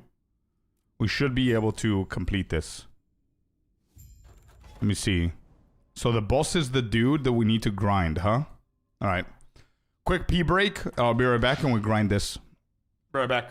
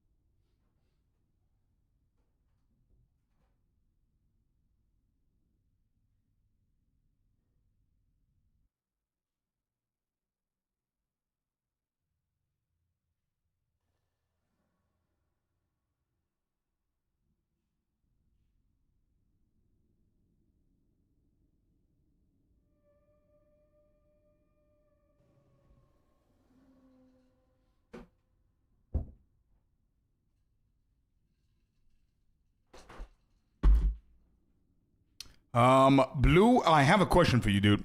You said that I wanted the crit from the blessing on the previous boss, but if I look at my guide here and I go to the blessings and I look at crit, it says blessing the black sun.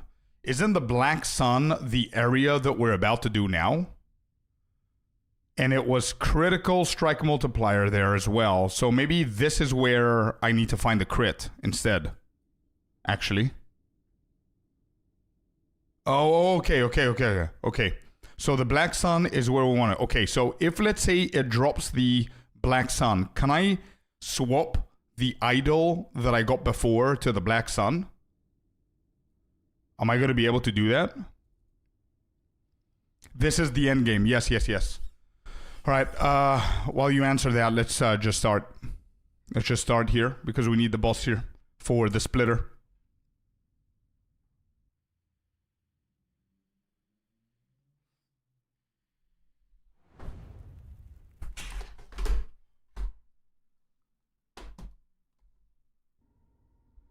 Whoops, I threw you guys. Each time you defeat the boss, you will have 3 more idols to choose from. Okay. All right. Yeah, that's why I got confused a little bit there. Okay, so now I see what's happening here. I don't actually need to go through the whole maps. I'm just gonna check things that I might need.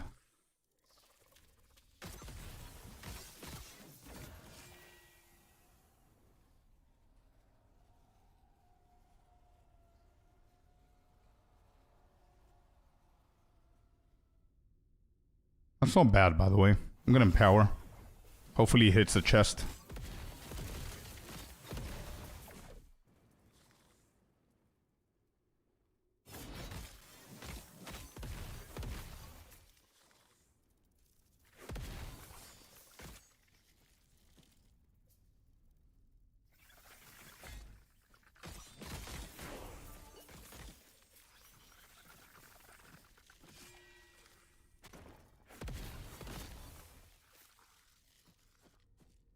Hey man, how you doing?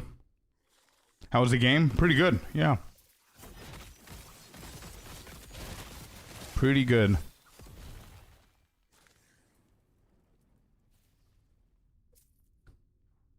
Pretty good. We started target farming some things that we need.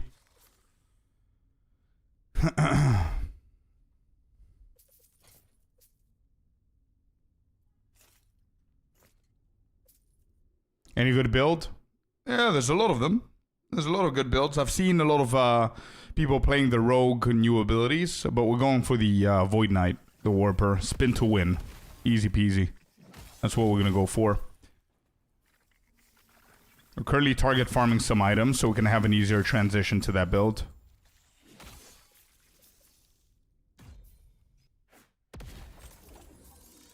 Okay. Do do do do do do do do do.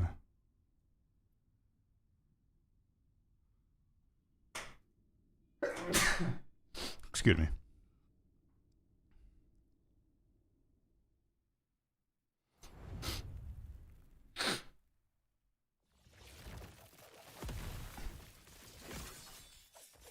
Yeah, I've heard a lot about the Lich.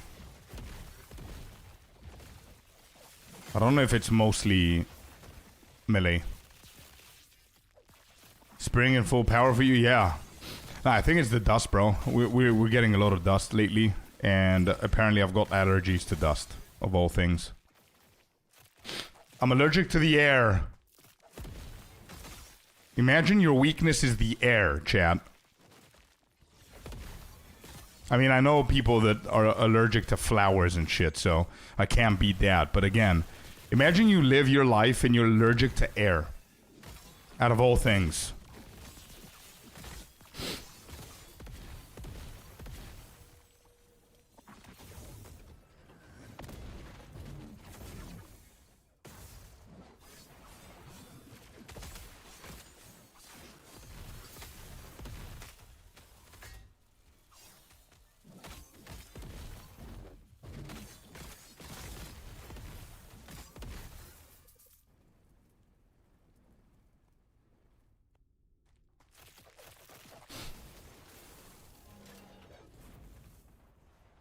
In the new movie, good luck, have fun, don't die.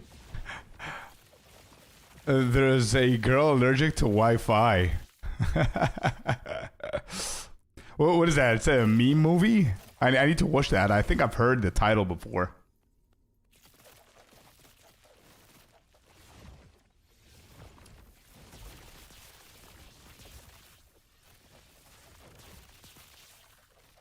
Good luck, have fun, don't die. What a title, dude. It's a pretty good to watch. It's comedy. 100% we'll watch it then.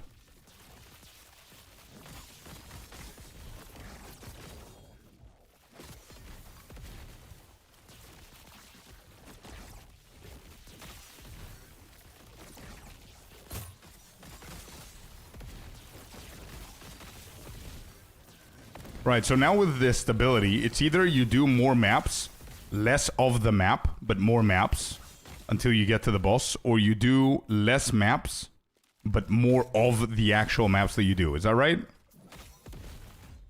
Sounds about right? Because the more of the actual map that you do, the more stability you get, right? Obvious. Forgotten Graves? Reveals all nearby echoes. Nice. Let's go there. And this is full on XP, so it's not like crazy. It's fine. We're gonna skip.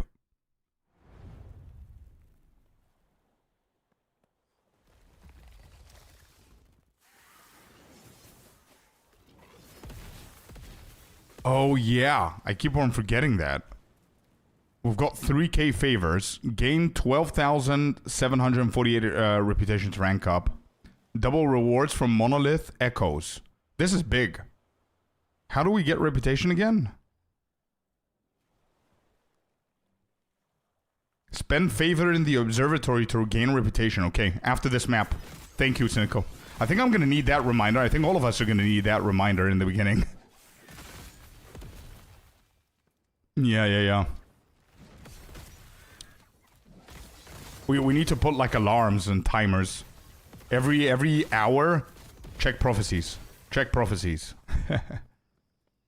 Until we get into the habit.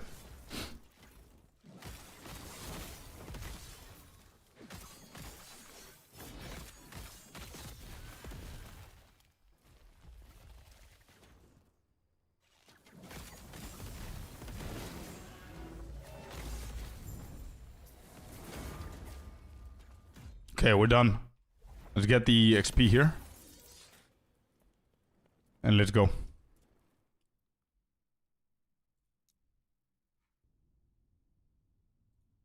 Wait, where is it? I need to remember where it was.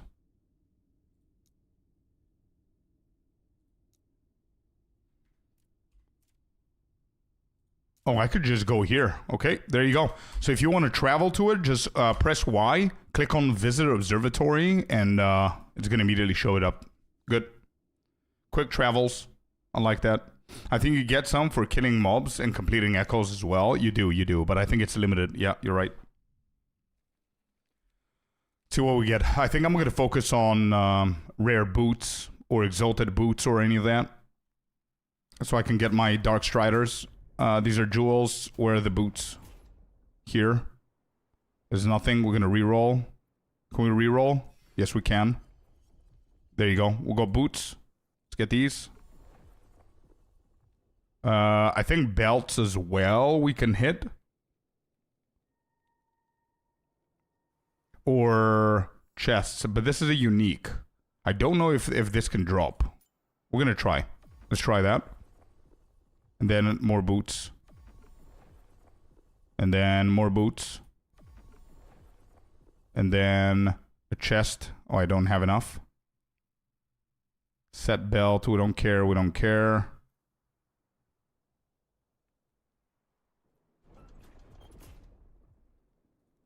All right. We could do a...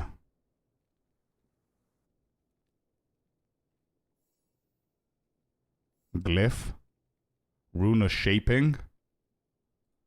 Wait, where are the jewels?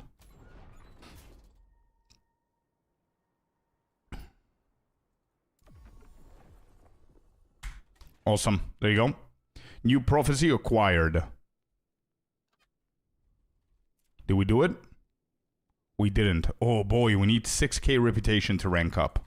Not bad. Let's go back to the end game. Moon, welcome in. How you doing, man? Always coming in hot with the dance moves. Moon entertaining everybody here in chat.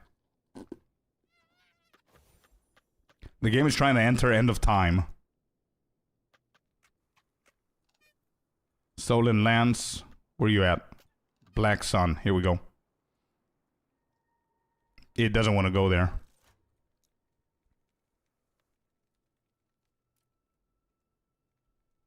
Why does it not want to go there? Okay, there you go.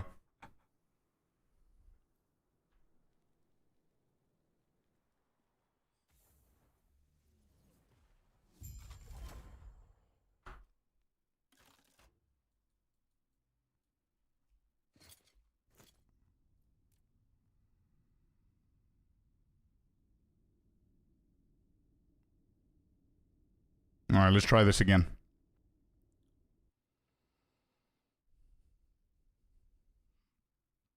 Maybe servers are slowing down at this point. Everybody's playing, I guess. All right, let's move on. Forgotten Graves. Yeah.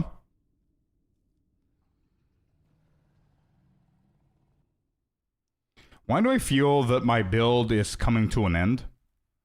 Like, it seems that I don't have any other points to go for.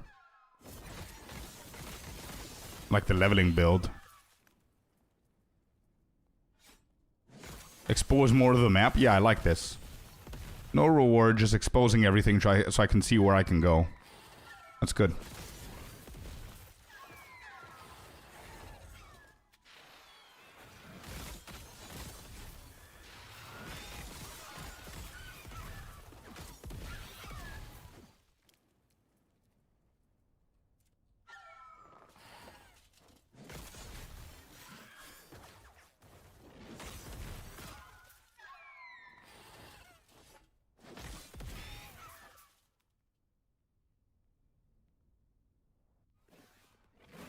Yeah, I know the skills, yeah, but I mean the passive. Here, I have 1 point.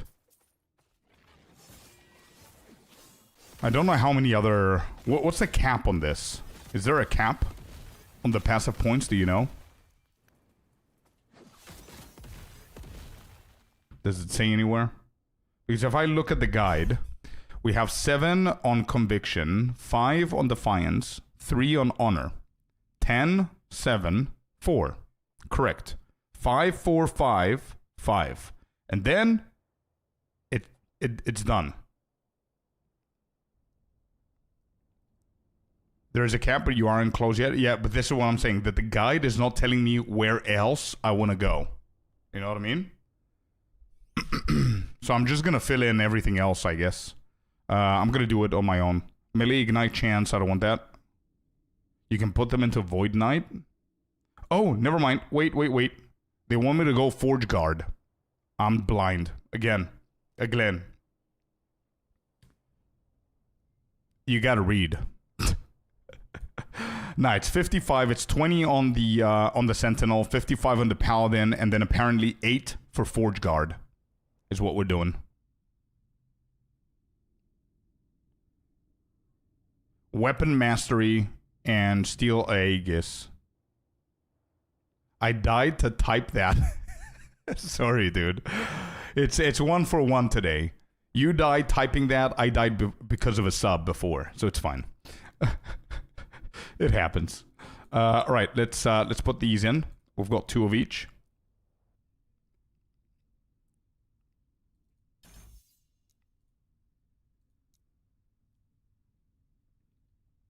Five. We got these. I'm gonna go 3 out of 3 on this one. 5 out of 5. Yeah. We're 3 out of 3. 3 here.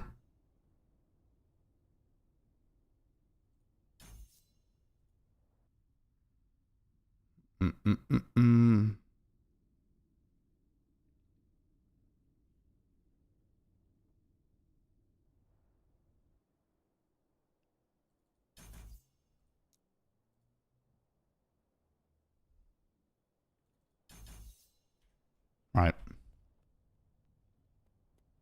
No clue why there isn't any pause in the game. Yeah, it's a little bit weird. I agree. Is there a PvP in this game? PvP would be something that I would excuse the game for not having pause. But still, again, even if they had PvP, they could have just disabled pausing only in that area. I don't think they do, right?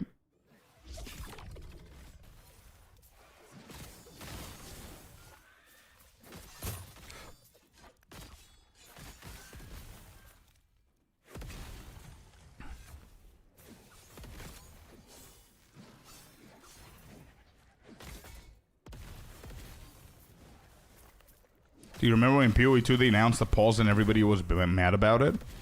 Yeah, but what are those people's opinions now? Bro, pausing is so convenient. And I'm not talking about, like, cheesing the game and everything.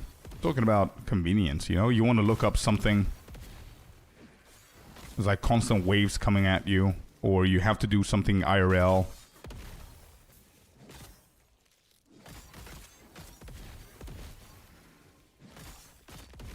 Now we have like 3 different windows that pause the game in PoE 2.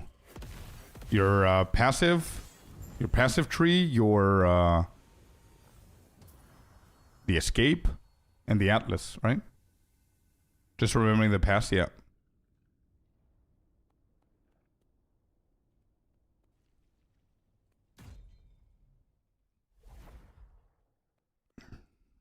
Okay, it reveals more of the map. Ooh, that radius is not bad at all. You guys are learning and doing amazing, to be honest. Like I said, harder than D4, but easier than PoEs. Yeah, I'm seeing it for sure. It is definitely easier than PoE 1 for sure. I need to see a little bit more to see if it's easier than PoE 2. Reveals more. I don't think I need to reveal more. I want to check this arena. What's the difference with this arena? Cemetery of the Erased. High health enemies take 25% less damage.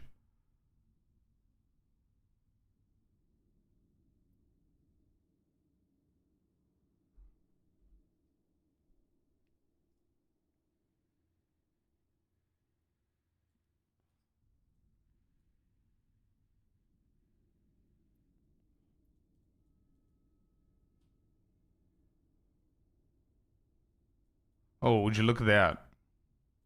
We have a unique helmet over there. Okay.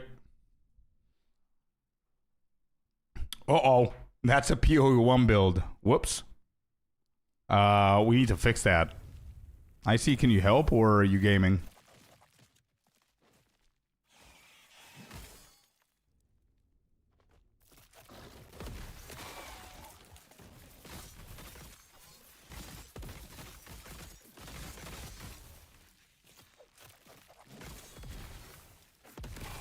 One second.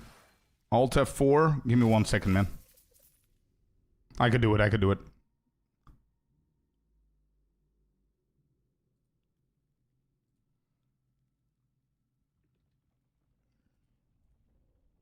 Too many games lately. My bad.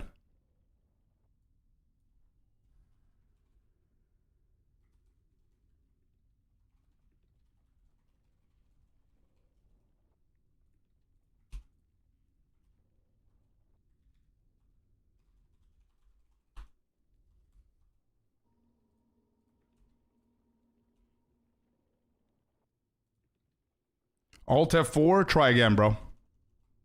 Try again, bud. That was quick.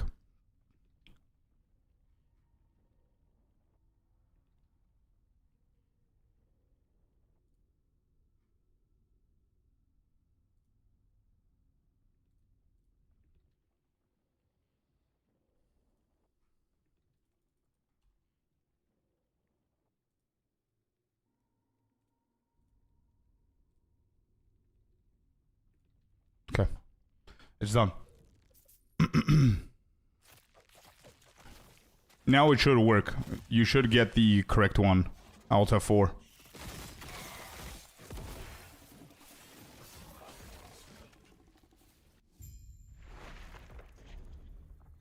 Doom.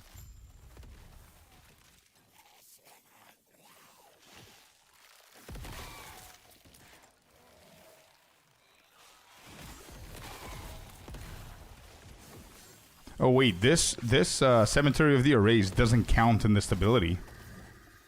Interesting.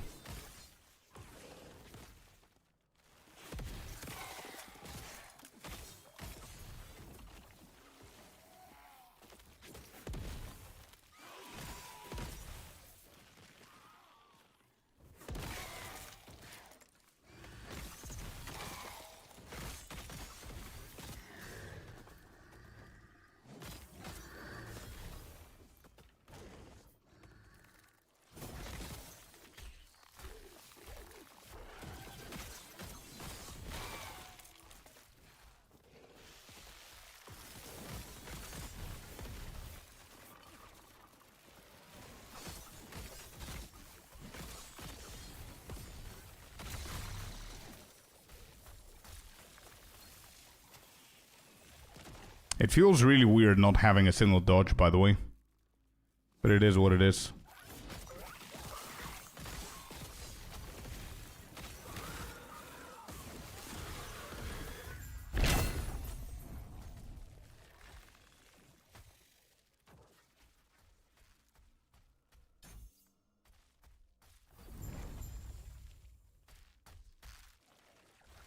What is going on?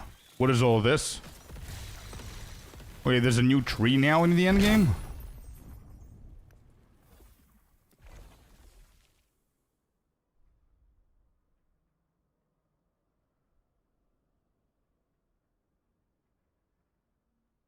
Huh?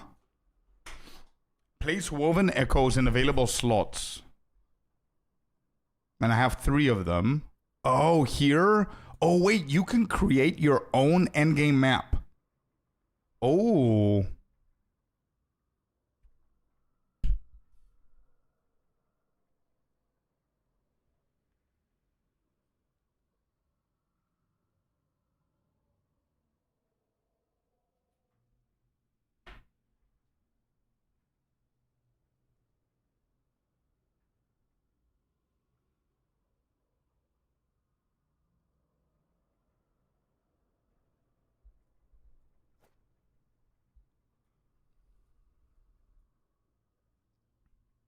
But everything is minimum corruption 100, so I can't, I guess.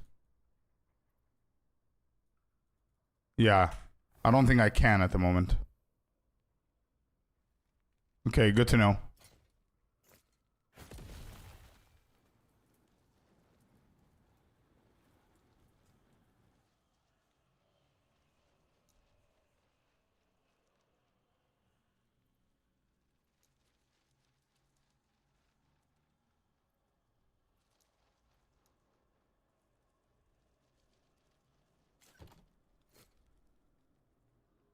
Interesting.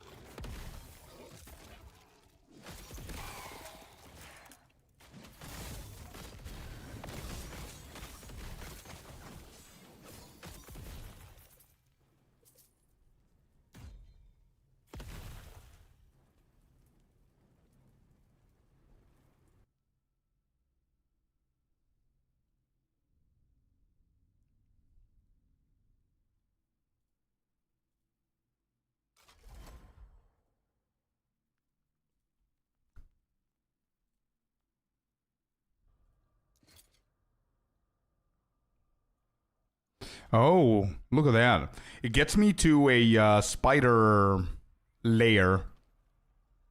And now we can buy woven echoes. And woven echoes now are the ones that you add into your endgame. So you can create your own endgame map, I guess. And you can decide what you want to do. There you go. Factions. There it is. The woven ranks. The woven aid the weaver's desire to craft a new world. Gain ranks from earning and spending memory amber, which is commonly found inside tombs and cemeteries of the erased. Memory amber can be spent by purchasing woven echoes from Mask or by enchanting idols in tombs and cemeteries. Spend weaver points in the weaver tree to influence the monolith of fate. Oh boy.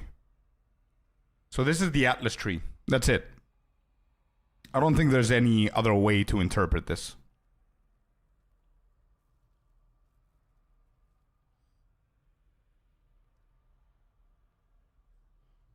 All right, I guess we start from the middle.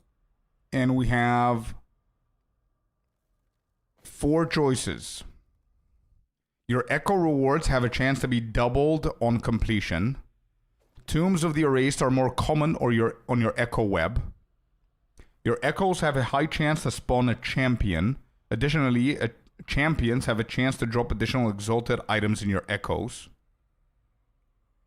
You have a 7% chance for Xeric to join you in your echoes, who fights alongside you and increases your gold drop significantly. So it's definitely not going to be this one. One of the other 3 sound pretty cool. All 3 of them, actually. But I don't know how good this champion guy is. But it sounds good.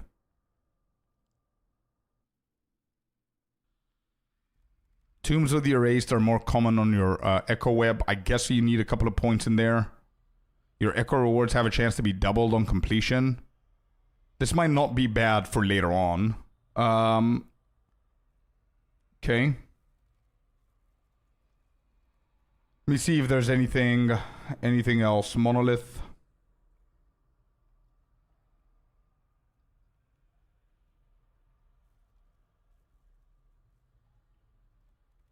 Monolith for beginners.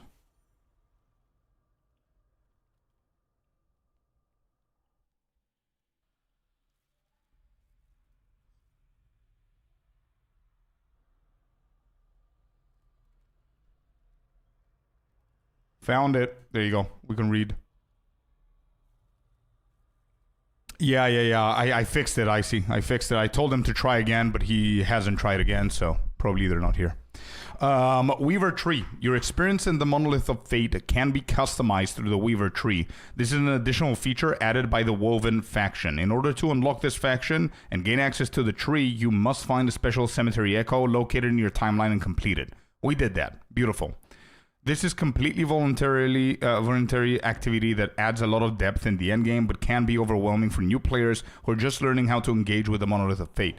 It can be skipped until you're ready, so don't feel like you need to rush to unlock it. Great. Good stuff. I think we're ready.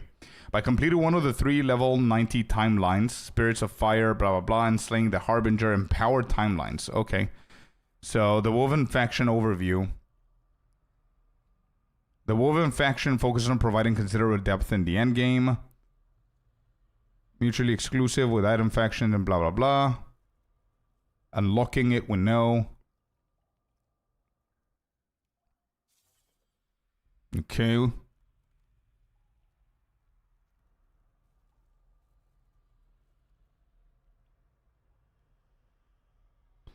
Memory Amber is used to purchase Woven Echoes. Reroll your idols at the Woven Enchanter and reset your Weaver tree. So the currency Ambers, you use it to purchase the Echoes from the NPC that we just got introduced to. Reroll your idols from the Enchanter, which you find the Enchanter at the end of the tombs, or you use them to reset and refund your Weaver tree.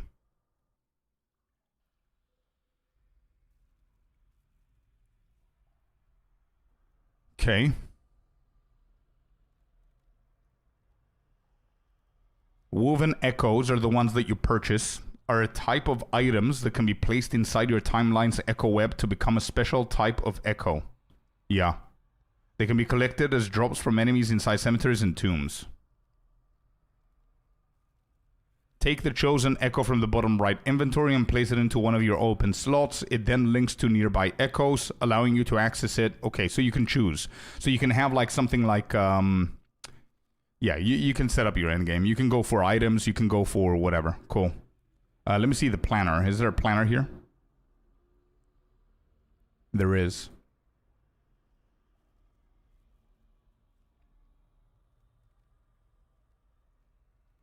What am I looking at?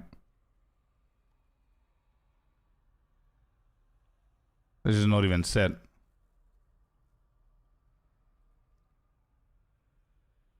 Oh, you can find the full Weaver tree? Okay, so it's not even set.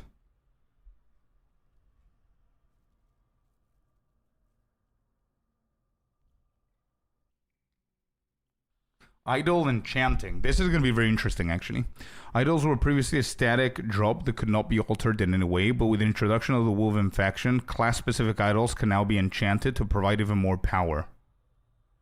So there's normal idols and there's subcategories of classes idols. Idols can only be enchanted by completing a tomb or cemetery. Upon completion, you're presented with an altar. Interacting with the altar opens a UI where a class-specific idol can be placed and enchanted. Alternatively, if you have an idol that is already enchanted but you wish to replace it, you can use Memory Amber to re-roll it. Okay? Does it say somewhere? Oh, it does. Sentinel Grand Idol. All right, what do we need for our build? Do we need Sentinel shit? We do need a large Sentinel Ornate Idol. Okay. So we need General Idols and we need 2 Sentinel Idols. And it's enchanted with critical strike and movement speed. Got it. Yeah, probably Sinister. Yeah. But actually, those are subcategory class idols. You're going to need other type of idols. So if you look at your endgame build, like this one right here, mine, right? You see the idols? The only idols that are subclass Sentinel for my class are these 2, the big ones. Everything else is like normal. Humble, 2-to-1, 1-by-1, minor. You see what I mean? Small, minor. The only 2 are Sentinel. So check yours. I don't think 100% of your idols that you need are going to be Rogue or Mage. Okay, so here's the TLDR. The Woven Faction is focused on endgame depth and progression. Faction ranks and the Weaver tree work together to provide you with more options to customize your endgame experience. The Ambers is the currency used by Woven Faction to buy Woven Echoes, respec the tree, and reroll idols. Woven Echoes and Timeline Echoes that you can place in empty slots on your timeline, they provide various rewards. An idle enchanting allows you to place up to 2 additional affixes on an idol and level those affixes up with Weaver's Touch. So whenever you Googled if you're allowed to craft the idols, I guess Google's answer is pretty wrong, because this feature is new apparently for whenever they brought the Woven Echoes or Woven faction, because you can technically craft on the idols, but you only can craft on the subcategory of the class idols within the enchanter placement.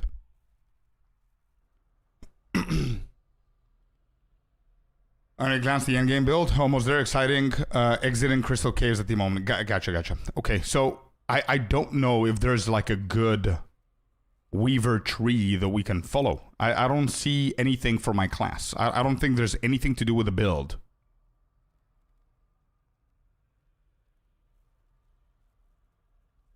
Yeah, I don't think there's anything here for this.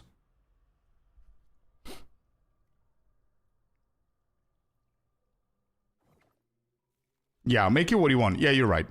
But they're like pretty good choices.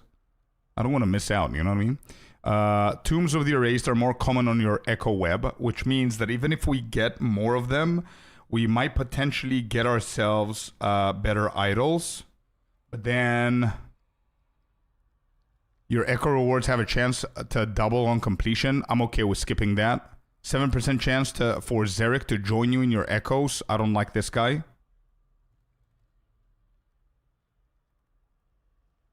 You need it to only to put legendary items that you want to hunt, nothing more. How would I know that? Here, you put them. Place a weapon or jewelry item to imprint it in these slots to have a small chance to drop a pile of similar items when killing enemies in your regular Echoes. Right, I see what you mean. Armor or weapon. So if I go here, armor or weapon, and I put a 2-handed axe, there's a chance of getting the unique axe that I want. I see, okay. Okay, alright. Your Echoes have a high chance to spawn a champion. Additionally, champions have a chance to drop additional exalted items in your Echoes.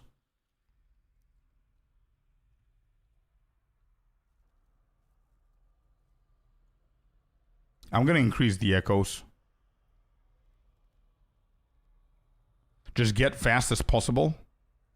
So here. So just go as fast as I possibly can. So this is going to be more. Okay.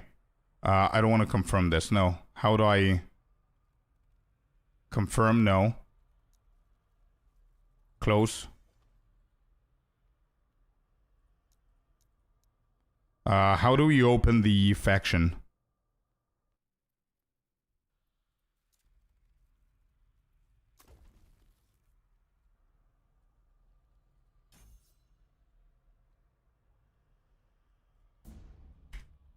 All right.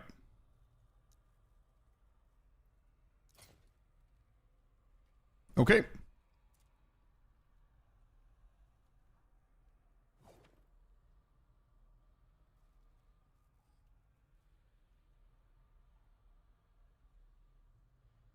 What is going on there? What do you mean?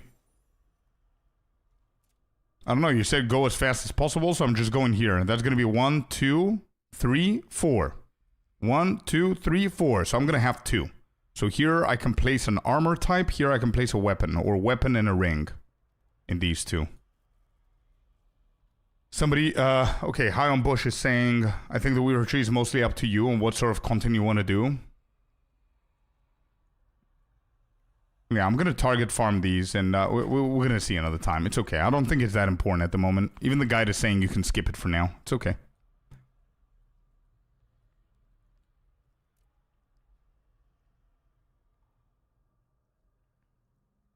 Wait, did I do the other faction?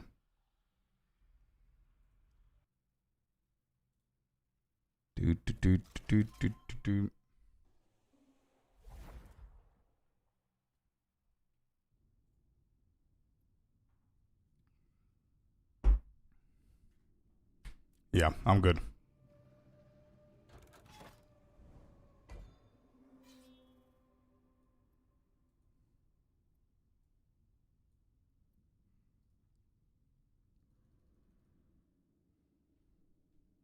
I found another tomb, so we're gonna go for the tomb. I did read somewhere last season that it's best to get currency, nodes, ember, and whatnot earlier on. Not sure if that's still the case.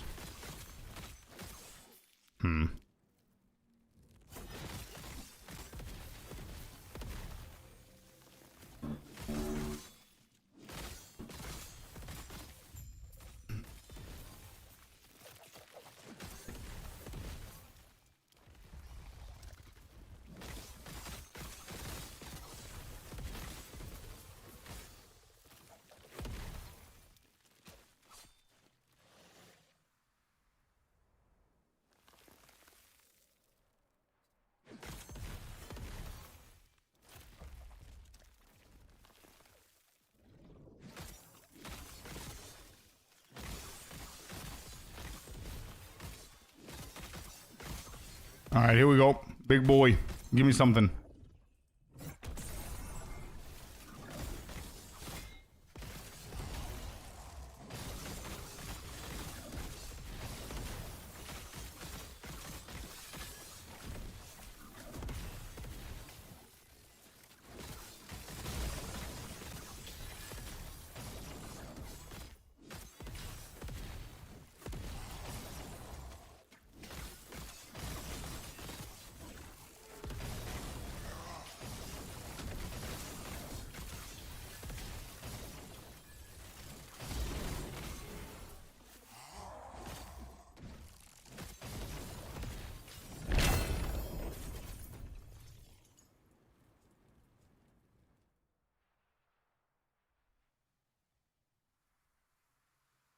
Prism warps. Okay. Not bad.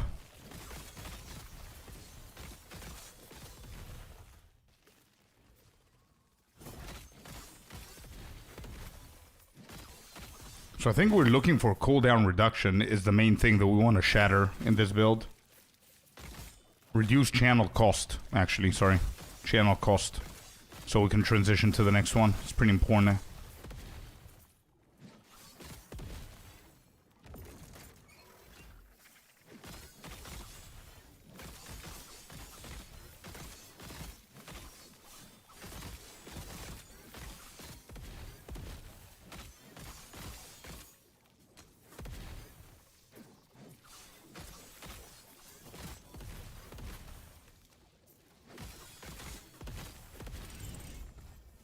Okay, another one done.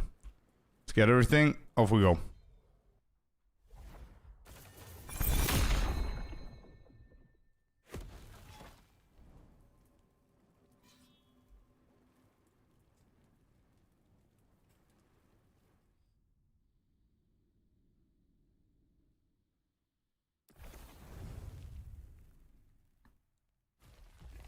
Well, this is a cool arena.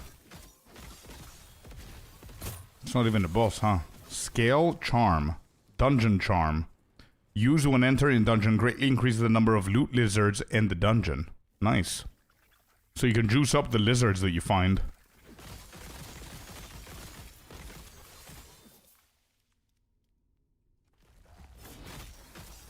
Well, I'm gonna try and push this as much stability as I can.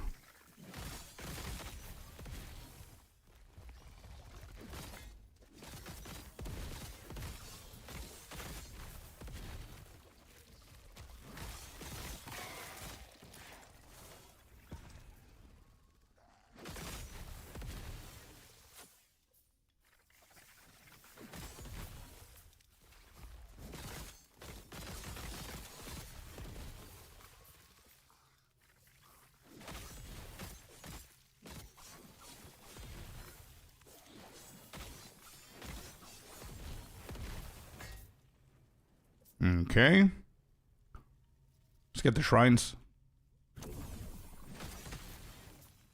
Nice. What is this? Repeatedly attacks nearby enemies with upheaval, 20 strength, 100% increased health. Damn, dude. We a tanky boy now. Temporal Sanctum Key, give me that. We're gonna try some dungeons. Level 65, boys. Level 65. Good number. Good level.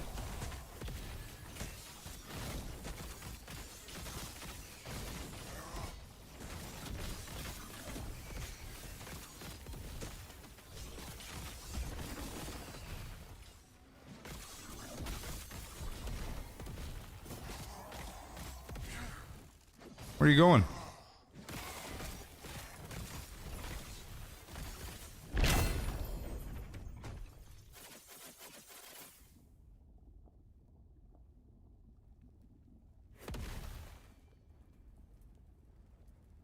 Pearls of the Swine again. We got this 3 times. I don't know if the game is trying to tell us something. Mr. Scorp, you are a swine.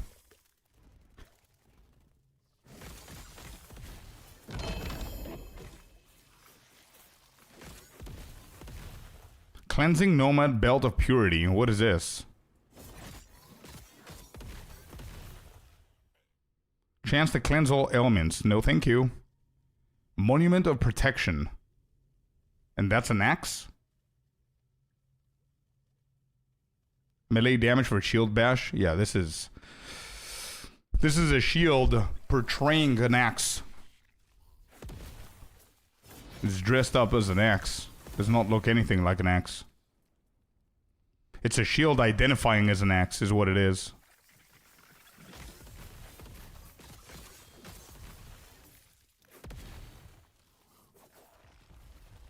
A shield axe. Yeah.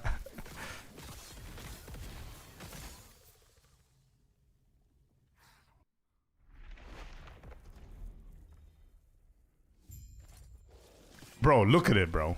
Look at this. Look at that shield. Like, there has to be a designer that's trolling in the game. Like, he designed the most looking, like the most shield looking icon and said, okay guys, this shield identifies as a one-handed axe. What is this, dude? And we get a second one. Yeah, I'm telling you. Yeah, there's something going on here. We're on to them.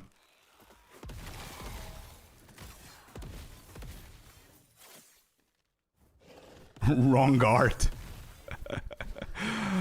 Probably, dude. Look at this. A monument. Yeah, but even the name suggests that it's that the item is a little bit confused as to what it should be. It's called Monument of Protection, bro. Yeah, I will. Let's equip it. Give me a second. Let's equip it and see how it looks. And it's a one-hander. The coder fucked up. Alright, let me see how it looks.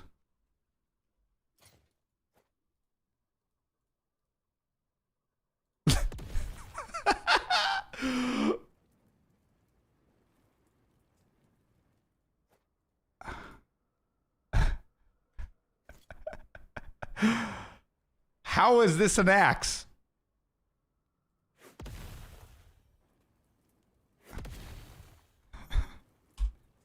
I can't. I tried. Wait, let me try again. No, I can't. This is a shield. It's just shield slot, and this is not a shield. The attack looks cool. That's my attack. That's not the axe's attack. That's my attack. But, what? Definitely an axe. Yeah, where? Well, okay, there you go. What a weird thing. We don't judge on how axes identify in this channel? True. Okay, yeah. You do you.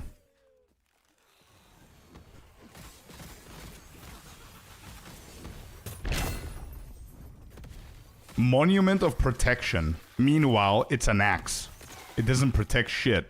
It gets you killed, is what it is. Interesting choice.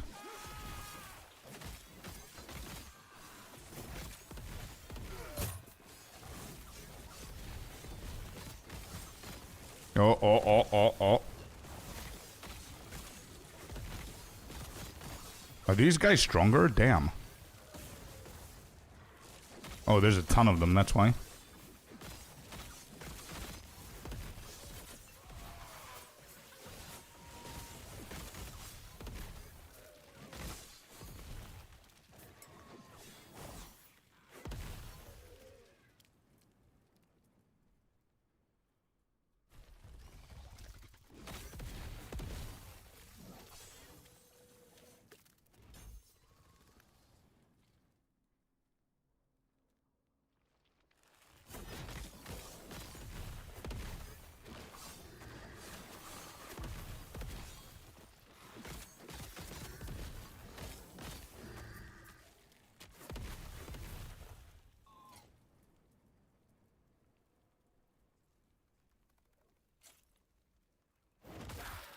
These are corrupted. Sentinel. I don't need them anyway. Is that a boss? It is.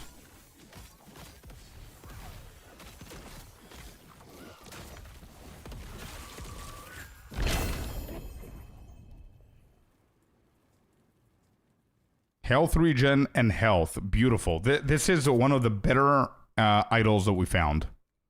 For sure. What is this? Same. Void damage. Physical damage. Yeah, these two are really good. Health, effectiveness. We're going to take that off. Damage over time is fine. Healing effectiveness. We're going to take that off. Let's keep these two together. Poison penetration. Damage reflection. No. Boots. We just got our best boots for our transition. Or the second best boots for our transition. But I don't know if the stats are good. It is Dark Strider that I needed. Wait, I think this literally dropped from the COF. I think it's from the COF.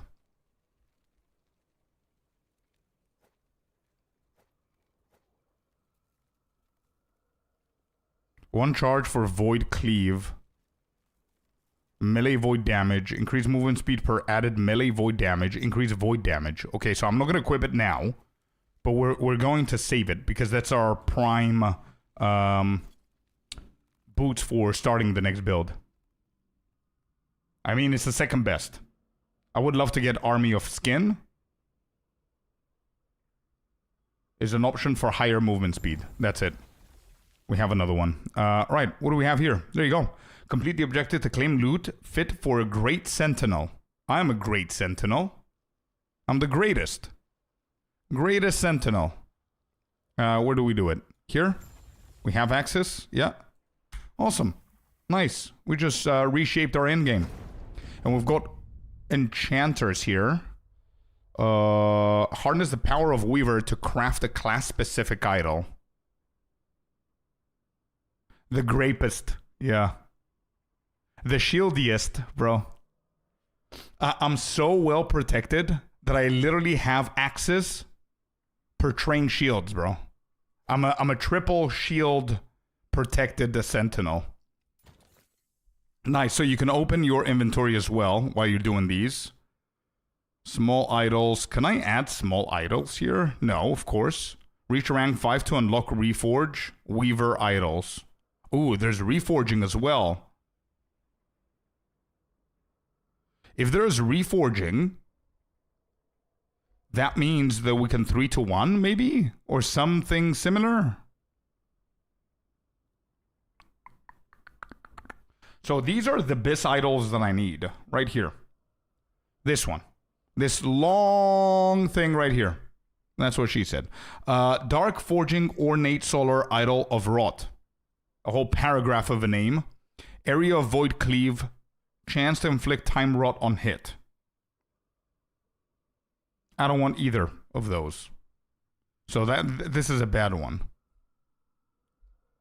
This is a bad one. And I don't think I have anything better. These are corrupted. Yeah, okay, cool. We don't need... We know what to do. We know how this works. That's good. Let's move on. You're the shield hero? Yeah. I am indeed.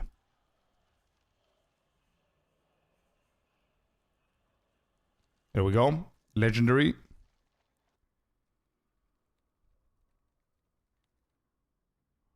Gordian Prism. Offhand Catalyst. Okay. Oh yeah, Pearls of the Swine. Keep forgetting about the Pearls of the Swine.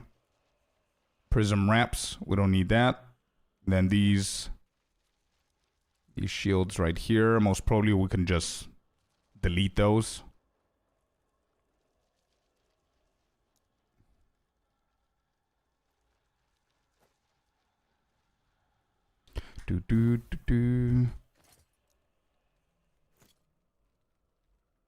Oh, I'm done? Okay, never mind. I didn't see it. We're done. We don't need to do anything else.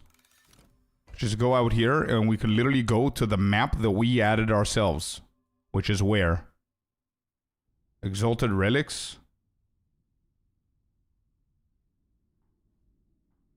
Yeah, I think this is the one that I added myself.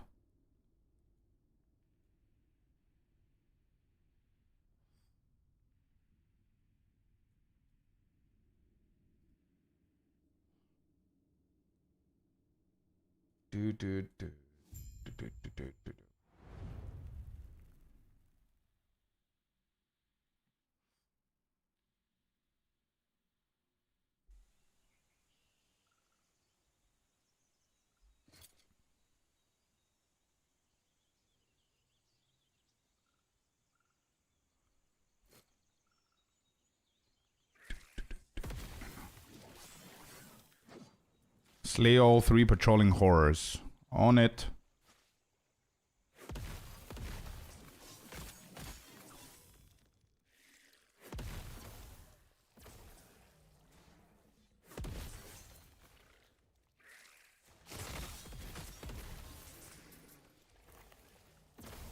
Let me check the Nemesis real quick. I think I empowered the previous one.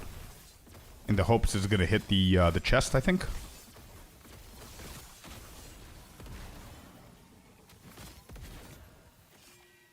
It did hit the chest. I think I'm just gonna challenge, hopefully getting the chest here. And I'm gonna send the chest as well. We got the amulet. Damn it.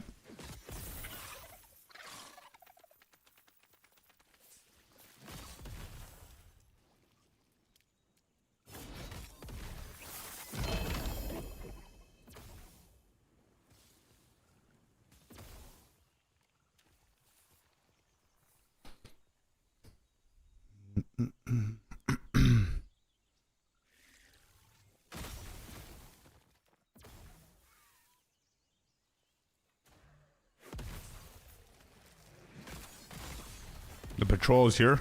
It's boy number 1.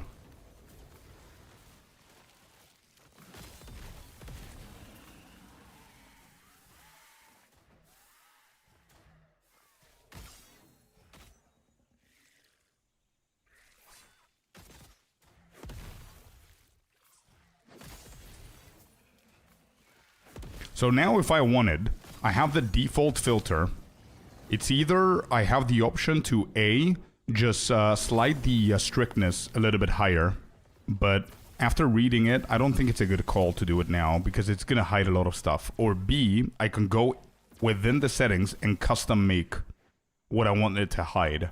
So for example, I can stop showing shitty idols that I don't care about and just target the ones that I want. But I'm going to do that decision whenever I figure out what the reforging of the idols is in the Woven Echoes.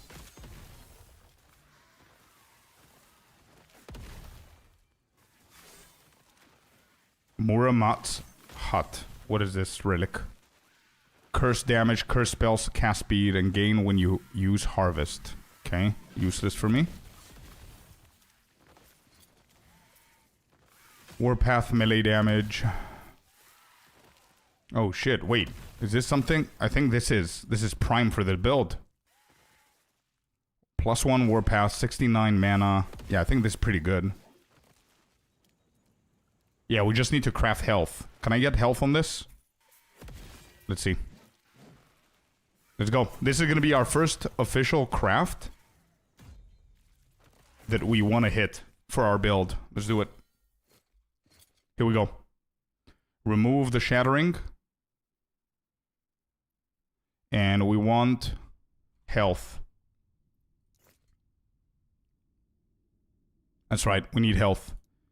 Glyph of Hope is correct.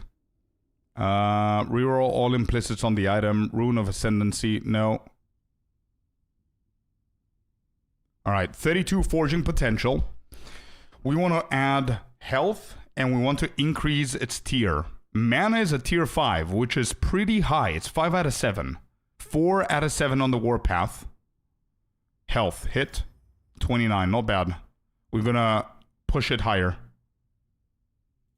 Hit. Hit. And hit. Not bad. We got tier 5 health. And reforging potential stayed there. The problem I'm having with this chess piece now is the necrotic resistance. So I have a question for you, chat. Is there a way that I can deterministically take away necrotic resistance without breaking any other anything else? Glyph of Chaos. I don't want it to target the health though.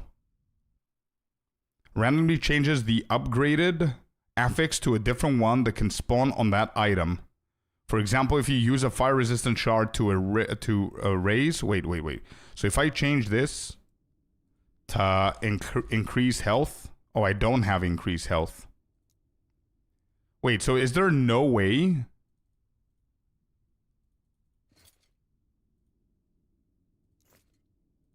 Oh, my mouse is fucking up, chat. Damn it. Glyph of Chaos should target only that one. I don't want to remove this one, though. It connects with this. It should... I want it to target this. Oh, there you go. Wait. Hold up. So Glyph of Chaos is selected. Randomly changes the upgraded affix to a different one that can spawn on that item type. It cannot change a prefix into a suffix or vice versa. Sure, I understand that. So the Chaos, if I select the necrotic resistance and I click this, it's going to randomize it. So it can give me increased health, it can give me health regen, it can give me physical resistance or any other resistance. Am I right? But I cannot deterministically say, okay, this necrotic is going to become now increased health, right? I can't do that. And also it seems that it's very rare, but increased health, I don't have it. And I have every other shard, almost. But I don't have the increased health.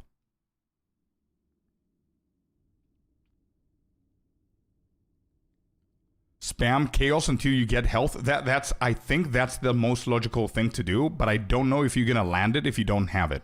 And if you don't have it and you land it, you're not going to be able to tier it up, which is absolutely fine. It's better than not having it. But don't forget that you can only have Glyph of Chaos. You cannot have Glyph of Hope, which means that your forging potential has a chance of breaking because you can hit once and it can go down to 10 now. So let's see. We're experimenting. 3, 2, 1, hit.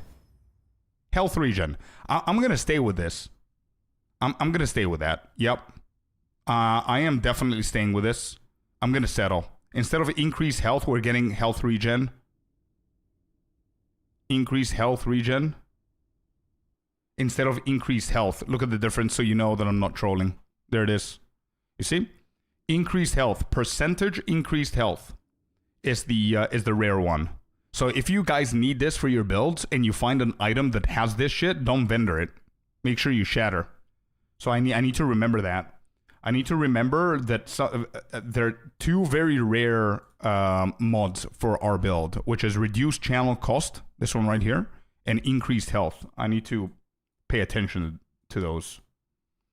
All right, yeah, I'm going to settle. Glyph of Hope. Let's see if we can get it to tier 5. Hit.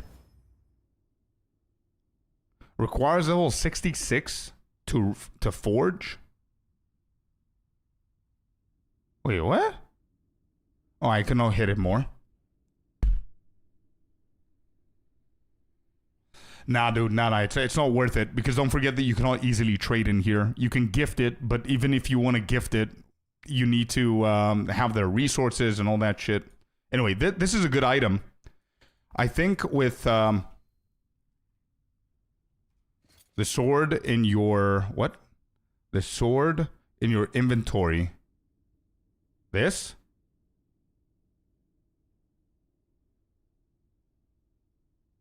This one, Cynical?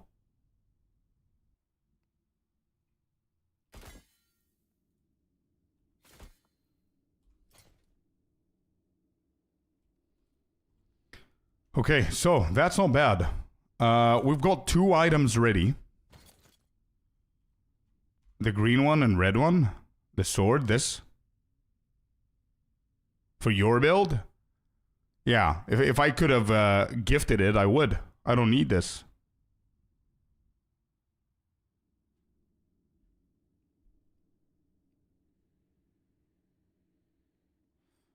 Yeah, I'm gonna keep him here. If I can gift you this, then cool. I was just reading. Okay, good. If you're gonna play that build, let me know. If there's a way that I can gift it, I'll do it.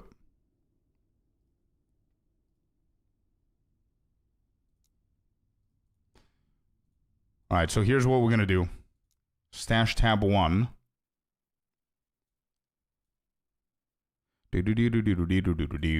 Alright, we've got 2 items right now. Melee damage, void penetration. Actually, I'm gonna shatter that. Void penetration, elemental resistance. I'm gonna shatter that. I want them. Hybrid health and increased health. That could be something. This I'm going to vendor. This I'm gonna vendor. And this we're gonna void pen. Yeah, I think I need those. All right, time for shattering. Shatter here. Shatteroni. Boom. Hybrid health. Gimme. Boom. Boom. And boom. Done. And then we sell these.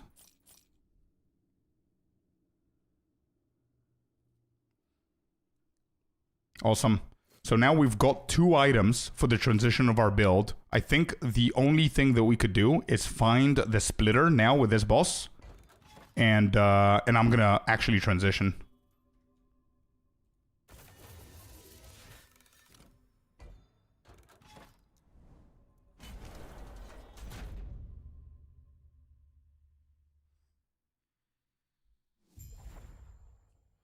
We're getting there. We're getting there. We're getting more and more familiar with stuff. And it's getting a little bit easier to follow through and understand what we need to do.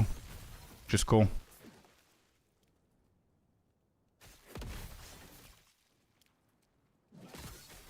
We need to save the villagers. Okay.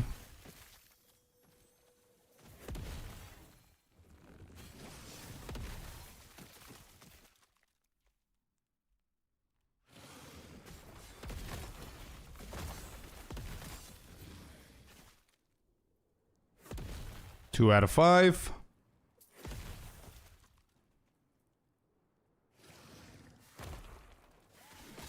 Oh, the villagers fighting. Damn.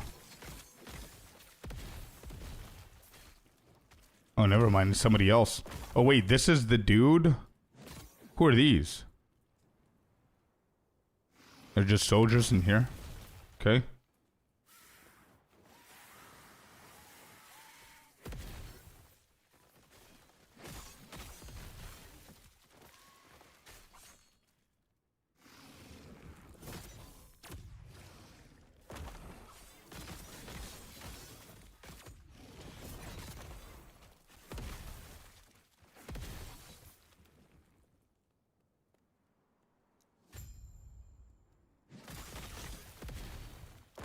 Defend the town from cultists. Alright.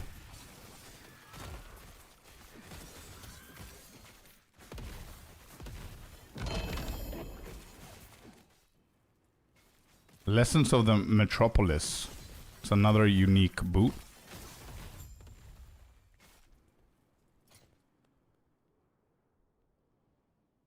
Not bad.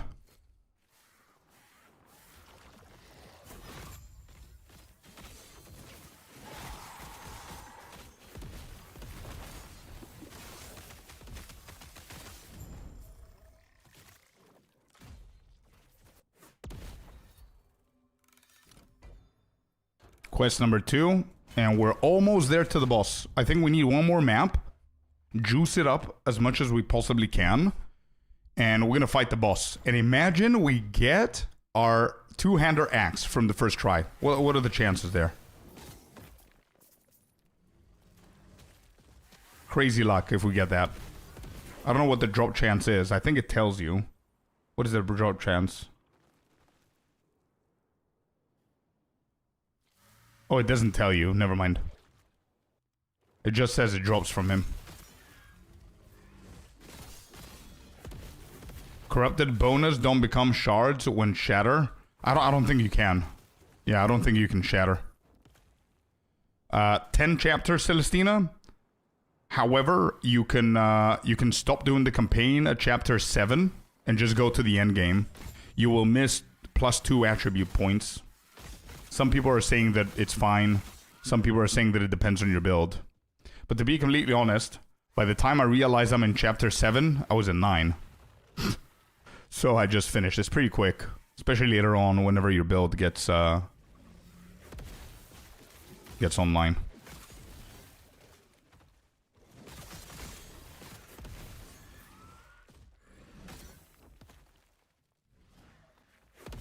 I think it drops from Harbinger, not from Boss. This? Stoiv? You talking about this, dude? Well, it says... Oh, you're right. Drops for Harbinger of Hatred in the Black Sun timeline. Who's a Harbinger? So it's not going to be this guy. Wait, now I'm confused. Who's the Harbinger? You're on 7? Yeah, it's going to be very quick. Just keep going. Oh, there you go. Blue is telling me that right now. Okay. It's not from the boss. It's from the Harbinger, and how to reach the Harbinger is when you finish a lot of maps, I guess, around 10. And the fastest you can get there to do them in one line. I don't think I got it.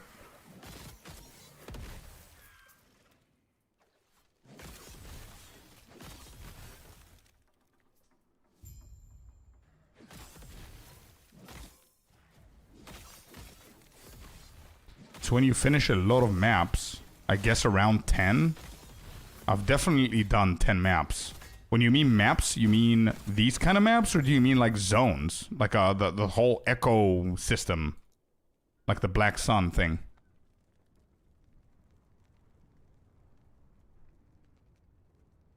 Echoes? I definitely did 10. For sure.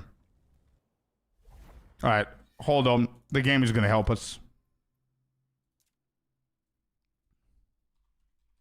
Harbingers. Icy's favorite word. Harbingers are powerful servants of Oribus. Okay, so it's Oribus bitches, who you will encounter once you have progressed deep into the Monolith of Fate. Oh, thank you. Yeah, perfect. That's it. This is it. They have a whole guide for everything, and when it comes down to Harbingers, they say just play the game, man. You're gonna get them eventually. Your battle against them is tracked with the Forgotten Knights faction. Should you succeed in hunting them down, you'll eventually be able to challenge their leader. Forgotten Knight? The hell is that? Easy. Yeah, just play the game. Where's the Forgotten Knight? It's a faction? I don't have it. So it's a third faction that I haven't opened up, I guess. Shame. When you finish first time, all 10th zones, you go to Corrupted one. Then after 8... Oh, it's after. It's the Corrupted ones. When you finish first time all 10 zones, you go to Corrupted one. So I need to finish all of the 10 zones in here. Wait, here. 2, 4, 6, 8, 10. Yep. Or 9 or whatever.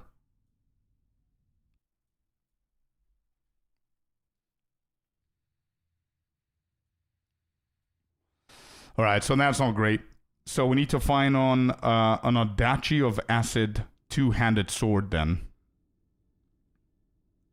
So we can transition, because there's no chance of me getting the World Splitter right now. And bro, I cannot do all 10 zones with this build.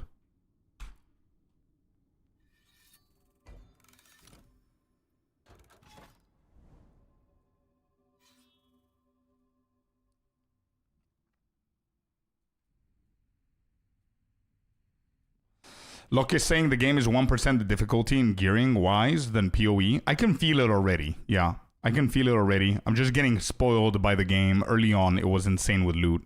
And now I want to transition to my actual build. So, yeah.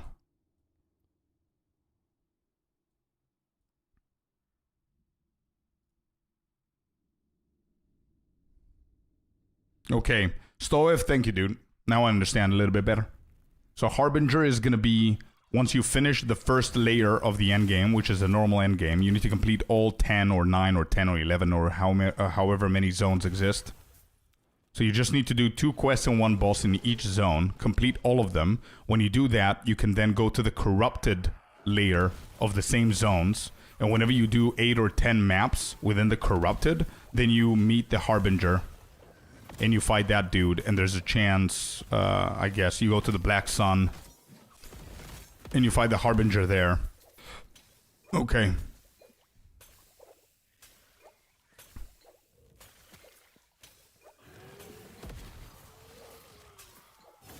So from this guy, I just need the blessing then. The critical blessing. Interesting.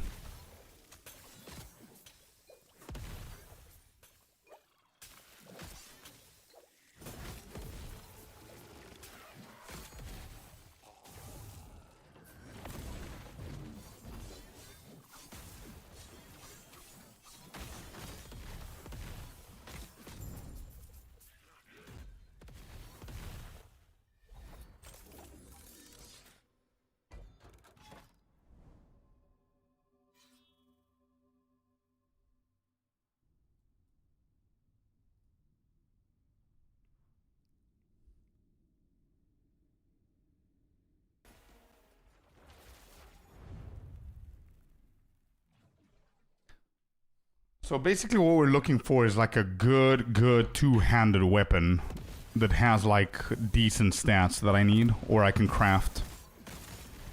So I can change to the build.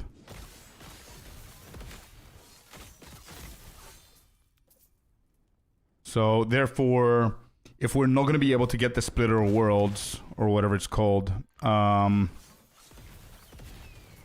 the chest that we have in the boots are not going to be enough. Like, we have the ring, the chest, and the boots for now, for my build. I think we need to get the relic as well. Drops from Hearton Husk in the Fall of Empire timeline. That is what we need to target farm, I think. The relic. I think that's something that we could do. Yeah. I'm gonna target... So... I think the best thing to do is priority target farm the relic, so we can have the relic and be able to transition to the build. And whenever we transition to the build, we're gonna target farm the critical blessing from this guy, and then the mana blessing.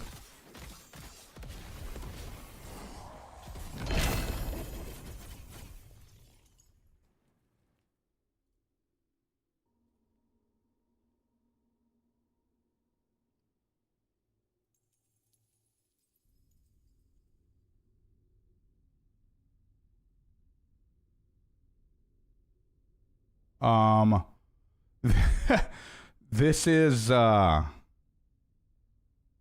this is the body armor that I need.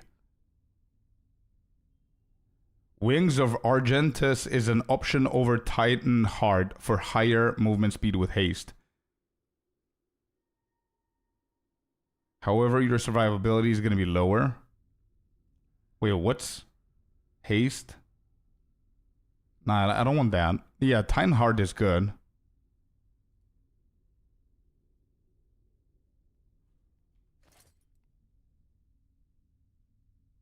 So this is the body armor that I need. So I can replace the one that I crafted.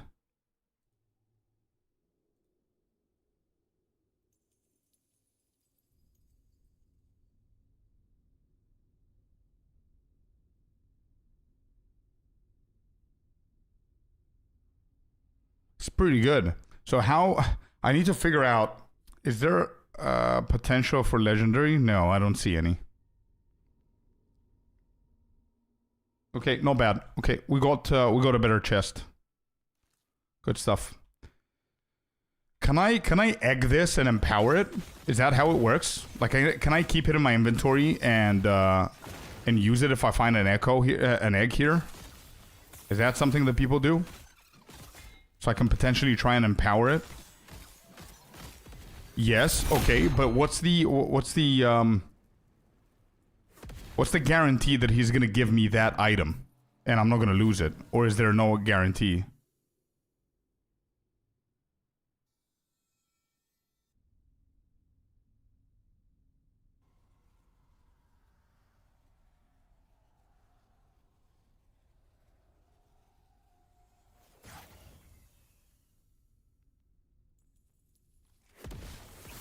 You won't lose the item, so it's guaranteed if it's egged. Brother, what is happening? The game wants me to go to the build, dude. Can I just get a sword that works exactly how I need it to work? I mean, it's not the best sword, but I need... What do I need? I need void, melee attack damage, void damage, melee physical damage, melee leech does health. I mean, the leech does health is not that great. I mean, never mind. It's not that great. Void penetration. Yeah, it does have void penetration as well.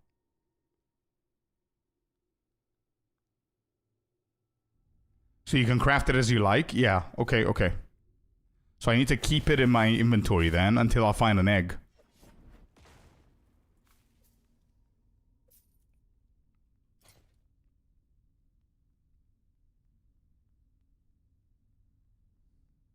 Yeah, not the best sword ever. But it still works, I think.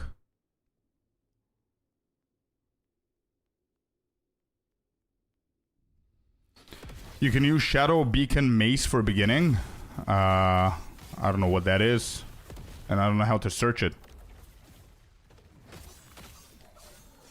It doesn't... The guide that I'm following doesn't tell me any other uniques or any other alternatives to the splitter, apart from a rare sword.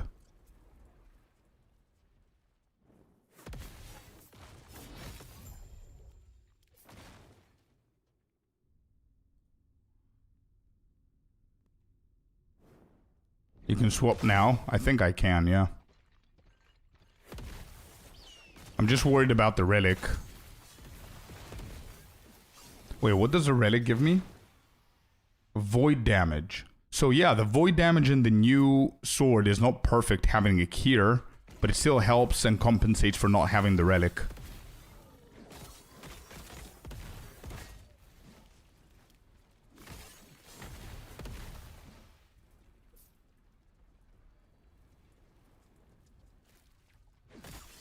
Same type? What do you mean same type? So if you ascend a belt, it can only turn into unique belt. It cannot turn into unique gloves, if that's what you mean. But you can ascend any type, like, it doesn't have to be a base.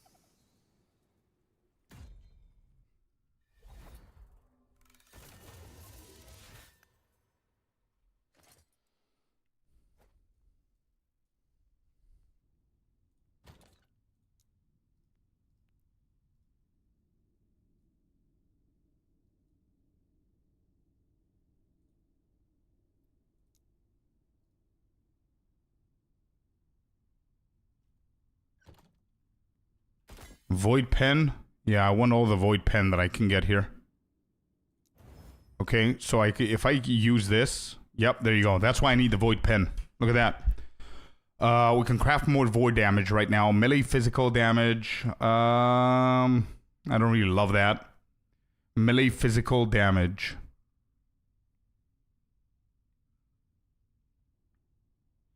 I mean, it's okay for now. It's okay for now. Let's go Glyph of Hope. Let's do Void Penetration. Alright, don't butcher it, please. Shit, it butchered it, dude. It went down 15 forging potential, man. Be gentle. Oh my god, I was about to say be gentle. Okay, it didn't consume it. Critical success. Okay. Nice. And then one more. Okay, that's fine. That's a decent looking one. I don't think we can do anything with this. Alright.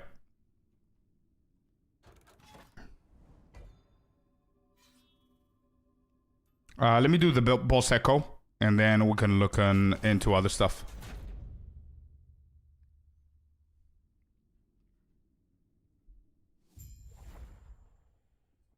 Boss time. Here we go.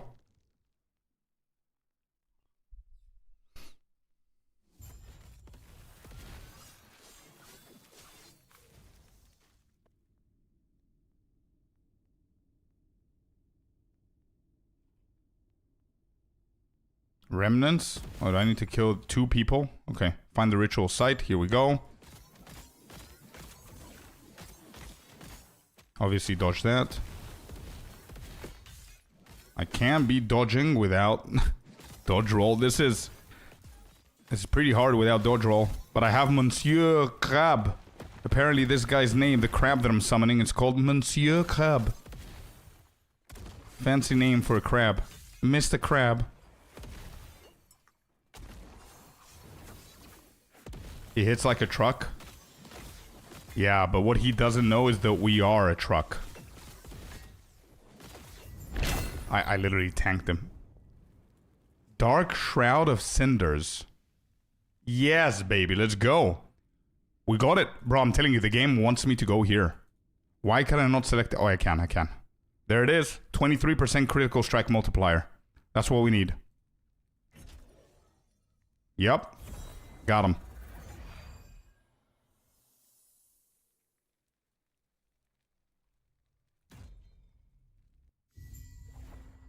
Awesome.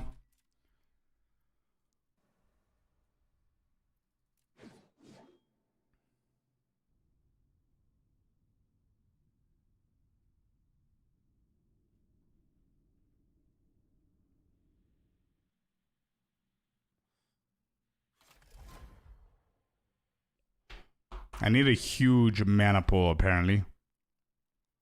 Let me see. Mastery, I need to...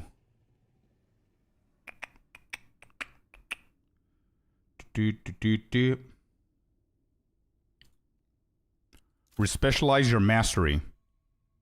Choose mastery. Voidknight. Mastery respec cost 112,000 gold. Okay. Here you go. I'm broke. Thank you. Alright. So, give me uno momento. There's something that apparently, I think Voidwell is mandatory in this build. I think. The Voidwell passive is mandatory when you have Warrior's Fury allocated.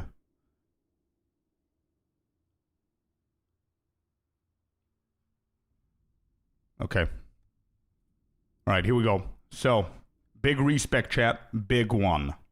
Huge respec. Where are we at? Alright, we need 30 points apparently. How many points do I have? 79. So 79 is going to be split between all of them. So I think I need to get my my voidy thingy going first. Oh, I can't. Okay. So Sentinel.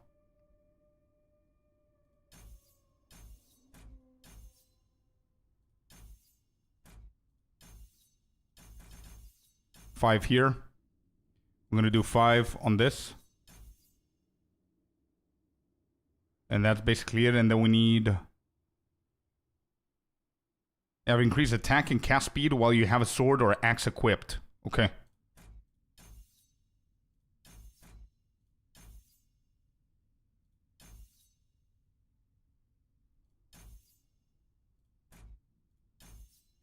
Okay.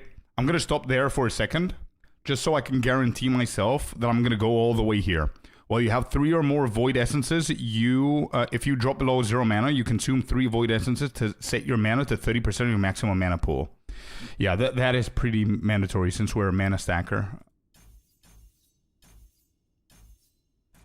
Let's do that. 5 there. Let's do 5 there. Let's do 3 here. 3 here. Actually, we need to max them so we can get all the way to... Whoa.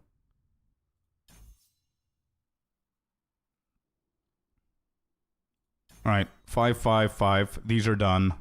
Where's whoa? Here. So it has to be 10. To show the order that it's in. Yeah, I saw him, but it's pretty clear.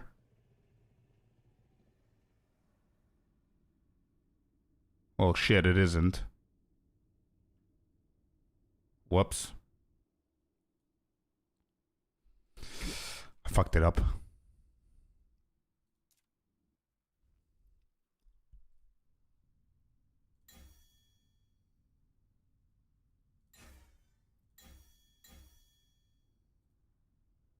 All right, let's do this proper.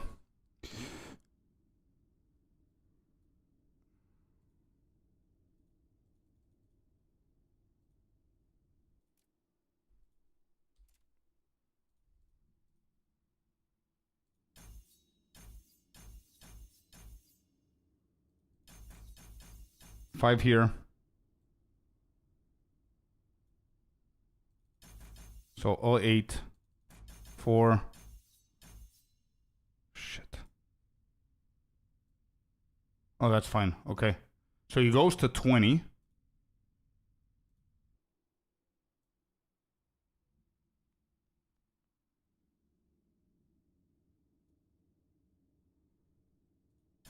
Seven. So that's 20. Okay, now we go to the Voidknight.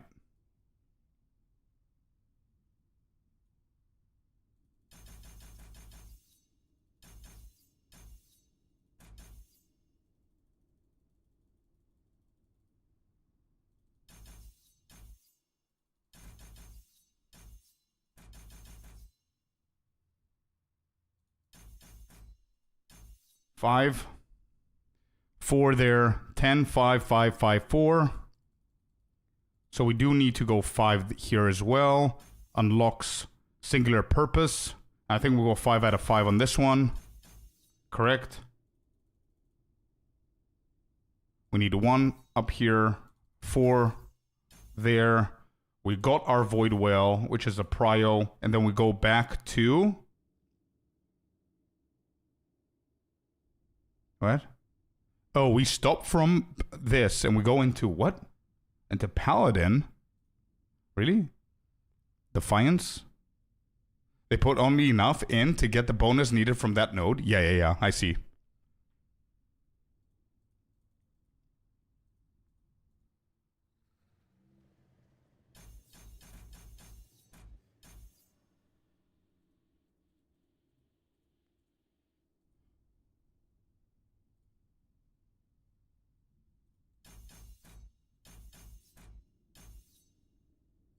Then we go back to Voidknight, and we add 1 in here.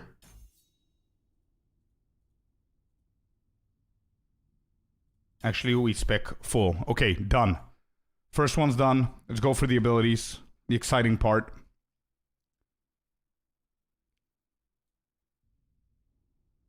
All right, so what are the abilities that we go for? Let me see here. So we need to change this one, respec, to specialize the skill. Yep. Yes, I'm sure. And we need to go Warpath. Okay. How many points do I have? Specialize into Warpath. We have 10. 2, 1, 1, 1.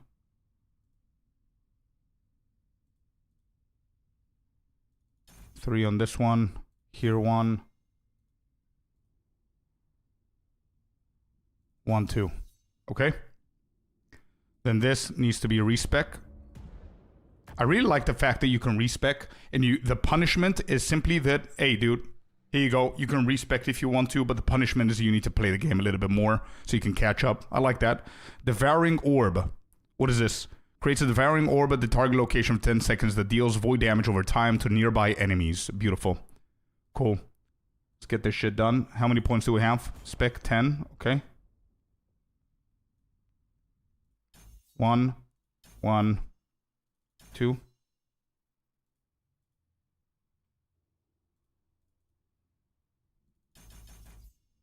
Four. Okay.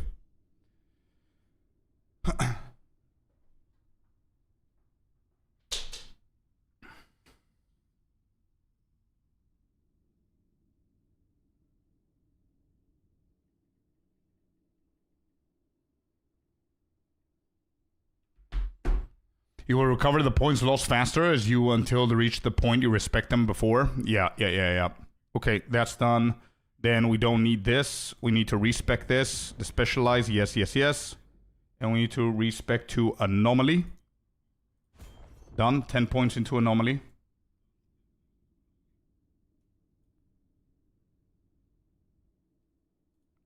Two, three, four. Right, Queen, if you're here, give me 15 minutes, guys. 15, 15. Thank you. Scorp, what are the options that you use for WASD? I'll show you in just 1 second, Fab. Give me 1 second, because it's, if I miss something, I need to respec again. So we go into here. We go into here. Here. Wait, that's 4. 1, 2. And boom, that's done. Then this one apparently is the same, but I don't think we're doing the same stuff. So how can I take the points away? Is it respec? I think it's respec. Okay, I'm going to do it last. Let's completely respec off of this skill. And we want to go Abyssal Echoes. Take your time. Okay. Specialize.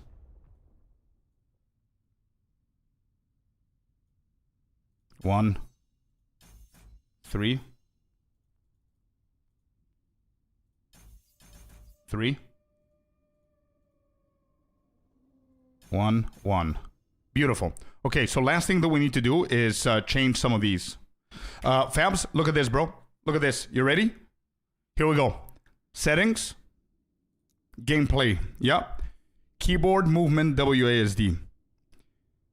You can keep the follows movement to all instead of short range. That's how I play, if you want to try it out. Important is move to melee attack enemies that are out of range, if you want that or not. But the most important setting to play similar to PoE2 is alternative. This right here, okay? Alternative. Step number 1. Step number 2. Click on change input keys, and you're going to see this. And you'll notice that maybe you have something here in the move interact. I took it away. And I put left mouse on ability 1, right mouse on ability 2, and then do whatever you want for the rest. But if you're going to put left and right and you want them for abilities, take away the left mouse from here. Because usually it's like this. This is how it's usually done, right? So just put it here. Okay? That's step number 2. Step number 3 and final step is I want you to take your mouse at the very bottom of the screen where the action bars are and you see the footprints. Not the first set of footprints, but the second one behind it, a smaller icon. You click on that bad boy and you're going to see 3 icons. One of them says move or attack. Click it. And then you're going to see all of your action bars and you want to select the first one to the left, which is your left click. That way, when you click the ground with left click, you shouldn't be moving. You should be moving with WASD, right? But then if you click left click, it should be your main skill and interact, picking shit from the floor. Hopefully that helped. Got it? Let's go. You're very welcome, man. Respec blessings. No. Hold up. I don't want to respec blessings. How do I respec this? Where is it? This. I just want to respec some of these. How do I do that? Respec. Remove points. Got it. Got it. We need this. We don't need... Oh, are you going to tell me every single time if I'm sure? Respecting a point from a node will reduce the skill's level by 1 if it is above your minimum skill level. If this would reduce the skill to a lower level than your minimum skill level, you can relocate the point immediately. What? What's the problem? I just want to take the 2 points and put them somewhere else. Can we not do that? Let me see. So now, do I... Oh shit, I don't have the option to go somewhere else now? Oh, wow. Oh.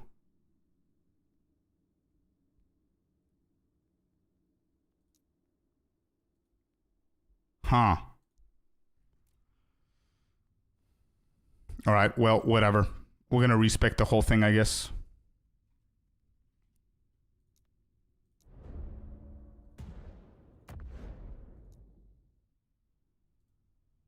Symbols of hope, respec.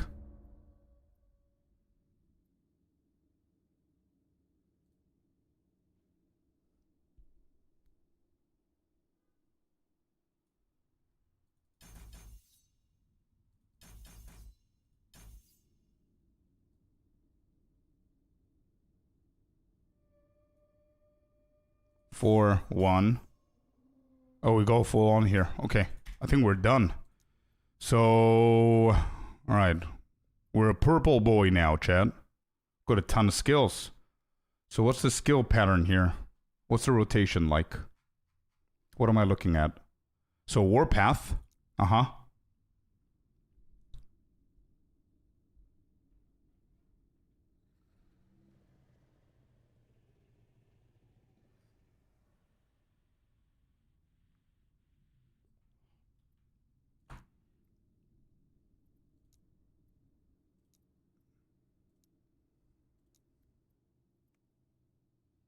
Okay, I'm gonna try them out because I have no idea what's going on here. Symbols of hope, every 2 seconds, someone's a symbol that orbits around you. So, okay, that's the buff. Let's keep it there. And then we have this. Cool. So, last but not least, we go and equip the gear they already have. So we're gonna go for this. We're gonna go for that. We have the boots. And I think that's that. That's the best that we can do right now. I think that's fine. I'm gonna fix those later on. Let's go and try a map real quick. We've got a new build, boys. We've got a new build. We did it. We transitioned. Please tell me it's good. Please tell me it's okay. Black Sun has been done. Let's go to a Stolen Lands. I don't know if this is gonna be a good call with low level abilities to getting there, but let's see. And you like the end game? Bro, it's exciting. It's a new thing. It's a new experience. It's hyped up. It's adrenaline. It's dopamine. You know, it's good. It's fun. They did a really good job to make the game pretty good for new players, I gotta say. Ooh. There's something purple around me. Hey, spin to win, baby. Here we go. Spin to win. What is this? What do I do with this? Second orb? Creates a devouring orb at the target location for 10 seconds that deals void damage over time to nearby enemies and casts a void rift whenever something dies nearby. Uh-huh. Okay. Anomaly. Combo skill that first sends enemies forward in time by 5 seconds. Reactivate the skill to bring those enemies back. Oh, so you feel pressure. And what's Abyssal Echoes? A Nova that echoes from up to 8 enemies. It reaches and applies the Abyssal Decay. Enemies with Abyssal Decay take void damage over time. Oh, this is going to be my second main ability. And then the orb is going to be here. Okay, let's try. Let's try. And in the end game. Good job, Sinister. Congrats. Alright, I'm excited for the first Spinneroni. Spinneroni, Fabs. Here we go.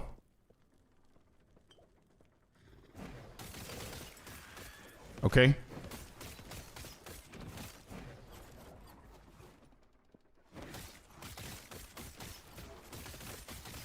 Not bad. Not bad for first gear. So what do I do if I don't have the mana? What's the play here? Oh, the Void Banner or Void or Warp or whatever it was called. This. Void Well.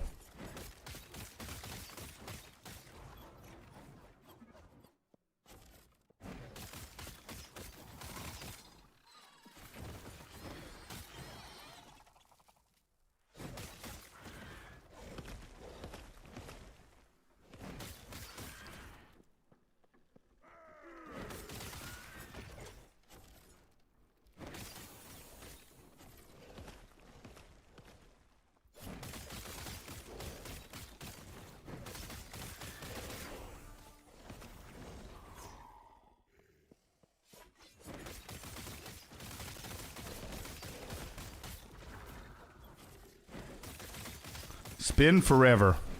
Spin, spin.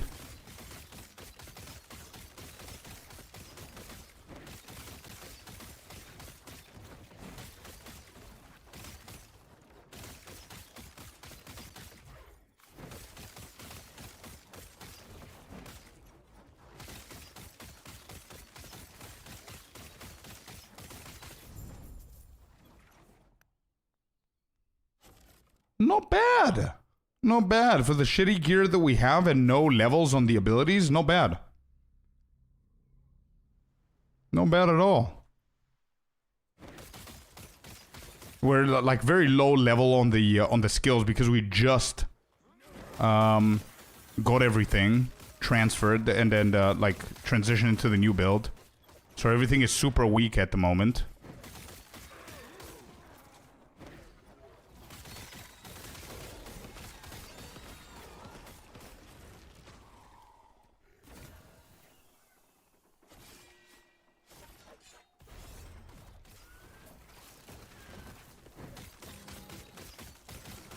Did he get debuffed by something? Abyssal Echoes? Nah, wait. I need to test my build a little bit better. I'm gonna stop spinning. I want to see Abyssal Echoes in action. Abyssal Echoes. Does it deal damage? Yes, it does. There you go. That's just Abyssal Echoes. That's my right click. Okay. Okay. We've got a big boy here. So we start with Abyssal Echoes into Spinneroni Pepperoni. Abyssal Echoes again. I have no mana. Void Well is doing its thing. Okay, not bad. We like it. It's only up from here.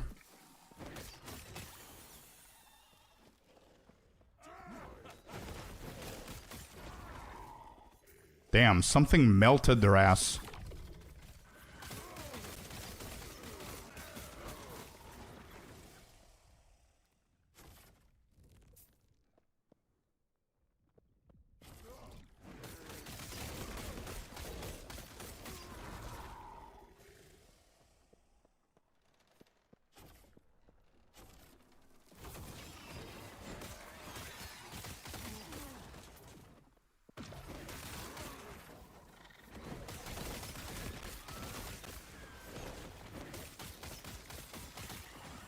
Wait, did I release them? I gotta try this.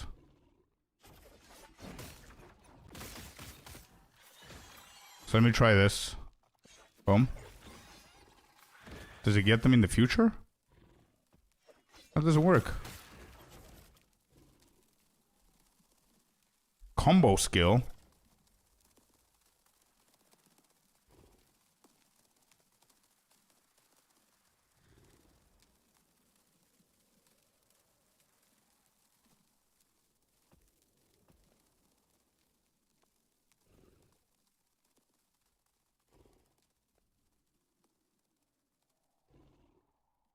Anomaly. Where's anomaly? Anomaly, okay.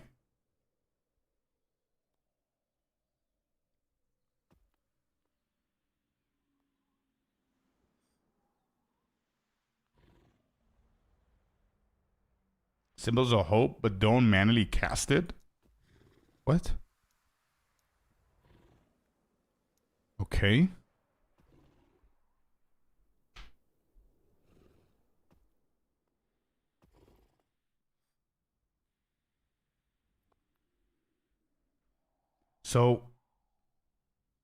So I don't need to place anything. So, oh, bro, guys, my skills are manual right now because I'm not leveled up. Later on, the majority of the skills that I just showed you are gonna automatically pop off on their own. How crazy is this build, bro? GG's. I think we're gonna have a lot of fun with this. Right. We have 3 more points. Whirling Steel. Let's go to this.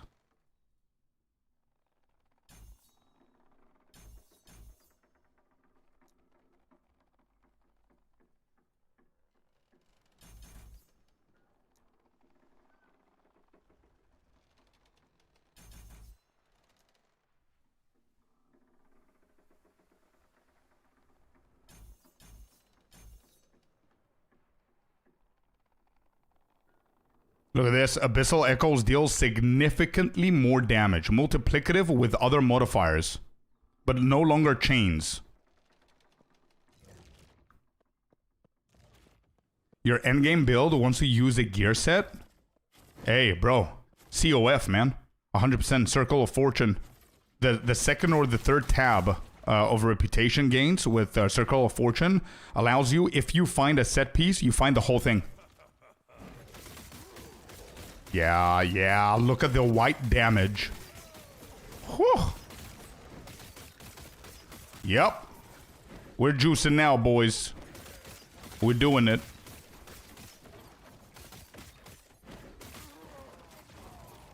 Did you see that? Oh boy, let's go. Okay, I'm excited for this build.